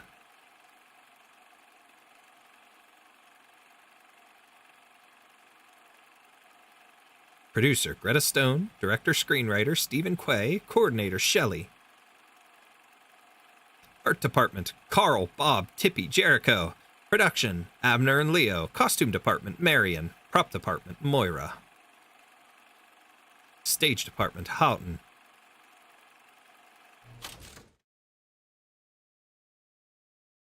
Everybody looks bored.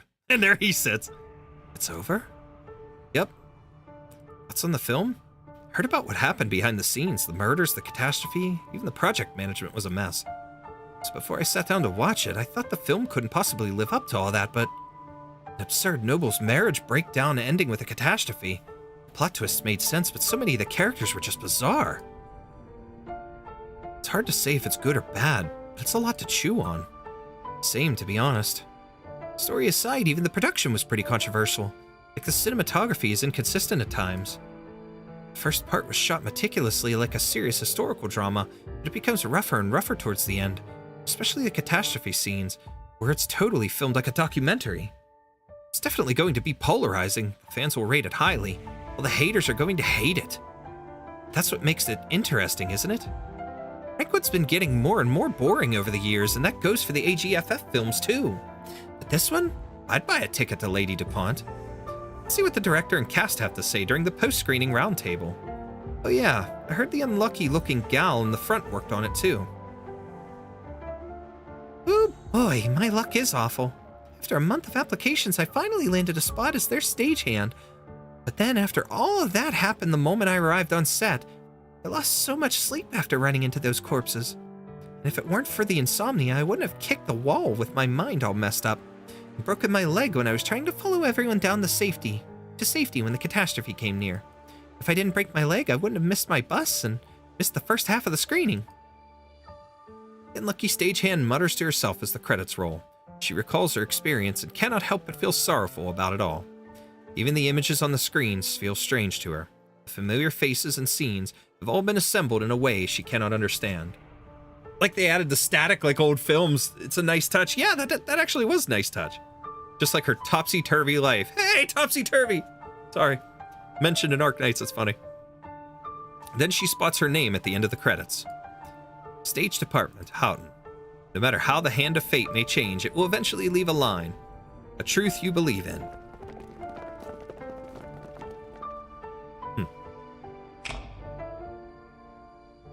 Shalem and the playwright. It's over. Aren't you taking part in the post-screening roundtable? I'm not with them. Besides, the two of you are here. Huh, true enough. Yes, it was wonderful, be it the film itself or otherwise. Lucien. Is he dead for good this time? Or is he still alive somehow? I'd have to think about that.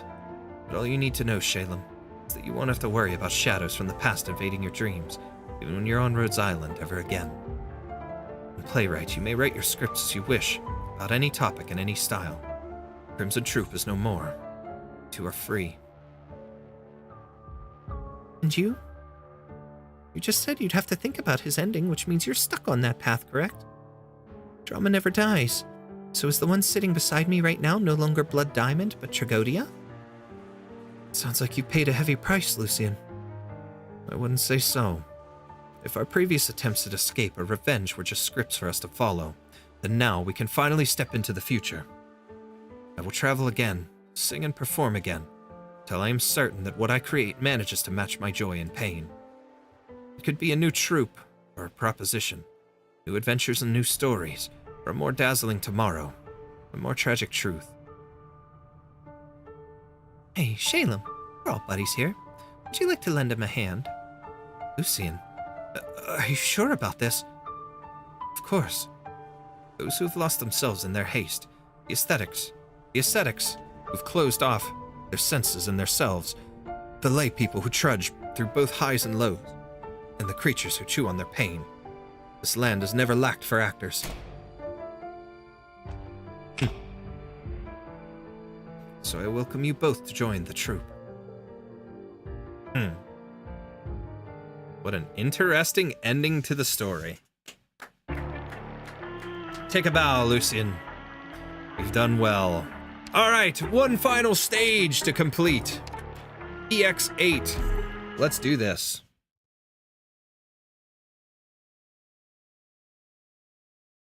Stage in the endless stairs. Malheureusement, le parfum du conflit m'est familier. The only sound okay, they will let's hear do is my blade slicing this. through wind, not my footsteps. Easy peasy. Lemon squeezy.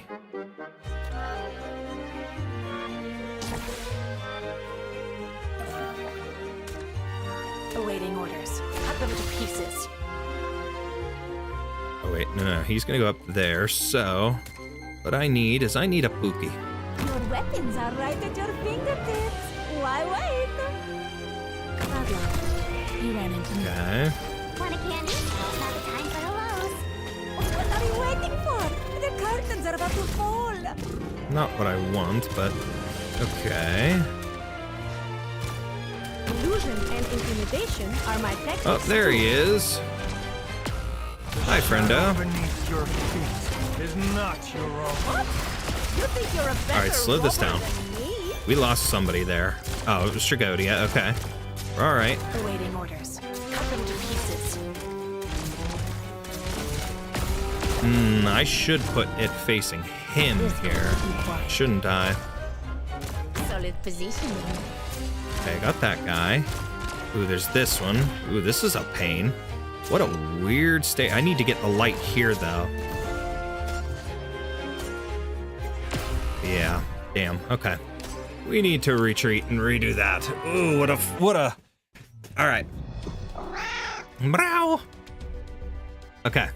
We need to face the light towards him. We need to face the other light upward.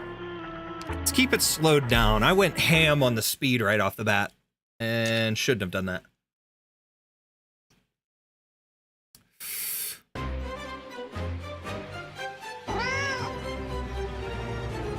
Okay, we're gonna aim that way.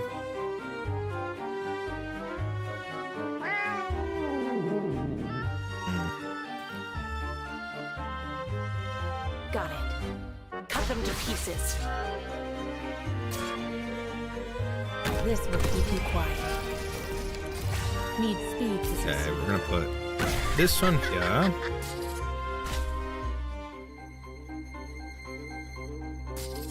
Okay, serious space.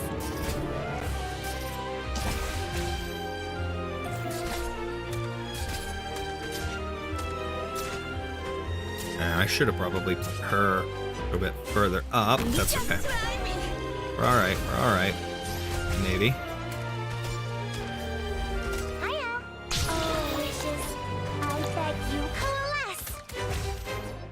Your weapons are right at your feet. What do you fear most?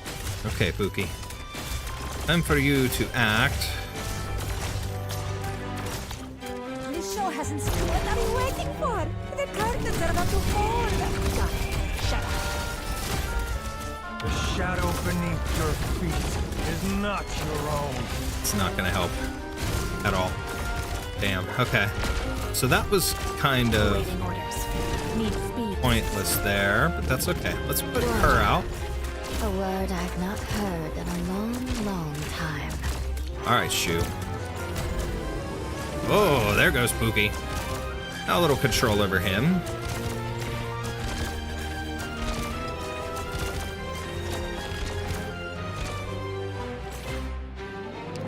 I wasn't supposed to outsow the mountains when summer But we do leaves this. the white dew. Seed the plains when Time for hellos. Ah, that's not what I meant to do. That's my fault for being dumb. Oh well. Okay.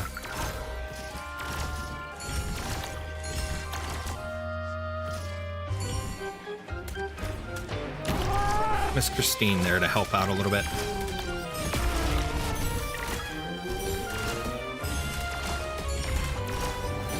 Well, thank you, Shu, for the little help there, but this is a problem.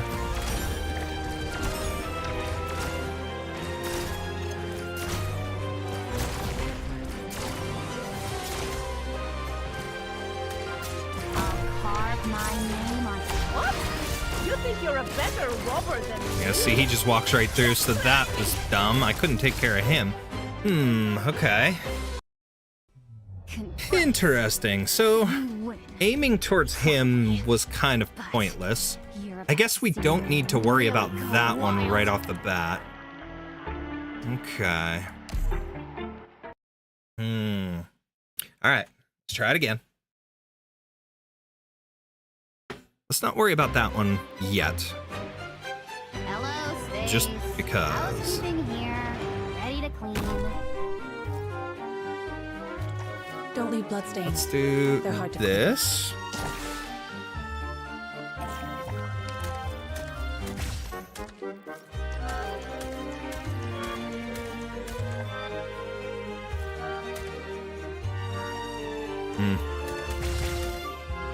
Shoe here. timely rest. Now's not the time for hellos. Let's begin. That's gonna open this up a little bit. Got it. Shut up. I wasn't supposed to act. Sow the mountains when summer leaves the white dew. Seed the plains when equinox paints russet hue. This will keep you quiet. This show hasn't been a disappointment. What? You think you're a better robber than me? There we go. Doesn't really help much, but Moving to it's a little bit of help. Okay. Name Pookie. Air's burning my lungs. Cut them to pieces. Okay. My blood is boiling. Run faster before my fire swallows you whole. Moving to designated location. Crushed him.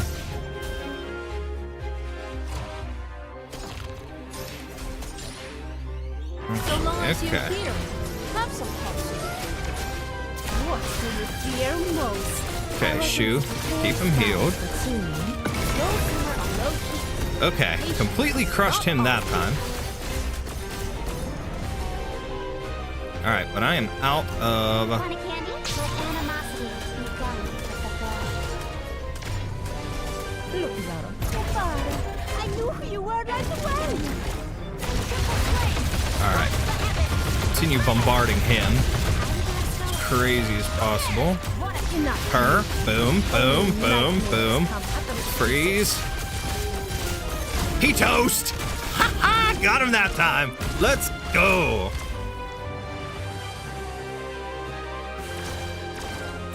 Want a candy? Alright, now we gotta stay alive just a little bit longer. When summer leaves the white So, dew. upward. I didn't even mess with this camera. I guess I could put someone there to aim it that way, but we got this camera up, this camera left, this camera left. And then we're in good shape. Awaiting orders. You can't stop me. Okay. Alright. Want a candy? Alright, Moo, keep it going. I beg you. Pookie, go again. Take care of everybody here for me, please.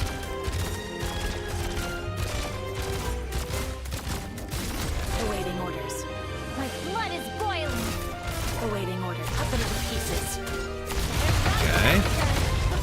Shoo, heal. You. Crush this guy. Quick. Boom. He's got 2 left. Let's go. Then we got EX to do yet. Shoo doing shoot things. What I did against the boss was Exu Alter against him. Skill 2, just make sure she stays healed. That was on main story, not on EX. Main story, I got him pretty good. I didn't have a lot of problem with him. But yeah, here he was definitely a little bit more of a pain. That was on the main story, not EX. Damn. Awaiting orders. Shut up. This show hasn't been what I've been waiting for. All right, now we gotta get rid of them. I think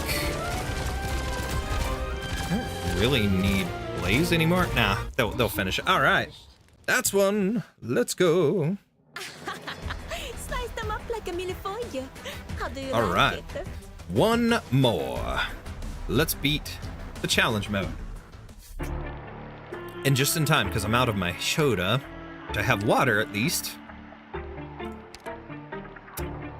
Do I want to bring anybody additional along just as an extra? Nope. You know what? Let's try it as it is here and take it from there. Here we go.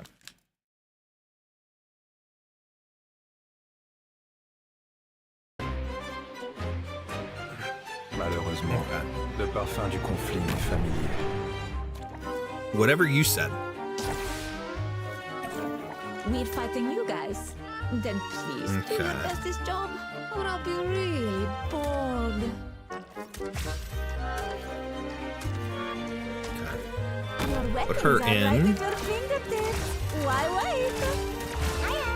Let animosity be gone with the flow. Look, Zaro, this spotlight shines on us. Shut up. Spring breeze, timely rain. Illusion and intimidation are my tactics too. Relax. What? You think you're Flesh and bone bear weeds. Mounds and ruins bloom fields. Okay. All right, you was on this one. So long as you're here, have some heart. So he's settled. Hiya. Moo Let moo. animosity be gone.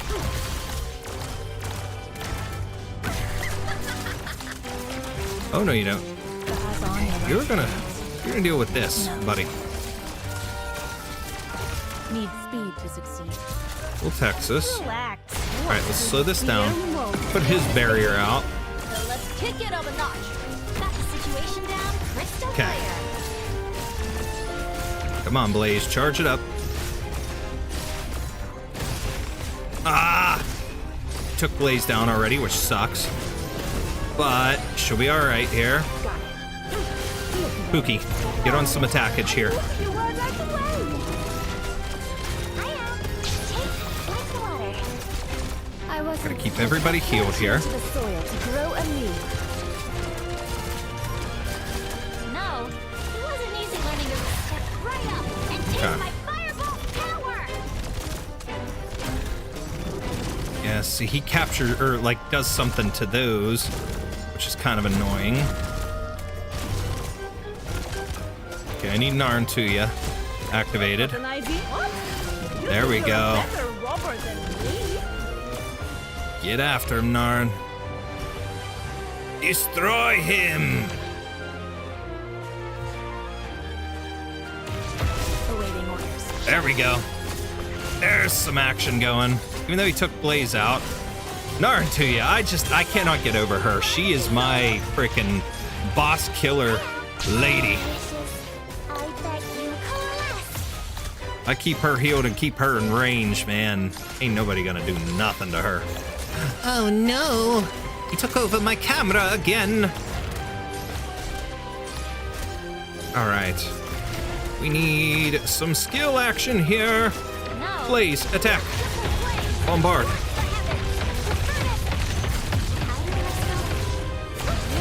There you go. Get him again. Get him again.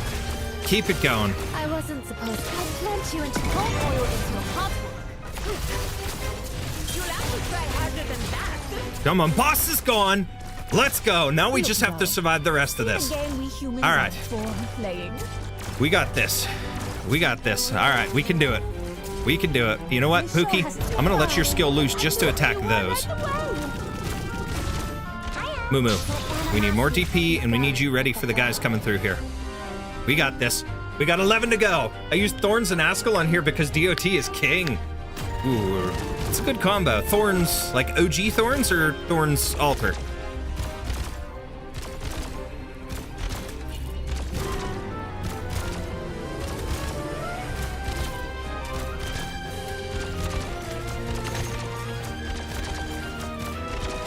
Also, why is you there? I just put him there to aim this because he was a good protection against the guys coming down here.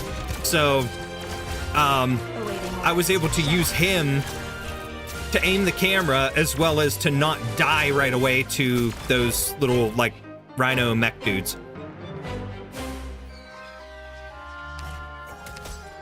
I've got an idea. What do you fear? Let animosity begun at the brow. Okay, we got these guys coming out here. All right, If Shu. you're really interested, I'll plant you into the soil to grow anew. No. Blaze, handle these guys. It's given time for Lapland to charge up her skill. Narn2 is finishing this guy, trying to.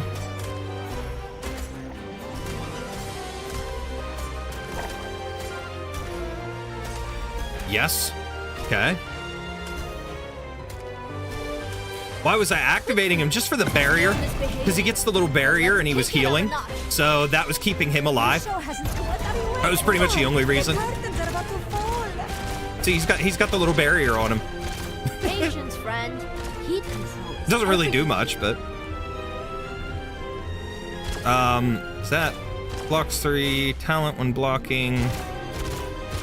Yeah, it's just a little bubble that pops up around him. I call it a barrier. It's not really a barrier, but I just activate him because he gets heat controls everything. Yeah. It seems like he heals better or something. I don't know.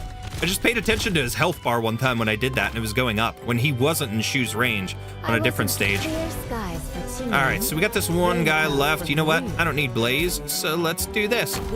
Bye-bye, let's go. Pig Jesselton. 100-faced performer, let's go. Flavors fit for gastronomy. Thanks for entertaining me. You're welcome, madam. Okay, so that is a complete challenge mode. Sweet.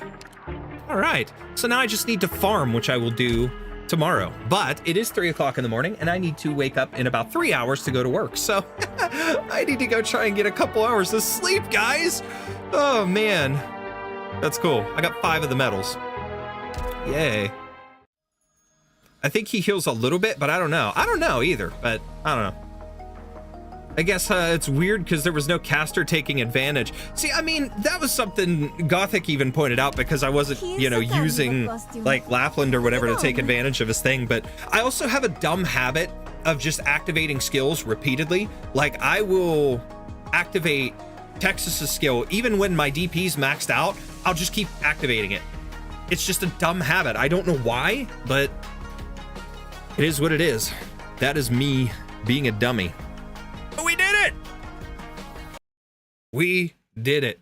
We managed to finish the story of the event as well as we managed to accomplish EX stages and everything. So that was fun. And that was a pretty cool story. I loved all the little nuances and connections to actual like Hollywood and directors and famous people, you know, but at the same time, the way that the story progressed was so cool. It was just a very interesting, like, balance of mystery, thrill, and stuff like that. And it wasn't like a horror story, even, but there was always the constant ties to horror type events and things. And I mean, the deaths of Michael and Marion was absolutely insane. Axe to the neck, scissors to the head. Like, come on. That was undeniably crazy and cool at the same time. But very cool story. Very interesting to learn more about Lucian. And just to enjoy that overall. It was a nice change of pace compared to our last few stories as well. So I'm looking forward to seeing what comes next, but we do have in technically a day, because it is the 26th, on the 27th, on Thursday, is when Path of Life rerun begins. So we'll have that to contend with EX stages and stuff that I didn't do before. And fighting some more Seaborn. Let's go. But yeah, we got some cool stuff coming up.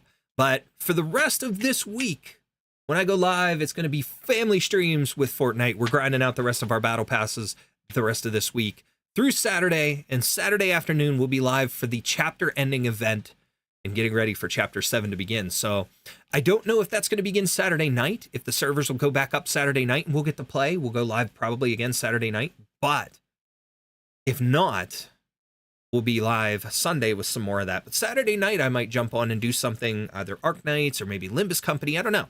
We'll see yet, but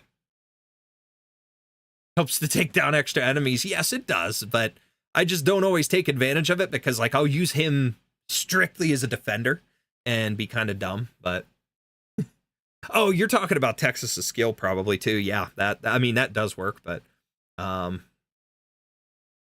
helps to take down extra. Okay, I'm excited for the rerun. Hooray, Seaborn. Yes, Seaborn. Gross. Lovely Seaborn.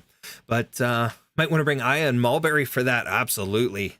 Ayafiela was good for that one too, but I don't think I really used Mulberry much, so I don't know. But if she worked for you, use her.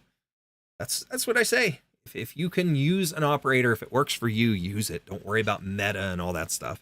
But excuse me. With that though, I appreciate everybody for hanging out here. I'm gonna get going here so I can go to work because I have to go half an hour earlier than I usually do. Oldest has hockey practice tonight, all that stuff, and we'll tackle it from there. But I got to get up and go to work and do that stuff. I might get lucky and get off early, which is kind of cool. I'll be leaving a little bit early because I'm going in early, but we might get let go early because it's the holiday. Sometimes our bosses will do that, which is kind of cool. If it gets dead, we can go early and I'll just pop a couple hours of sick time in it, and that gives me a nap when I come home. So not normal Aya, but alter. Oh, well, yeah. I mean, hey, if she works too, definitely as a healer, but I still have to experiment with her and build her, as you saw, but we'll get there. That's it though, chat. I appreciate you all for being here tonight while we're live. Those of you watching on the VOD, thank you. You guys are awesome as well. Take care, and we will see you back here tomorrow night for a little bit more Fortnite chaos. Have fun next time.